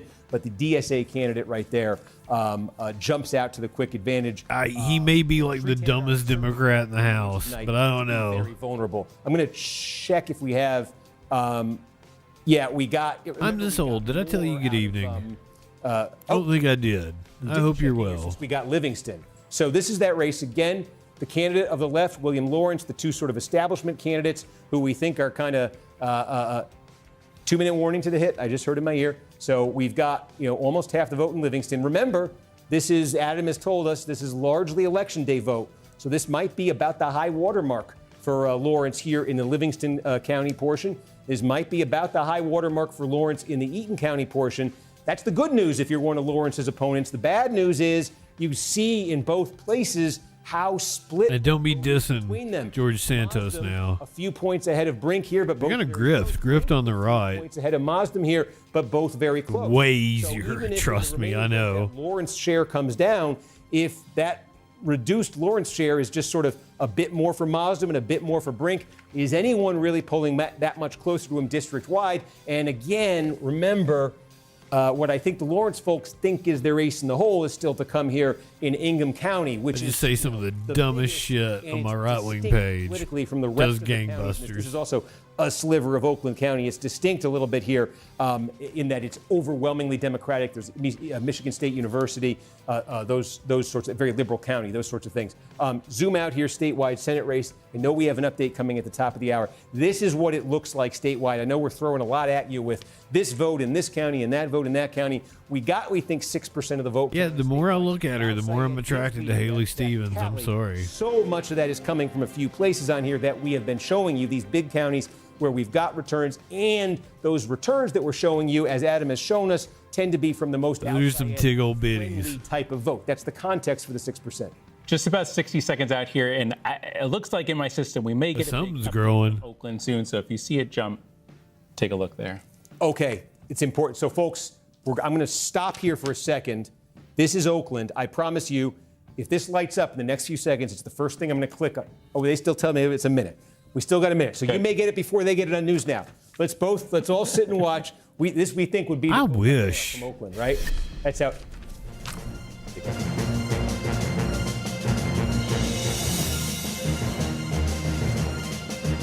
You think you just fell out of a coconut tree?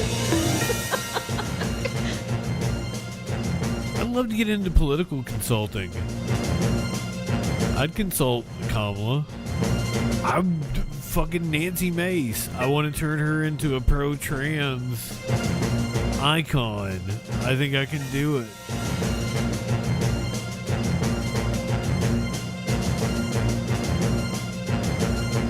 It's the only career path she's got.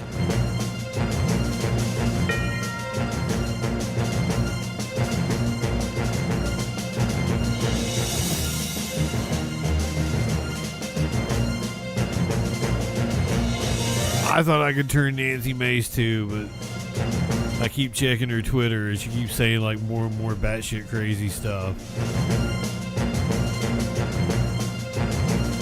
I mean, she's way out there.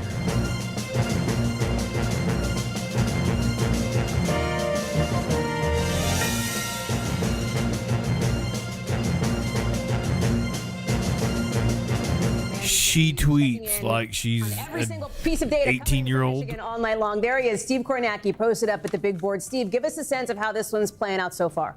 Yeah, I mean, a big thing just happened literally in the last 30 seconds, so why don't we start right there? This is the statewide tally. We think 16% of the vote is now counted. That was at 6% until about 30 seconds ago when this happened. Holy cow. Oakland County, this is the second biggest county in the state. Like 16% of all the vote in the primaries coming out of here. And we just got more than half the vote from Oakland County in one fell swoop. And you can see here that Haley Oh, God, it's a race now. over Abdul El-Sayed by 2 points. Now, the important context for this is a lot of this we think is vote by mail. That's typically what has come first in Oakland County. Now, this is going to be a little weedsy here, but this is important because it's the trend that's been revealing itself as these results have been coming into tonight and in these past primaries that we've been seeing. The vote by mail tends to be older. It tends to be older voters, tends to be more establishment friendly. It tends to be more favorable to a candidate like Stevens. That is what we're seeing in other counties. They have projected Wesley Bell to be the winner in St. Louis. That's disappointing.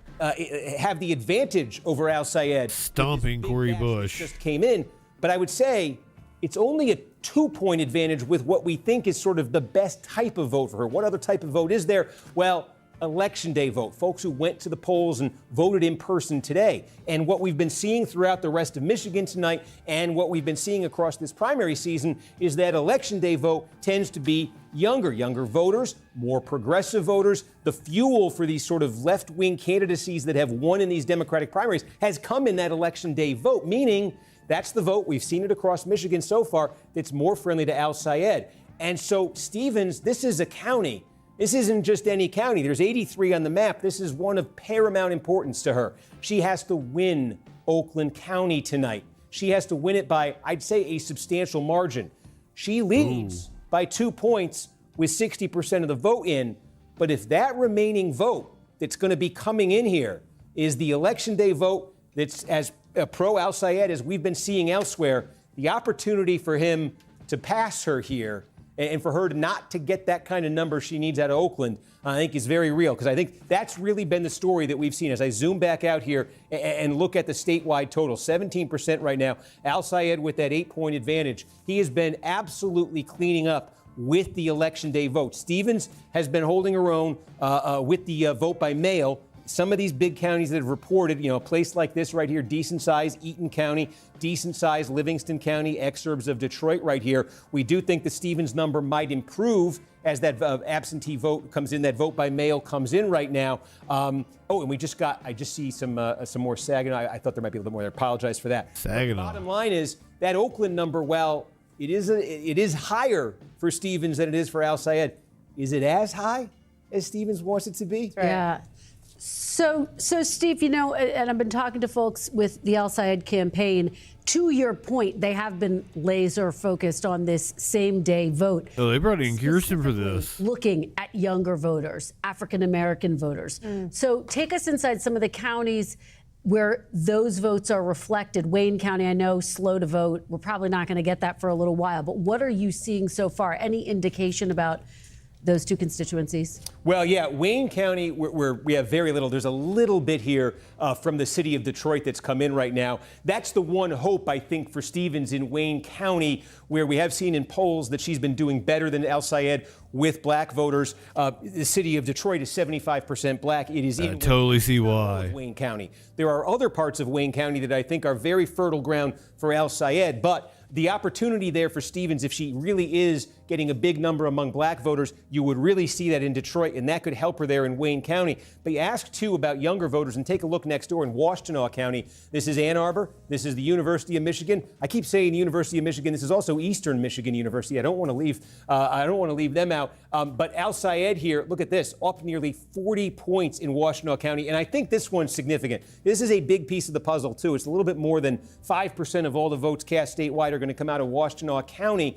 And this is the kind of place where if you're Stevens, I think you knew going into the night you were not going to win Washtenaw County because of what we're talking about, college, young, all of that sort of thing. But you want to hold your own. You need to tread water. You need to be running at like 45%, 44%. Other candidates who are sort of like establishment candidates in Democratic primaries in Michigan who've been successful, that's what they've done in Washtenaw County. She's barely breaking 30% right there. Damn. And there's still a lot there left in Washtenaw County that could be very friendly to Al Sayed. So that's, between what we just showed you in Oakland County and what you're seeing there in Washtenaw County, we haven't really even touched Wayne yet because we don't have much. But those numbers, if you're Stevens, I think in both places. She's lucky she broke 30. She was at 28 earlier. Yeah. All right, Steve, do not go far. We're, of course, going to come back to you every few minutes throughout the night. Every minute. Yeah, Steve, thank you so much for starting. Okay. So there you go. You see how that, I like Haley Jackson. She's cool. So you saw the moment, right? I mean, look at that. I don't need to repeat it. You just heard it. But this is such a huge... Yes. Okay. We're going to do another News Now hit in 5 minutes. This will be about Missouri 1. So we'll check in there in a second. But I just want to see, did we get any more Macomb? We did not. We don't have any more Wayne. Nothing significant, Adam? I see a little bit. We got more out of Washtenaw. We got more out of St. Joseph. We got more out of Eaton. How much more? So did we just got some vote by mail, I'm guessing, out of Washtenaw? Yeah, let me take a look. Because I see Stevens bumped up half a point or so. Okay. Some more Macomb just came in. Yeah. Okay, The Washtenaw was election day vote. Did she drop out fast enough to have her name taken off the ballot? Right, and that's Stevens' number ticked up right there. We're over half the vote in Washtenaw. Again, she's trying to get to 45%, I would say, give or take right there. That's the kind of hill she's got to climb. Kent, I think we just got a little bit more. There was at 18%. I don't think she would take away from Al Sayed. We got more. So she's made her way. She'd take away from Stevens, if anybody. Stevens has. Livingston County, she's at 39. Again, I think she needs to be getting, I say as an outside observer. 40s. With just surface level knowledge. This is small. We got Bay, a little bit in Bay. Again, I'm just looking for more vote than this. But this, this is the kind of thing, it's tiny, but I do think it says a little something. You're, in the upper lower here, you're in northern Michigan. And yeah, this is, Whitmer got, the number for Whitmer here was 62%, right? The number for Stevens, 54. Yeah, these are all counties where I'm looking to see not if Al Sayed's winning them, but if he's able to be more competitive than the progressive wing was against Whitmer. See a little bit of it there. We showed you our friends in Wexford County earlier. Wait, Mission's got cheap weed? Okay, it's only 16%. Again, these are tiny counties, but if it's a trend across the board. First of all, they add up to a little bit less than 10% of the vote, but also I think that could speak to a broader trend in the electorate. Again, just getting a little bit more here. I don't know if I've ever been to Michigan. Again, I don't think I have. A precinct or something in these places, so it's not too much to work with. Steve, to give you a little bit more on Oakland, so the things that did come in that most recent update was that... Because I drove through Chicago, but I don't think I went... voting center that Up we've been far talking enough to be in about. Michigan. That broke for Stevens 66-30, and that was about 54,000 votes. And then we have some election day vote. That was about 74,000 votes, and that broke for El Sayed 59-39. Right. Okay. So that, I mean, again, you could see Stevens took a big swing there with that absentee, and she's up 2. There is election vote that's helping El Sayed there. But again, I think Stevens needs to be in the, well, we can give you the, we didn't give you the benchmarks. Why don't we give you the benchmarks in Oakland? I mean, I'm sure. Right. Lansing is all right. 54% I guess. I was the don't Whitmer know. number. This is in Oakland County. Grand Rapids. 18 got 54% of the vote right here. It was 56%. Have you got some pretty late 2020, and Hillary Clinton in area Maryland, up losing the there? state in 2016, 51% of the vote. So again, all of the establishment candidates won. Seems like this area would be pretty and scenic. The candidates. Whitmer got 52% statewide. Right in Biden here. got 53% of the vote statewide. So these in those cases were winning numbers. Like it's almost Canada, so come on. Yes, there is some election day vote that's part of that too. That's what I'm saying. It's scenic. What that equals out to, 17% of the vote. How much time till it's hit?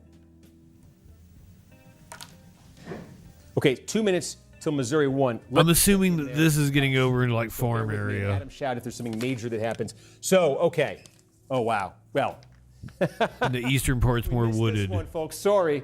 What happened? Yeah, Bell is the winner. Cori Bush counter in St. Louis City, what Wesley Bell got out of St. Louis County, which was about as good as he get out of St. Louis County. The short answer is she didn't. She's losing by 26 points in St. Louis City. So now we've seen it across the dividing line, and we have called this race. NBC News has declared that Wesley Bell, freshman Democrat from Missouri's 1st Congressional District, has won renomination. He has defeated former Congresswoman Cori Bush, who sought a rematch after losing her seat to Bell in 2024. This one's decisive. This one's decisive. Again, what you're looking at is, early vote in both these places. The election day vote may make this closer for Bush, but you've seen it now replicated across this divide here between the city and the county loomed very large in 2024. But in both places, again, we knew Bell would do well there. He's even up 26 in the early vote there.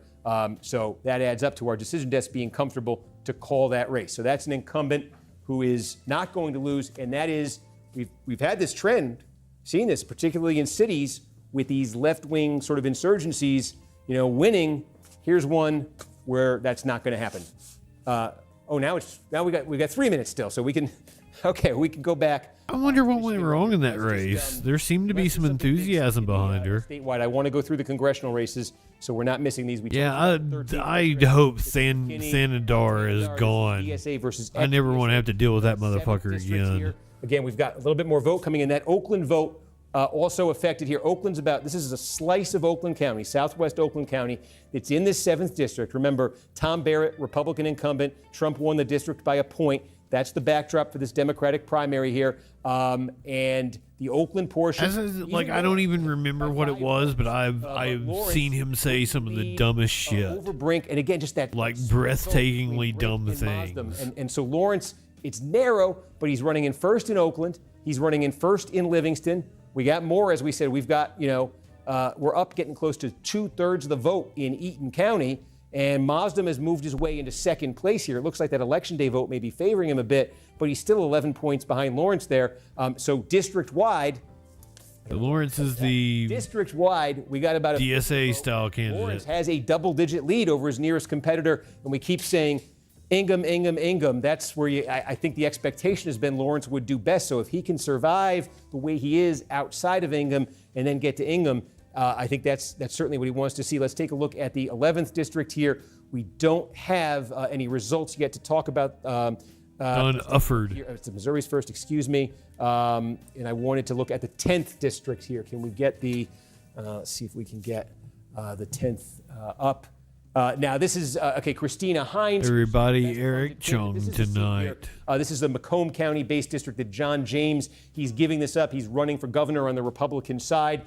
Christina Hines had the most money in this campaign. Tim Grimel was the former mayor of Pontiac. There's a portion of this district that actually bleeds over into Oakland County. That's where his base was, not the base you want to have in a district. Pontiac is a cool name. Had been in the Commerce Department. Do they still make Pontiac? And that's Oakland vote that's come in, too. That's Grimel's. You still get a Firebird? Home too, but you've got some Oakland vote as well. That's Grimel's base, Oakland County. Republican side here, no surprise. I don't see a check mark yet. That might be coming soon. Michael Bouchard, this is the Trump-endorsed candidate. He's winning this thing. He's leading this thing easily right now. Again, this is a Republican district. Trump had won this by 6 points in 2024. He won it by 1. Chevy should totally by John make James a Firebird. who is giving up the seat to run for governor. Let's see how James is doing in this race. Remember, James here endorsed by Trump. He's run twice statewide as the Republican nominee, 2 Senate elections. He lost both of them. This is his 3rd statewide. He do have the Camaro. Harry Johnson here. But like it's a nostalgia, it's a branding thing. You remember the name nationally. He actually ran for president in 2024. I didn't know Perry Johnson was in Michigan. I thought he ran for governor in California. Going after James hard in this campaign. You can see here. Just taking a look at where the vote is coming from. Yeah, I guess it was part of the restructuring of GM. A lot of the bailout. That's when they got rid of his base is down here, and a lot of Buick and blah blah blah. Like the criticism of him of what was that they were a bloated company. They had multiple different car lines. Maybe there'd be he'd been a little bit presumptuous about being the nominee after picking up the Trump endorsement. But taking a look here again, because they don't make Buicks anymore, do they? Or Oldsmobiles? These places, these are not quite as big in a Republican. They definitely don't make Geos. Democratic primary, but they're big. Oh, Buick is still around. And you're seeing something consistent there in Southeast Michigan. And to the extent we're getting anything up, I'm glad to hear that. I like a Buick. The only place you're seeing Perry Johnson ahead is by 1 vote. There it is. The only county where Perry Johnson's leading, he's leading by 1 vote right now. So that's what it looks like. How much time we got on this? Less than a minute. Less than a minute. Okay. Let's see if I do have a note for you. Yes. Okay. Saturn. That's the one I was trying to think of.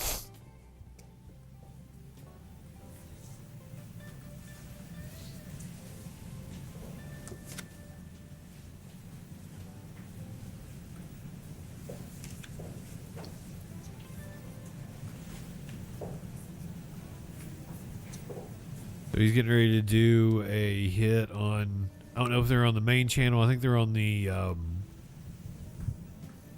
there's like the 24/7 news channel that you get on like your Roku and shit.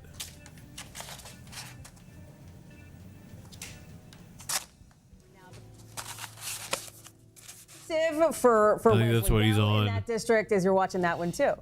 Yeah, I mean, it's interesting because I remember being here 2 years ago in this primary when Bell went after Bush. That was a very close race here. Bush, obviously, her affiliation with the squad, she'd been a national figure. And the story of that race 2 years ago is this district is split between St. Louis, the city of St. Louis, and then right over here, these are the inner suburbs of St. Louis County, some of them St. Louis County. And the story then had been Bell was strong in St. Louis County, Bush was strong in the city of St. Louis. But take a look at what we're seeing so far. St. Louis County, no big surprise. I mean, Bell getting more than 3/4 of the vote right there. But go over to the city of St. Louis and you see Bell ahead. It's not as decisive, but you do see a solid margin. At least this is early vote. The final margin may end up not being quite this dominant here. Bush may do better. I think she will do better with the election day vote. But you see it extending across county lines. And this split with the early vote is not something you saw in 2024 when these two candidates ran against each other and Bell won in a close race. And so, yeah, it kind of bucks the trend that we've been seeing. How many primary nights have we been up here,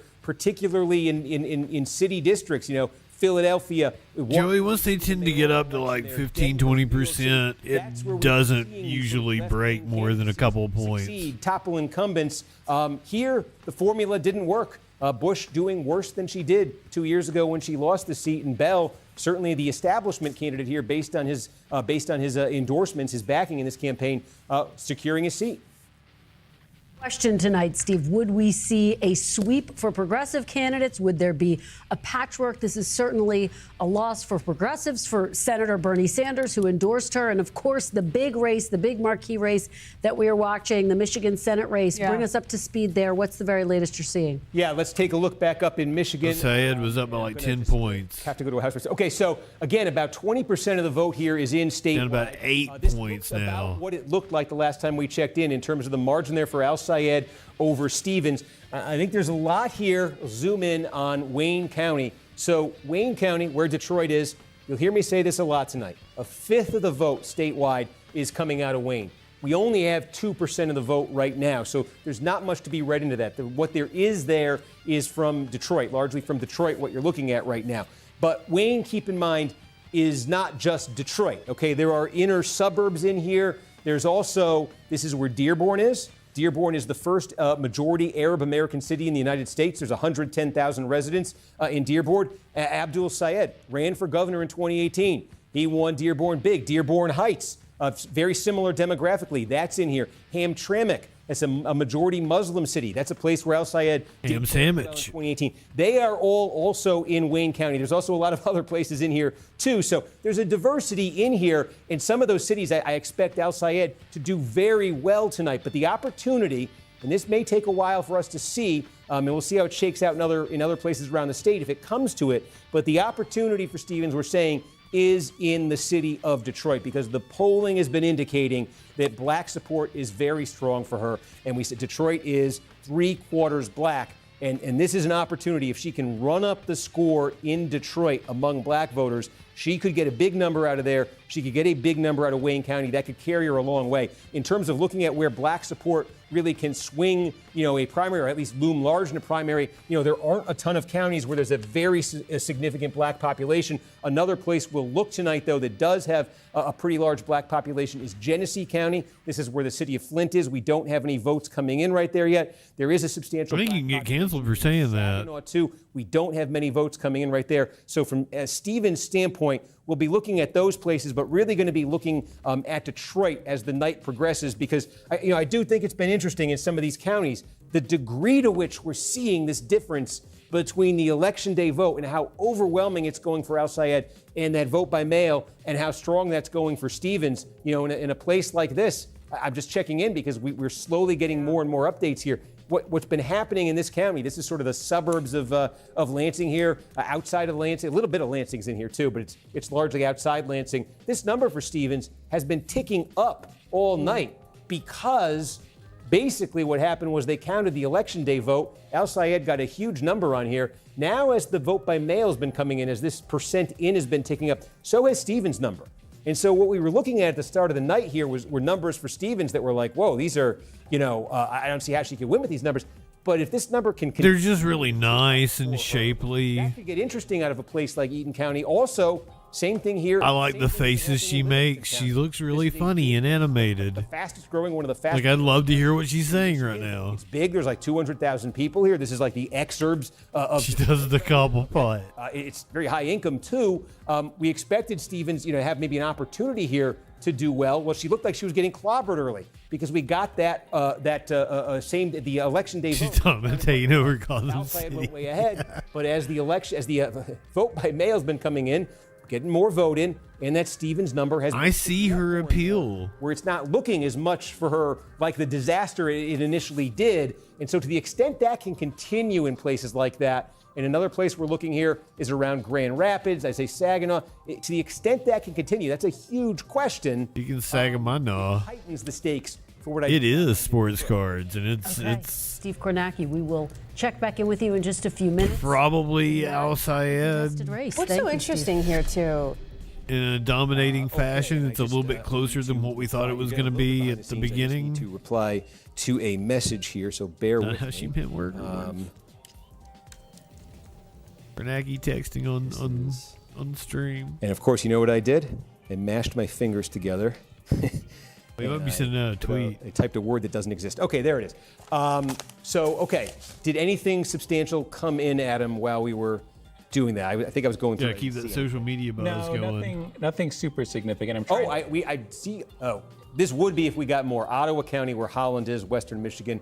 It's only 2%, so we'll. Hey, I need more TikTok followers. If you're on TikTok, follow me on TikTok, please. Pull out. Like we're now. getting our first look at some of the precinct results, so I'm trying to take a look into those right now, and I'll get back to you. Okay. Let me just check in on Kansas for a second. I don't know if that works. We're back around Michigan here, but we did. I want to update you on this. It doesn't apparently. Republican primary for governor of Kansas.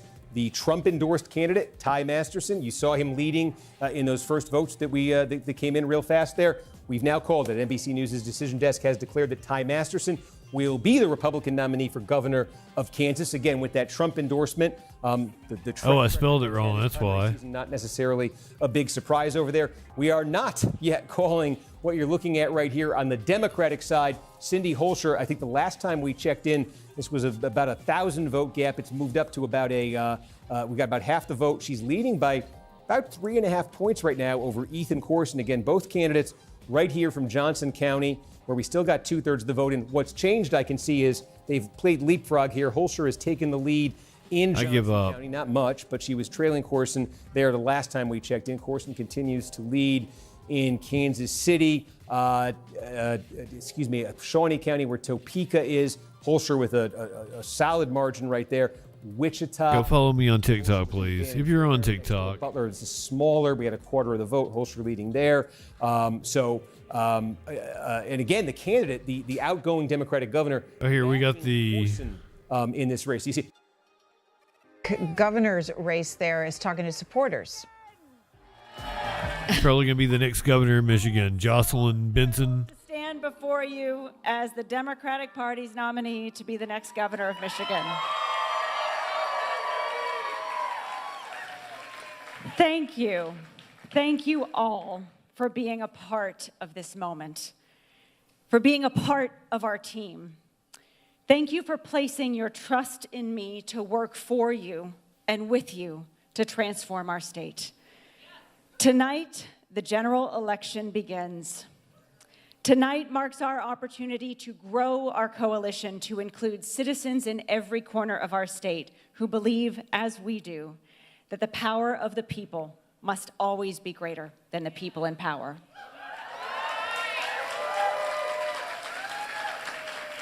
My life's work is about making that promise, that hope, a reality.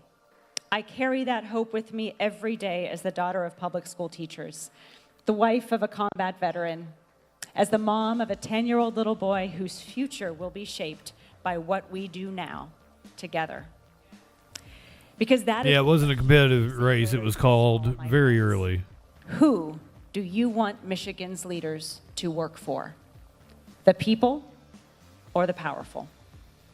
Well, you all know who I'll work for.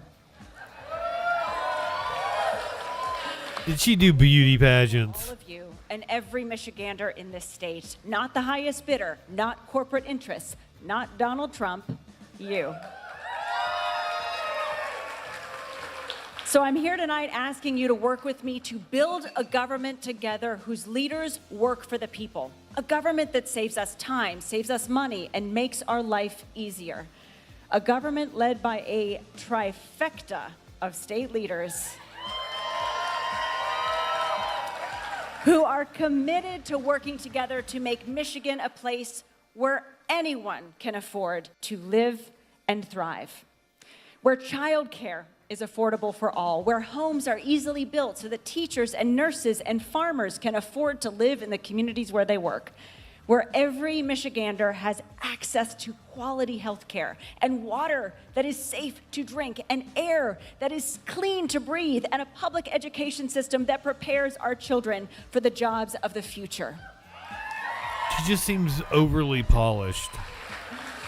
As the next governor of Like even that was choreographed. drive down costs while expanding our economy, and yes, I will work with anyone to get that done. But I will also be ready to stand up to anyone, no matter how wealthy or powerful, who gets in our way. I've done that as Secretary of State, and I'm ready to do it as governor.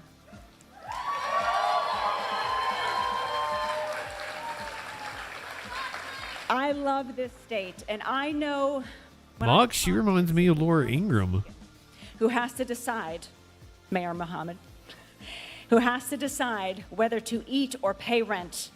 Or when I sit down with seniors in Warren who are anxious about paying for medicine on a fixed income, I know we must do right by them. Just the other day, I sat down with a new mom and dad right here in Detroit, and I held their newborn little girl in my arms. And I listened as they talked to me about how they don't want their child to grow up in poverty. And as a mom, I can't stop thinking about that conversation, about how every decision we make now will shape the world that their little girl and my little boy and all of our children will grow up in. And in the eyes of that little girl's mom and dad, I saw two people who simply wanted what every parent wants, a chance for their child to grow up healthy, happy, and safe. To live in a state where she can get a world-class public education, afford to see a doctor when she needs one, get reproductive care because it is her right, build a career she loves, and live in a home that she can afford and not have to work 5 jobs in order to do it all. Right? It is our job to deliver that for her and for every person in this state. That's what it means to have leaders, a governor who works for the people. I will work for the veteran who deserves access to the health care they earned, the teachers who dedicate their lives to preparing our children for the future and who deserve pay and more respect. For the children whose futures depend on the work that we do today. Our campaign is about them and all of you. Costs down, wages up, rights protected, end corruption, and build a government that works for all of us.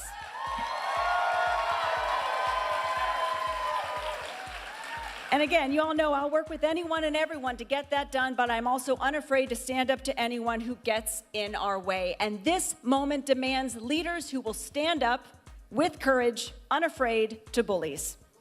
And boy, boy, do I know how to do that. Like when Donald Trump tried to pressure me into turning over your private voting information, I said no, and I'll see you in court. Sassy. And I won. I want you to know that even if it means sheltering in my home, protecting my son, while people with guns protest on my front lawn, I am not afraid to stand up to anyone who would try to take away your rights and freedoms. And that, again, will be the choice facing Michigan's voters this fall. Who does your governor work for? What does she stand for? And who does she fight for? The Republicans have already shown us their vision for Michigan. It's a vision that would raise healthcare costs instead of lowering them, a vision that would allow housing costs to climb instead of fighting to bring them down, and a party whose leaders stood with Donald Trump when he tried to overturn a free and fair election and instead of standing with the people of Michigan. That is not the future that Michigan wants or needs. And together, He winked at me. we're going to reject it this November. Because the bottom line to me is this: Michigan deserves a governor who answers to the people, not corporations, not to the DeVos family, and not to Donald Trump. And my friends, I'll just say, Michiganders voted in this primary, which, by the way, is on track to be one of the highest turnout primary elections in state history. A lot of eyes. They voted in this primary because they are asking us to fight for them, to stand up for them, to fix what is broken for them. And I am committed as the next governor of Michigan to make sure we deliver. But I cannot do it alone. I need your help to get this done. I'm asking you tonight to knock those doors, make those calls, talk to your neighbors, leave here tonight ready to remind people what is at stake and what is possible when we come together. Let's take tonight's landslide victory and let's deliver another one this fall. I'm going to ask you tonight, as the eyes of the nation are on Michigan, right? I'm asking you. You're on the Troll Patrol. Show the nation who we are, what we stand for, and who we are fighting for. So I'm going to ask you, like I asked you in 2018, like I asked you in 2022, are you ready to work for democracy? Are you ready to fight for democracy? Are you ready to vote for democracy? Well, let's get it done and let's go win. Thank you, guys. I love you. Oh my God. And she danced to Nelly Furtado off the stage. I was just getting ready to say, I think I like her. And then she danced to Nelly Furtado off the stage.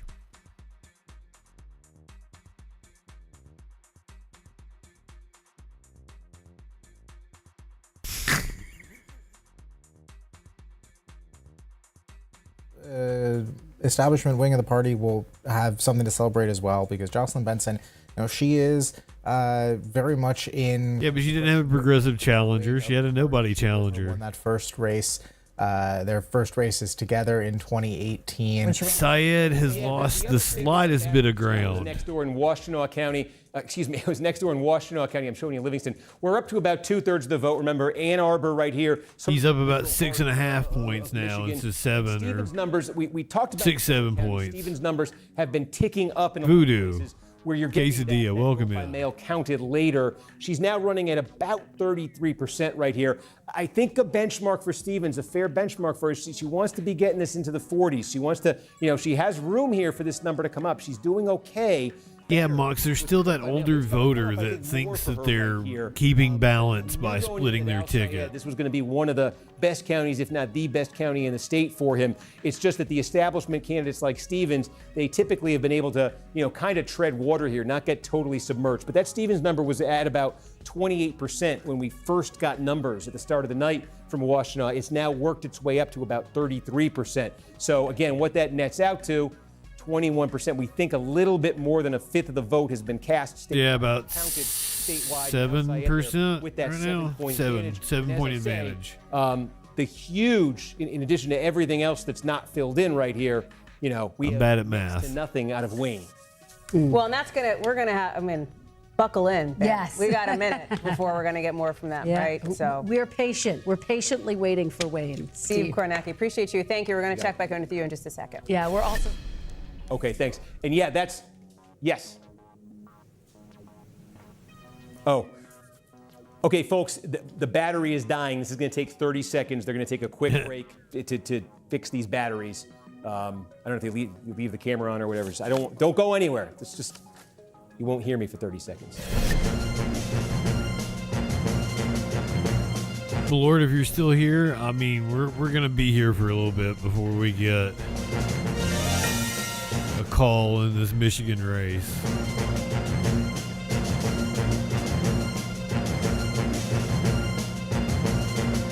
We're going to be on a while.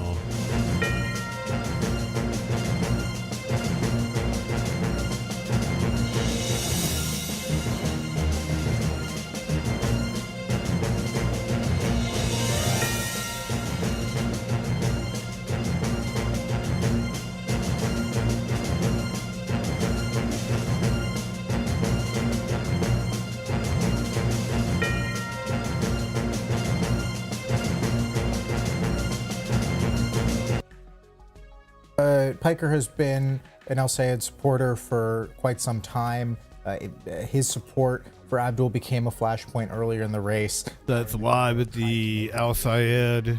She actually went as far as to compare, I guess, what's looking to be a victory party. Fuentes, the neo-Nazi, which I think rubbed people the wrong way, and obviously a lot of things about the McMorrow campaign didn't really work out for her, but her attempt to try and use that as an issue against Abdul ultimately, I think, fell flat. I don't think it's a surprise to see him there tonight. He's been very supportive of the campaign, and I think there is some overlap in terms of the, Abdul has talked a lot about reaching back to young men and the ability of Democratic politicians to win back the votes of young men who are disaffected. That's something that Hassan Piker also talks quite a bit about. The two are also gym rats. We've seen both of them on the bench press. We've seen both of them talk about their gym routines to great length, and so I think they're kindred spirits in that regard as well. All right, moments ago from the El Sayed watch party, Hassan Piker. I'm here today to continue the revolutionary practice of fighting for democracy, which unfortunately in 2026 is almost like a dying art. So we're carrying that flame, and we're hoping that we can continue carrying that flame into the general election. I think Abdul centered the needs of the working class so perfectly in his policies, but in many respects, his run didn't start yesterday. His run didn't start 6 months ago. His run started in 2018 when he ran on a Medicare for All ticket in the gubernatorial race. And I guess the people were not ready for it now, ready for it back then, but they're certainly ready for it. I've seen him look far more fly. C-SPAN did toss over to his son. I think we got some more results. But I think what this means 23% of our election day vote in, 6% of our mailed vote in, and 32% of our early vote in. Okay. And how are they breaking? So the early vote is currently breaking 65-34. Mail vote for El Sayed, sorry. And that's the smallest of these. Yep. Yep. The mail vote is the smallest of these. Or yes, I understand. Sorry, I saw what you were saying. The mail vote is currently breaking 65-30, and the election day vote 65-30 for Stevens. Yes. Yep. And the I don't have an opinion on the guy. I'm kind of afraid to make any jokes about him because I don't want to piss anybody off that really likes him. So this is interesting. So El Sayed is winning the election day vote by 30, and you said Stevens is winning the vote by mail by how much? 30. I clicked out of it. I'm sorry. Okay.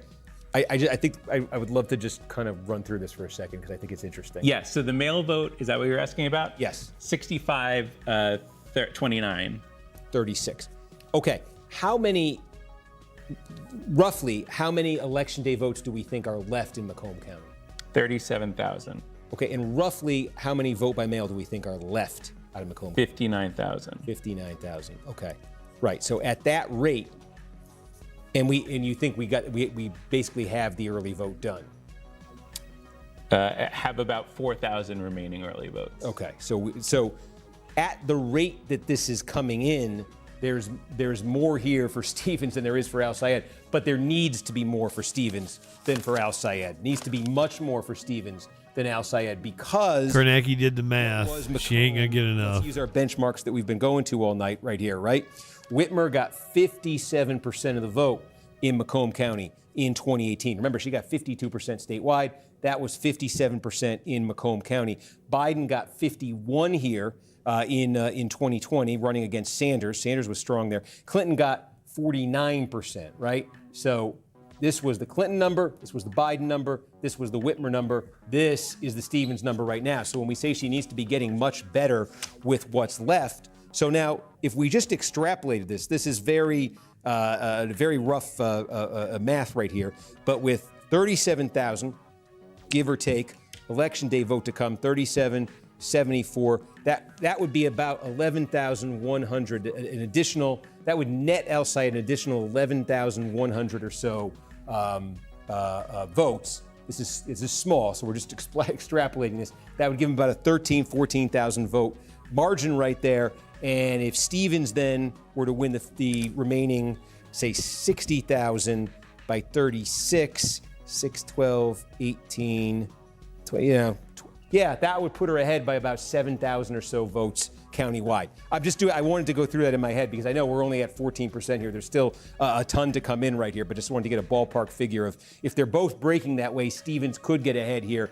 She absolutely has to, I think, get ahead here in a place like Macomb County. Zooming out, again, just with some more trickling in. She is doing really poorly. Still just at 22%. Looking for, I'm just going to quickly go through this. I promise I won't get bogged down. I just want to see if there's anything in these small counties that is like close to complete. Delta, well, okay. Again, Delta's I thought I wouldn't get bogged down. Now I'm going to get bogged down. Delta, this was actually one of the let's see, 56, 56, 43 are the sort of establishment numbers. But again, only 2,500 votes between them. Looking for something complete. I won't. Luce County, we're at 3/4 here. Okay, small, but just looking for anything complete. Whitmer got, this was a 70% Whitmer County. That's 400 votes. 57% Biden County. In Luce County. Stevens is running, lower than those numbers. Steve. Yeah. I do have some more messages for you. Yes. On your phone. Oh. I'm also looking for some of the complete counties as well. We do have a couple, and we can also probably get to those. We have some complete. Right on the we have some complete counties. Wait, we're up to 85% in 2 counties. As of our latest. That's not complete. And did the decision desk tell us if we do believe there is more election day vote higher election day turnout than we thought initially? The expected vote in Oakland County got raised a few minutes ago. We don't know. We can't say overall if that what you're saying about the election day vote. Decision desk is not saying that yet. Yeah, I mean, okay, so full disclosure, we pass notes back and forth. We're sort of comparing notes because we're trying to think out loud. So we do have a completed county now. Give me the completed county. Luce. We were just there. We were just up there. Okay. So sorry, I lost Luce. 4th time's the charm. Okay.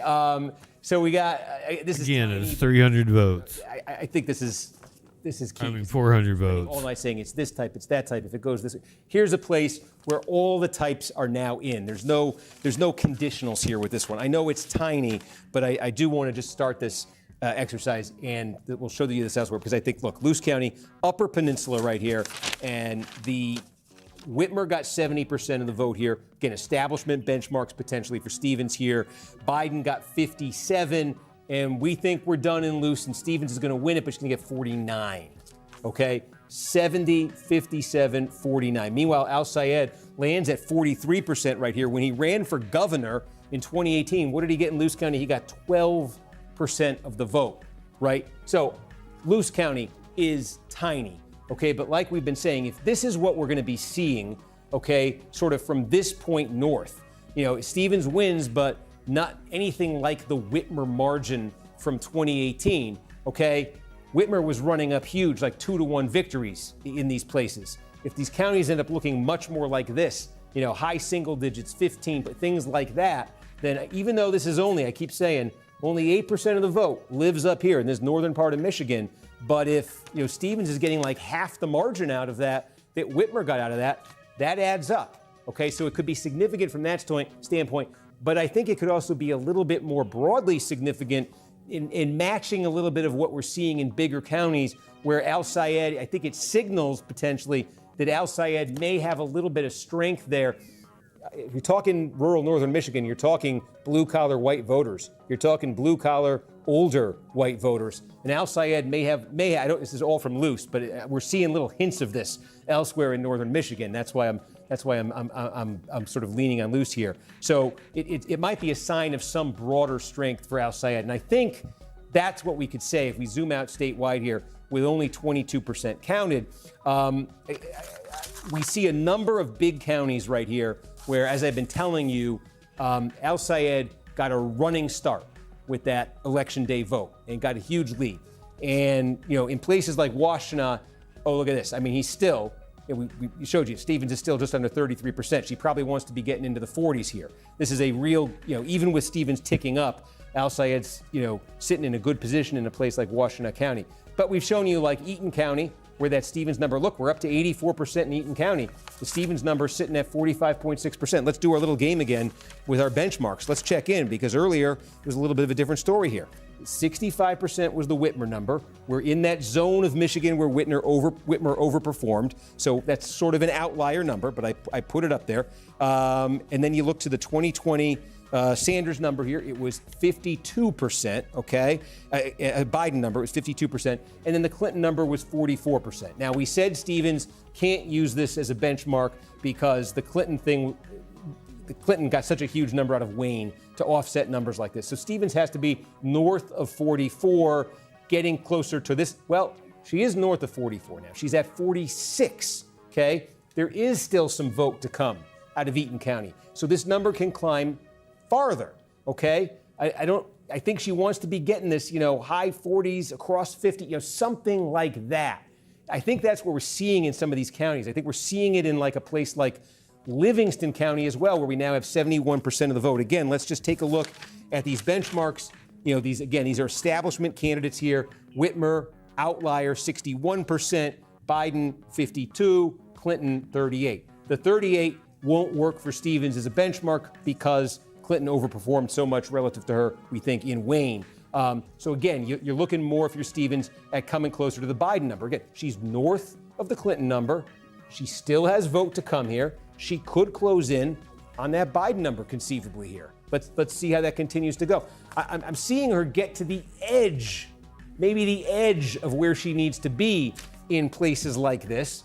I'm not seeing her do that in a big place like Washtenaw. We have very few votes. We just took you through what we got a little bit more now in Macomb since then. We went from 14 to 20%. Seems like it did not get any better for Stevens with what came in, but that might be Election Day vote that came in right there. We have the possibility that there's been higher turnout on Election Day than I think maybe was expected. That would benefit El Sayed. So there's a lot here that if you're El Sayed, you're looking at and you're very encouraged by. And there's a lot here if you're Stevens and you're looking at and you're saying, well, maybe with a little bit more here and maybe with a little bit more there. And then I think what it all kind of comes around to is this, Wayne County. Because the Stevens thing is maybe with a little bit more here, and here. And then even with all of that, what would she need? She would need something big out of Wayne, and that really is something big out of Detroit. And we're sitting at 3% right here. We've told you, I don't want to send anybody away, but 5 a.m., 3 a.m. That's when we had Wayne, all of it, the last two Democratic primaries. But we're going to find out. I think what's happening right now is we're going to find out as the rest of these fill in, as we start to get more loose counties, okay? Loose, L-U-C-E, where we got all the vote in. We're going to have a much clearer picture of whether it really is going to come down to Wayne and whether it really is going to come down to Detroit. Because there are some things here, if you're Stevens, that have gotten better as the night's going on. There's a lot of things here that are encouraging for Al Sayed. Where does Eaton County land? Now we're up to 89% right here, and Stevens is up to 46%. So he continues to tick up. Is it at the level she wants to be at here? How much higher does she want to get it? Livingston County, 71%. We've not heard from Ingham County. That's a pretty big one. It's about 4 or 5% of the vote statewide. It's where the state capital is. That's where I think El Sayed is expected to have a very big night. Okay, it's a very liberal area. Saginaw, we're still sitting at 4%. If you're Stevens, Genesee County, you're kind of counting on Genesee County. Flint, counting on doing very well with the black vote. Oakland County, we had that number get knocked down to 67. We're still there. Macomb, 20. We've gone through to UP. Do we still have anything in? We have very little in Ottawa. Okay. So, they're going to come to me in 1 minute. We're going to talk about Wayne County. So what I'm going to do in the minute in between is leave this up and take some water.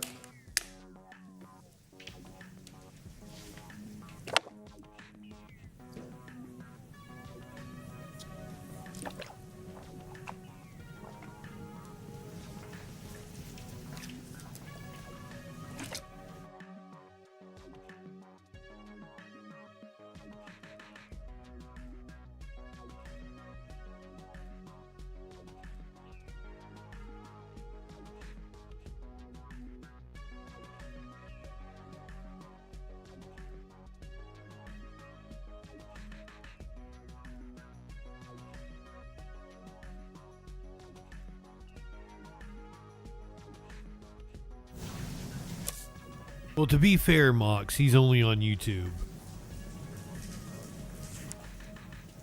Like he's streaming this as extra when he's getting ready to do a hit. Tabs on what you're watching. Okay, so now he's on the 24/7 station in Michigan, specifically. Well, I'll let you tell us.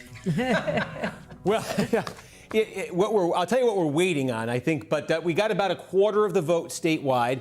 It's a 6.5-point margin here for Al Sayed over Stevens. We do have, I want to pick up this story. I think we started to tell you a little bit ago, but Eaton County, this is a decent sized county. So we're like watching his extra feed, not any kind of like professional Lansing feed. here. I think the interesting thing that's been happening is how much closer it's been getting here in Eaton as the night's going on. And it speaks to, don't mean to be a broken record, but that difference between the election day vote that got counted fast and put Al Sayed way ahead, and the vote by mail that's been trickling in, the updates have been trickling in that Stevens' number has gone from a place through the course of the night here in Eaton where you're looking at it initially saying, oh, getting clobbered here, to like, is she putting herself in a range of where she'd need to be to have a real chance at this statewide? I don't think so, but it's closer than what I thought it was going to be originally. In Livingston, where again that numbers continue to tick up. I think it's got to tick up more for her, considerably. But there's more vote to come, and it looks like it is that vote by mail. A lot of that vote by mail that's been so friendly to her, and so I think the story that's kind of taking shape here is there's a lot of questions like that on this map. There's a lot of blanks, on this map right now. Okay, like a place like Genesee County. This is a big one. This is where the city of Flint is. This is one of the higher black population counties in Michigan. One of the key ingredients that Stevens is looking for to have a shot tonight is to do extremely well, run up the score with black voters. How does that look? Does that happen? And how does that look in a place like Genesee County? Her formula for victory absolutely depends on it. We got nothing there that we can really show you right now. We don't have much in Saginaw either, where it's a bit of the same story. The counties are, there is a substantial black population there as well. All of these sort of questions that we're seeing here, with the way Stevens has done as these votes have evolved, have raised the question, if she can do this, if she can do that, if she gets a big, all of that is coming around to, if she can answer yes to all those questions, then what she would need on top of everything else out of Wayne County would be big, big numbers. And I think specifically from Detroit, where the population is overwhelmingly black, and where we have a very small amount of vote right now. What you're looking at, as a matter of fact, in Wayne, you see 4% in, that's just about 12,000 votes counted. One thing we just got in Wayne was an update from the city of Dearborn. Dearborn is the first majority Arab American city in the United States. It's a place where Al Sayed won huge in 2018. He lost the primary statewide for governor in 2018 to Gretchen Whitmer, but he won big in Dearborn. And so we just got votes from Dearborn, place where we knew he's going to do really well, and those votes are election day votes. That's the type of vote he's been doing particularly well with. That's not all of this, but that's part of the mix you're looking at here. It's Al Sayed friendly. What we're waiting on is what happens in Detroit, specifically with the black vote in Detroit. Hey, Dankness. Stevens, again, you're trying to stitch together through this patchwork of partial returns, blank counties, very, very little that's close to complete right now as a county. You're seeing. Now that you're here, we should totally get high. Stevens, but there's a lot of conditionals in that, and if they all kind of come to fruition for her outside of Wayne, it would come down to Wayne and to Detroit. And again, I say, like, the fact that we're sitting here at 10 o'clock Eastern and we got 4% in Wayne, this is par for the course for Wayne County. Yeah. But and to that point, what I hear you saying is we may be in for a fairly long night, Steve, right? I mean, if that's what it's going to come down to. I'm saying I'm not sure it's coming down to that yet, because she still has a lot of work to do outside of Wayne County. There's been some encouraging numbers here throughout the night. If you're Al Sayed, I'll put this back to the statewide. There have been a lot of encouraging things in these numbers, for Al Sayed. So Stevens chipped away just a little bit more. Places that I was just showing you right there. Yeah, exactly. To have Steve, it come down to Wayne. Steve, can you just give us a sense how much of the early vote has been counted yet? Do we have a sense of that? Actually, if you give me a second, Adam, do we cumulatively have how much early? Hey, this is our first appearance by Adam DeBose, producer extraordinaire. Hey, bud, there he is. We have about 20% of the vote, early in-person vote, that's currently expected. The early vote. Yeah. But how about the vote by mail? Oh, the vote by mail, 9%. Okay. Right. So there's still, and that's Stevens' friendly vote, Mm-hmm. Yes. Well, and when I talked to them today, they were Big Ben, welcome in. Yeah, it looks like Stevens is going to lose, but it's still too early to call, and she's been chipping away at it ever so slightly. And Hallie, what's so fascinating is... Okay. We have a minute. Okay, so we have, top of the hour. we're going to do another, I'm on this one now. Hi, folks. Top of the hour, we're going to do another update for the news now, folks. I see one, okay, that's the poll close countdown to Washington. We haven't even mentioned Washington yet. In an hour, the polls are going to close there. The vote by mail, this is a state, it's like Colorado, it's like California. It's largely vote by mail. They get a ton of it counted up ahead of time. They just press send, basically, as the polls close or close to it. So between 11 and 11:30, 11:45, a ton of vote to come in Washington. Some congressional primaries there. We'll get to them that are pretty interesting. That's going to happen an hour from now. I'm telling you this now because I'm not sure between now and then how many chances I'll have. So we've got that. They're going to come to me. The clock just disappeared. I'll look at this one. They're going to come to me in a minute. And what I'm going to do is my producer has put another note together. I'm not going to let you see the notes. Maybe at the end of the night, I'll let you see the notes. But he's put another note for me. And while I read the note, I'm going to drink water, except I don't. Is there any more water in here? All right, we can get a little bit more.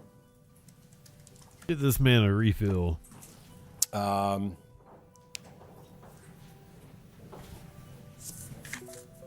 Say again?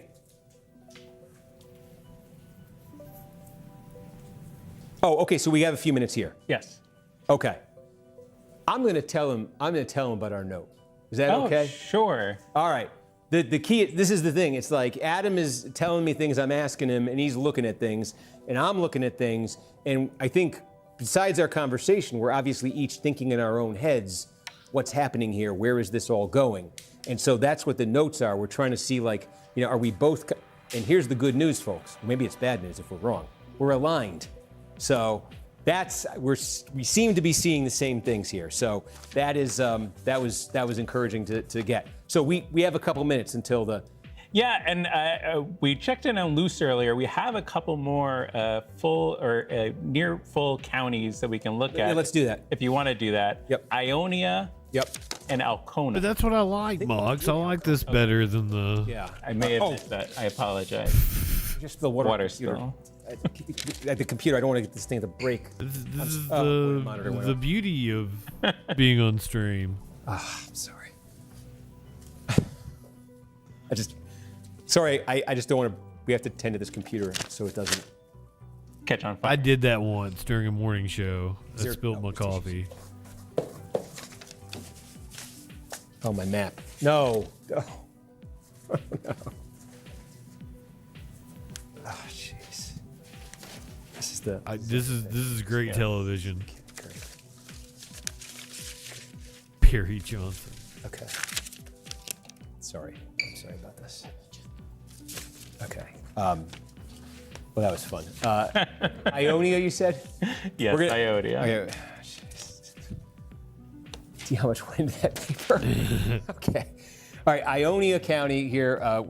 It's right around Lansing. Here we go. Okay. We got, basically complete. It is a trip. That's why I love it. I get depressed when it's a night I feel like he would do coverage and he's not on. Ionia County for benchmarks. Okay, again, we're using progressive lane. We're using the established. I've got to go somewhere else for my election fix, my election coverage. Outlier zone for Whitmer, where she did so well. It was. But I do enjoy C-SPAN. Biden. We got Washington Journal going over here. Too early in this race? You expect this to get tighter? No. Probably not. Look, I think that John James, once he received the endorsement from Donald Trump and once Mike Cox, the former state attorney general, dropped out, was looking like he was in a pretty strong position in this race. Again, this is a guy who has won 2 statewide Republican primaries before, for Senate in 2018 and 2020. He's totally a whack job. People kind of forget that 2018 result was a bit of an upset. He was not the most notable candidate in that race. But look, the guy he's running against, Perry Johnson, is kind of gadfly. This is somebody who was kicked off. Oh, Joe, you're talking about Harry Yenton over on CNN. In the gubernatorial race, he turned around. He ran for. I like him too. 2024. I don't know how many people remember that or were aware of it to begin with. He spent millions of dollars of his own money. He's been sponsored by like Kalshi though. It's been a little annoying. And he decided to run for governor this cycle. He's 78 years old. He spent $30 million of his own money he was never really able to get beyond kind of the mid-20s in any of the polling in this race. That was before Mike Cox dropped out. Let me tell you, if you spend $30 of your own money on campaign ads, Perry Johnson did that, and you're not. How does a guy with the name Mike Cox not get elected? That is not a great sign for you. Now we're about a fifth of the vote counted here. He's down by 15. You know, there are a few counties, more rural areas where he's doing okay, but look, I would be shocked. I would fall out of my chair here if Perry Johnson were to somehow win this gubernatorial race. I think this thing is cooked. I think it, you know, I trust my friends at the AP. I think they're a lot smarter than I am when it comes to these things. Yeah, I think they already called that one. I think that John James is going to be the nominee. All right, we are waiting for the Associated Press to call that primary race for governor. Moving our attention back to... I could have sworn I saw them call it already. On the Democratic side, to replace Democratic retiring Senator Gary Peters. No, we're not doing calls anymore. This is, okay, Gretchen Whitmer was the county prosecutor in Ingham County. So when I said she had the home field advantage, she really had it there. So as our benchmarks go for Stevens, Whitmer got 63, but put an X through it. That's her home county. Okay, realistically though, when I say this is like a very liberal county, the number that Joe Biden got out of Ingham was 45. Number that Hillary Clinton got was 43.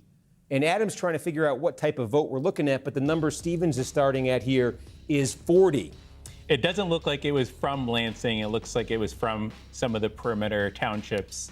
And maybe Mason as well. And in a mix of vote type. Yes, exactly. Okay, so, what are we talking about? Sorry. Okay, we're doing a Michigan hit in how long? Okay, folks, we're gonna do another Michigan hit in a minute.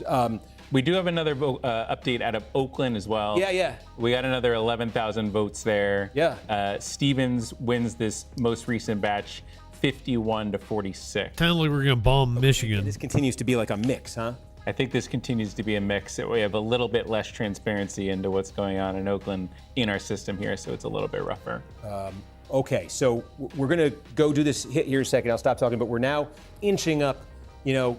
She's chipping away at it ever so slightly. Got this down to, you've seen the statewide margin, 8, 7, 6.5. It's sitting at 6 right now. Again, there's a lot of blank space on this map.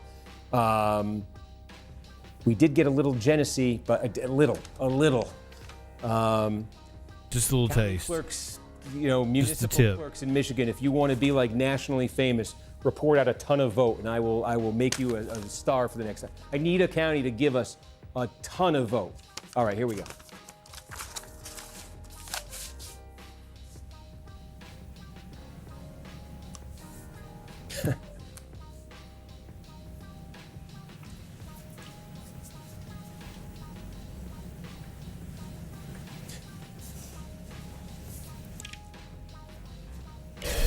Charcuterie platter, Julie. a little cornacki at the big board. It doesn't get any better. Joined That by you. That's right. I mean, it is.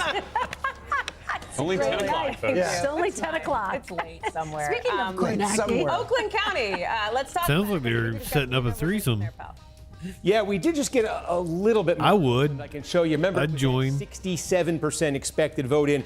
It's now ticked up to, to 71% here. Stevens continues to lead here, a 2-point margin, a little bit more than 2 points over Al Sayed. Again, this continues to be a mix of different vote types. So it's in terms of the trajectory here in Oakland of, you know, who's on course. Is Stevens on course? Is Al Sayed on course to do better in the remaining quarter or so? Yeah, we'll get Kornacki's data boy to be over in the corner in the cup chair. But this Stevens margin, remember when we first got that big initial batch, which included a lot of vote by mail, it did also include, and I didn't emphasize this enough at the time, it did include a lot of election day vote as well. So it was a little bit more of a mixed bag, and Stevens has maintained that small advantage he had over Al Sayed there as Oakland has continued to come in. Again, just statewide, what this looks like here, you know, an advantage there of now it's just under 6 points. That the margin between Al Sayed and Stevens, too, statewide, has been ticking down a little bit lower. It was 8, it was 7, it was 6.5, it was 6.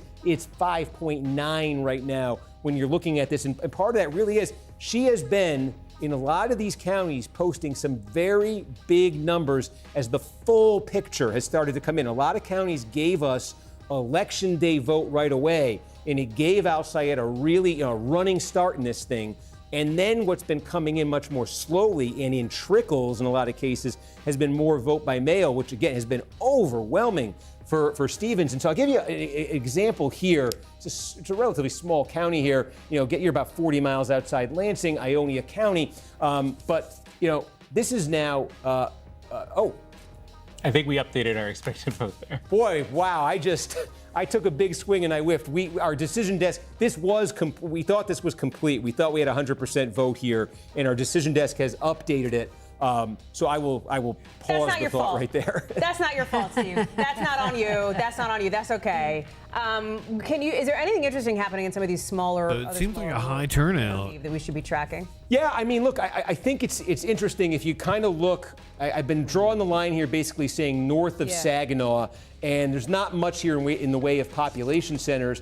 But the key in this area, is that the establishment candidate here, you would expect would be getting 60% plus of the vote in these places. Al-Sayed, when he ran for governor in that 2018 Democratic primary against Gretchen Whitmer, really had some low numbers in northern Michigan, in the UP.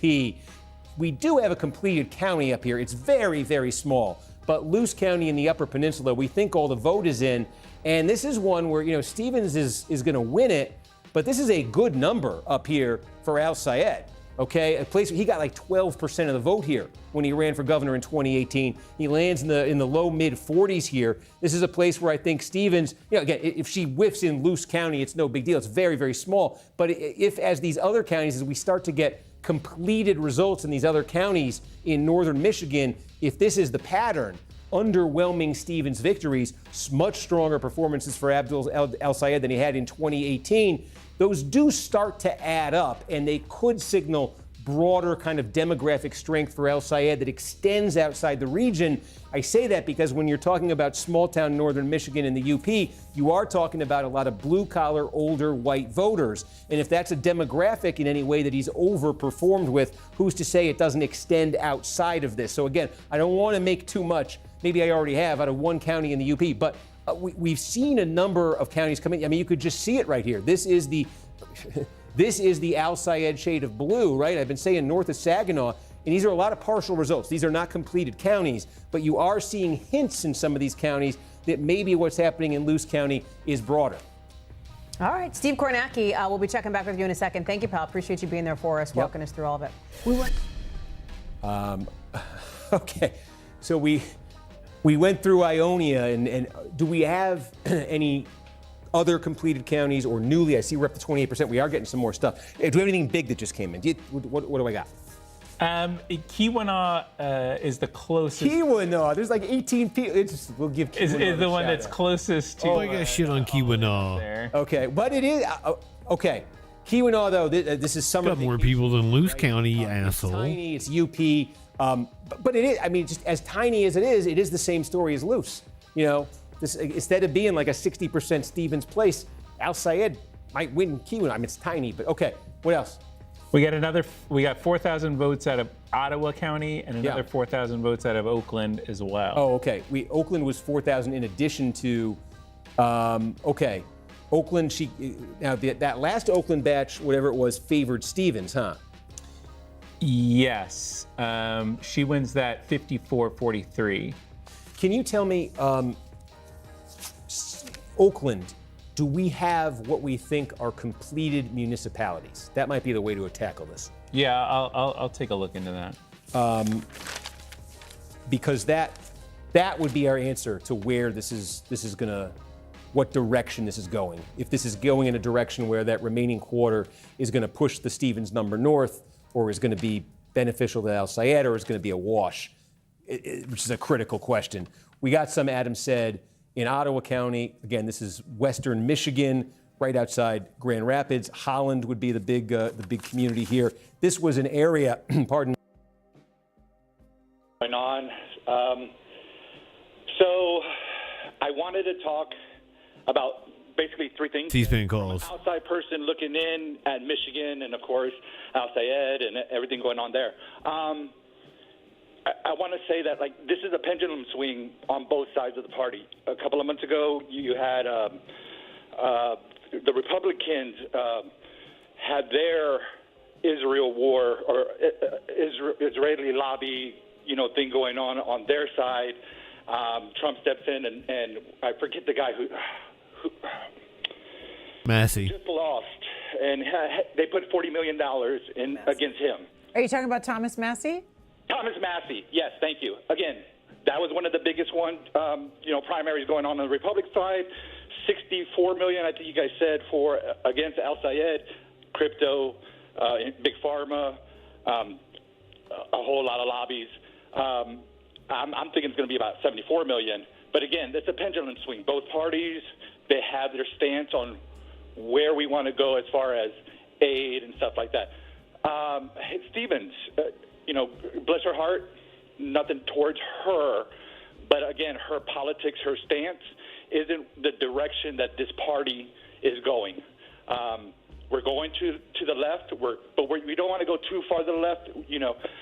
I hear callers calling in about DSA. People are scared, not really knowing what they kind of stand for. Money out of politics, health care for all, the Bernie Sanders stuff. But again, this is politics. You got to use propaganda. They pick out the scary things, abolish the prisons and things like that, and focus on that, but not noticing that, hey, these guys are going for what's electable in the public, what the public wants. Okay, Rob, we'll take your point. Do Democrats need to be careful here? Somewhat. I think there's an interesting conversation here where obviously so much of the Michigan Senate primary has been dominated by this. I don't have the power to hang up on money. them. As we've said, $30 million spent from AIPAC to Haley Stevens. But it's unlikely this will come up in the general election. The New York Times had a good data point today that in the 2022, 2024, 2026 elections, AIPAC spent $138 million in primaries, but less than $5 million in the general elections. So even if Stevens, if she does pull through, she cannot rely on AIPAC money going into the general election, especially against Mike Rogers. If El Sayed goes through, it's possible they'll spend for Mike Rogers, but I think that Israel specifically will become less of a talking point. I'm not saying it's completely going to go away, but the money's not going to be there in the way that it is now in the general election. So Al Sayed is definitely going to still be talking about money and politics. To talking about healthcare and Medicare for all, which are kind of his bread and butter. Sam in Ann Arbor, independent. Hi, good evening.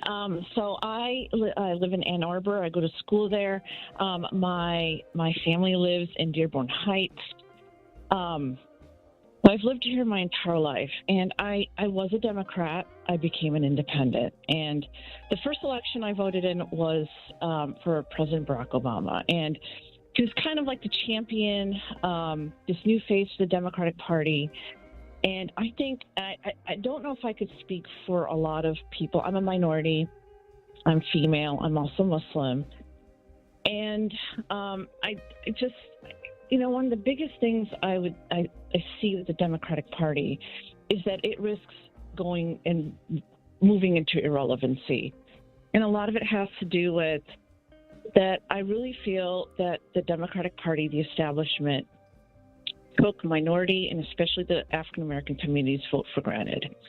And, these were decades of promises. And I'll give you two specific examples.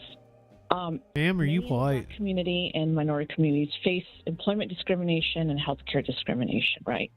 And there are avenues to address those, right? The EEOC. And I'm just pulling up statistics. The average time for a person to file a discrimination claim with the EEOC to when there's a final judgment is 5 years. It takes 5 years for people to receive justice. And only 3% of those cases is it positive and in favor of the complainant. The other issue that I'm sure you guys heard of this.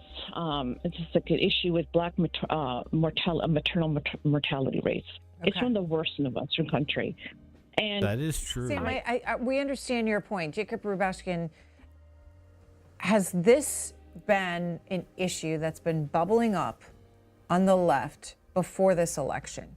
Apparently the progressive loss Johnson County is in more than a the third congressional of the vote race. statewide for Democrats in this primary. Okay, you're right outside Kansas City, Missouri, Kansas City, Kansas for that matter. Rapid, explosive growth here. There's like 650,000 people. Oh, and governor's race candidates, in Holzer, Kansas. a state senator, Corson, a state senator, Kurt Skoog, the mayor of Overland Park, all three of them from Johnson County. So in some ways, to me, the question tonight was going to be, is this a Johnson County primary? One of the winners, they got to decide from three of their favorite sons, favorite daughters. Johnson County ends up going for Holzer here, wins this by about a 4,000 vote margin. You can see she also posts a win here of a similar margin. This is Kansas City, Kansas right here. She did extremely well here. Douglas County, where the University of Kansas is. Shawnee County, where the state capital Topeka is. Still vote to come right there. But these are the big population centers here. Really big numbers for her down in Wichita, where Sedgwick County is. Skoog. So she did, as the night goes on, pull away from Corson. And so you have that dynamic.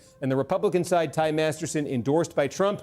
This is the story we've seen in so many Republican primaries. Trump endorses. Trump gets his candidate in Kansas. On the Democratic side, I think you said, Laura Kelly, Democratic governor, sided with Corson in this, does not get her candidate.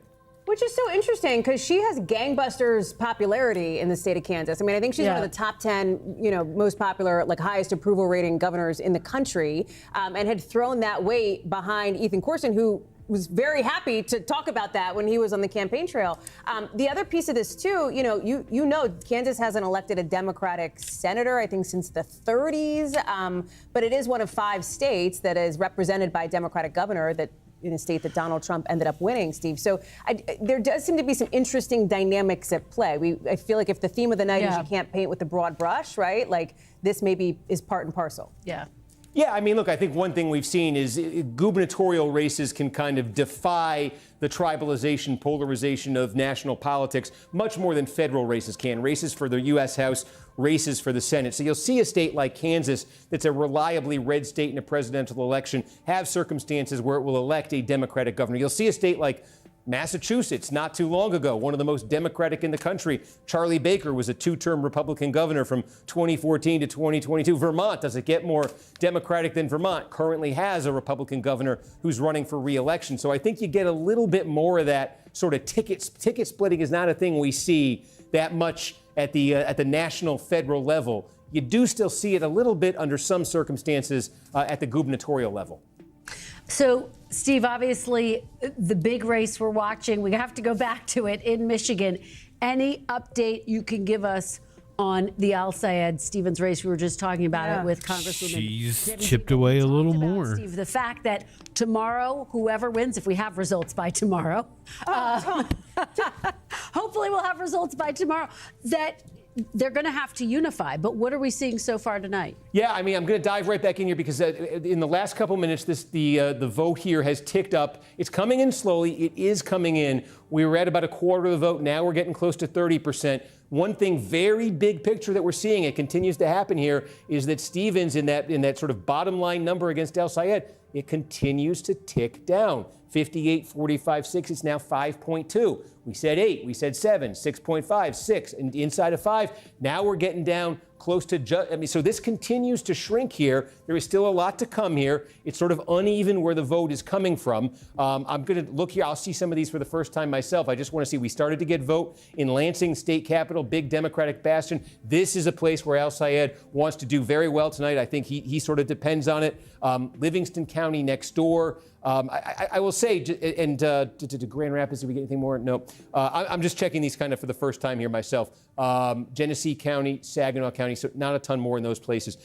The story really has been, though, that there was a bit of a mirage early, I think, in that the Election Day vote in some places got reported out very quickly and huge for Al-Sayed, and in a much longer process in not all. We haven't seen this in all counties, but we've seen this in a fair number of counties now where Stevens has chipped away at that early advantage that Al-Sayed has had and has given herself numbers. Eaton County, she's getting close here to a number that I think coming into the night she would have wanted to have. It didn't start out that way. That's the same story next door here in Livingston County. We're looking for other counties on the map we can measure where we've got this much vote in. There aren't many counties right now where you're looking at 75, 80, 90, 95% of the vote in. We showed you last time there is some evidence, some limited, in northern Michigan in the rural parts that Al-Sayed might be outperforming there too. So that becomes a factor, maybe a bit around the edges, but it certainly could become a big factor. But it's been notable to me. I think there were some initial big numbers in some of these places that suggested at the start of the night, this could be a runaway for Al-Sayed. Wow. I think it's come back around a bit the other way. The question is, how far back around is it going to come? And I think what we just need, we say Wayne, that's true. But what we really need right now is some counties to get to basically 100%. Because so much of what we're doing right now is, well, she's doing good with this vote, he's doing good with that type of vote, if it does this, if it does that. When I can see a couple of these actually get to 100%, I think it'll clear up fast before we get to Wayne. All right. Well, we are on pins and needles. Steve Kornacki, we got more vote out of Detroit. That pre-process we got more vote out of Detroit. I'm sorry. Yes, that pre-process absentee just came in out of Detroit. Whoa. It's another 45,000 votes. Okay. This is the vote by mail in Detroit. Yep. This is all of Wayne County. This isn't just Detroit that you're looking at. But if you were seeing this before, Al-Sayed had a narrow lead with a very scant number of votes counted in Wayne. We've now added the vote by mail for the city of Detroit. And Adam, what were the margins on that? Yeah, Stevens gets 74, Al-Sayed gets 22. Wow. So, okay, now, that's a very, very big number for her, obviously. She's winning the vote by mail. This is what you wanted to see. By 52. What we now need to see is the second piece of it. This is like a boxing match, right? Yeah. She just took her best punch.